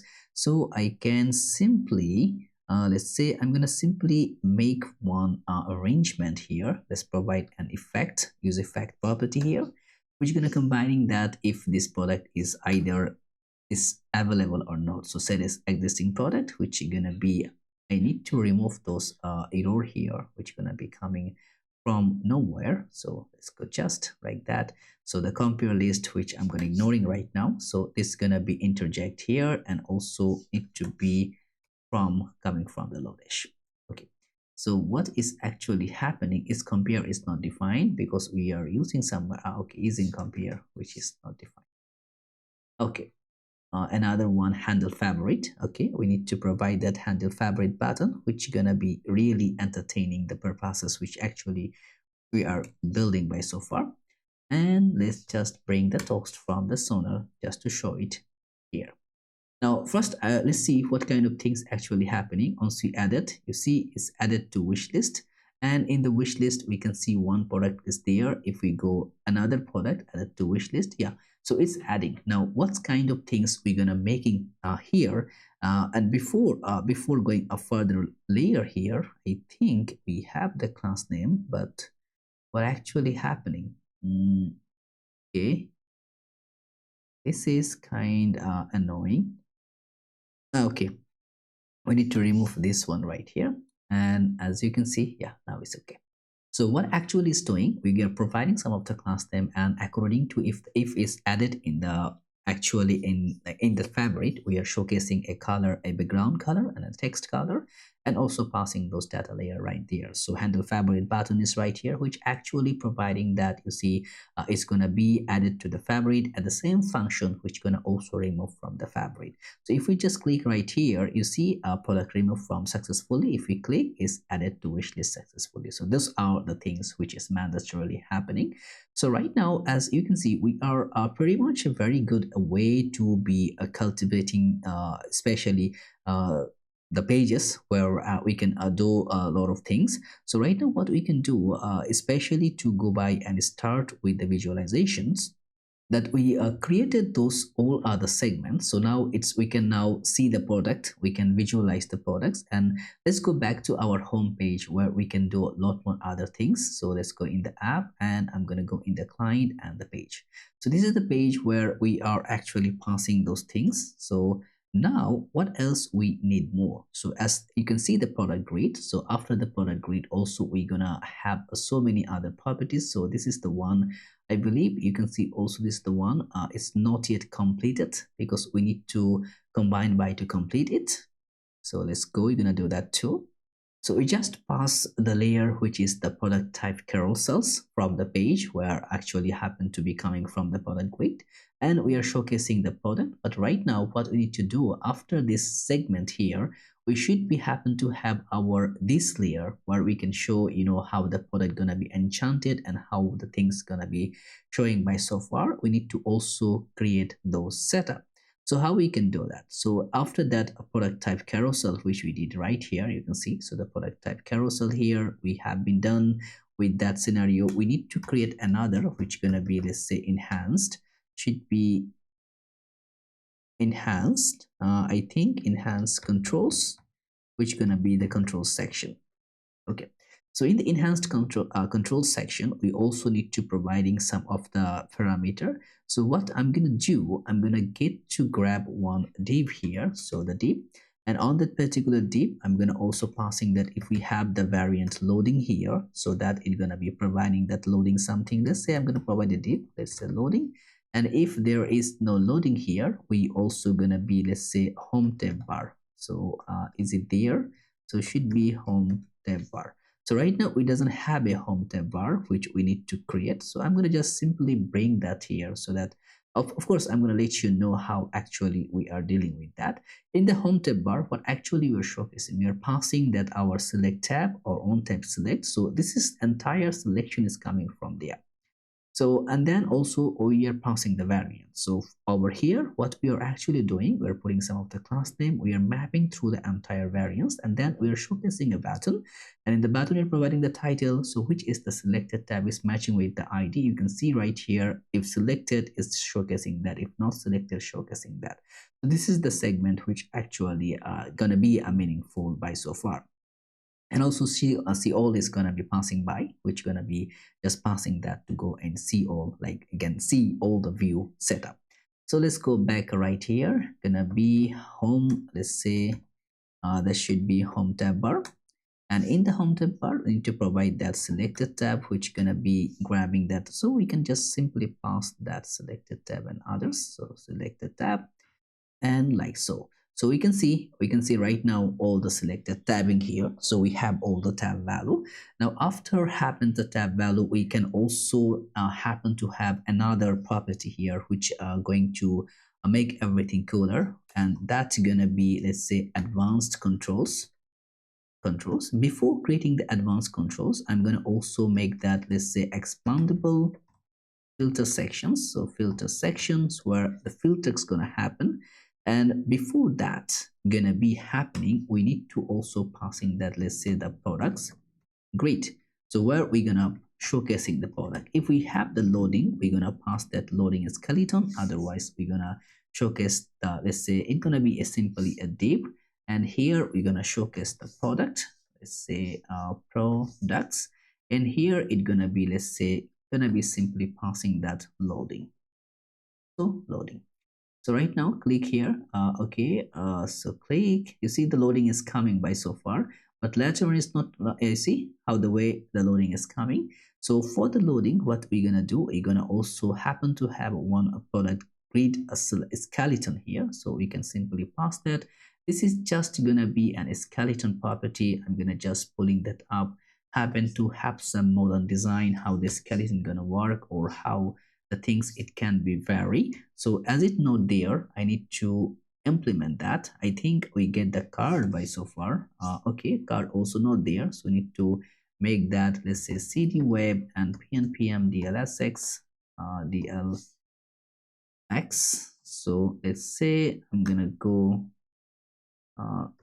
chatgn add latest, gonna be add the card, and also need to add the skeleton. Okay, so these two gonna be coming directly here. Okay, the card, why the card is not here? Did he miss anything? card? No, I think in the UI do we have that? No. So let's go to chatgn and let's go search for the card, and here is the card. So oh, okay, I forget to add, I forget to make that add. So should be add. Yes. Okay, so now we're gonna provide that to scenario. It's very simple to create. You see how fast it's created. So should be importing skeleton, also importing that card. Okay, UI card, and I think also need to provide that card content. And here, yeah, we're good to go. It's just providing a similar configuration how the card gonna be look alike to provide a very good symphony, so that you can also build your own card segment. So instead of passing the loading, we can simply just passing now as that product skeleton. I think it be a product grid skeleton, or I think we can simply pass that. I think the grid skeleton gonna work perfectly fine. So right now, as if we directly go here, And if we just make a simple calling here, you see how the way it's gonna be looking. Yeah, it's currently showcasing, but not in a dynamic way. Okay. Okay, anyway, you can adjust it the way you are looking forward to. That's up to you. Now what we need to do, we need to showcase our product segment the way we want to look our product right away. So how we can do that, because this is going to be a simple product grid as well. So here I'm going to keep the filter section right now as we are not passing here. So I'm going to just go by a div here, and on the div, I'm going to make that as an animate presence. So animate presence from the motion, and on that presence, I think we need to provide that filter segment. Otherwise, it will not work perfectly. So I'm gonna bring back those data structure. So let me grab it for you. And to bring it at live, okay, I am missing something here. Okay, that's the one. So now what actually we are looking forward to just do a combined with all of the value here. So that could be it. Okay, so we need to get that animate presence here. We need to grab the motion. So I will import the motion here. So animate present and then the motion, and after that also it's gonna be passing that our product list card, which is not yet done. I'm gonna simply grab my product card. So okay, did we mispronounce here our product card? Product card. Okay, we have a mistake here, which actually when we created that one, this is the product card, but the name, as you can see, should be product card. Okay, here is the problem. So enter here. Yes. So I need to make sure to have that as product card. So that should match together. So I think it's matching, and also need to import passing like that product card, and especially in the product type carousel I need to grab it, and I also need to grab it from our product card. Now I think we're good. And also in the product grid I will use that similar, which gonna be, let's say, product card. Okay, good. Now here we also need to, I think there is something we are missing. So here, let me just try, just list view coming soon. And over here, no product available. Okay, there is missing something, which I believe, did we use any extra container? I think we missed one sign here. And this is going to be coming as a no products available, which also we can create. And to do that, to create the no product available here is very also simple. No product available be, and that's going to be showing a very simple message here, that whenever the product is not available, going to be passing that no product scenario, which going to be importing from motion and /react. Okay. So this is going to be passing a simple animation through that when a no product is available, and a simple message how the people can understand. So if you just go and make that one as like this way, okay, should be, did we import it yet? No, didn't import, so no products available. So over here, if we just grab it, let's say I'm going to grab it that. So let's go at the bottom. You can see no products available. Those are the message. If the product is available, it's going to be coming like that way. So right now, okay, we can just simply tabbing that. You can see how the way it's just working perfectly fine.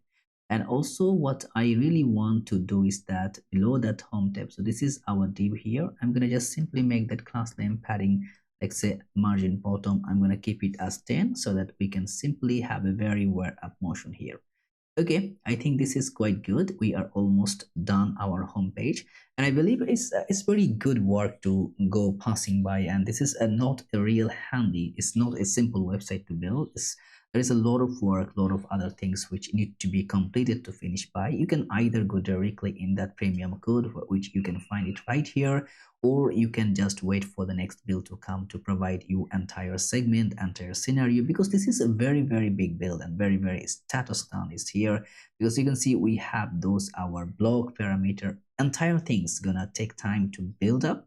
This is up to you. If you continue with me, this is the first part which we combine, so there are going to be some more part where you can find all the things. So this entire code base which we are just created, you're going to find in that part one, so that you can use it. So this is up to you, how the way you are looking forward to, and I wish I can give you much more things day by day. And so try to configure it, try to finish it entire things which we did till now, from the login to till here. And I think you can do it, and I'm gonna see you rest within the next video.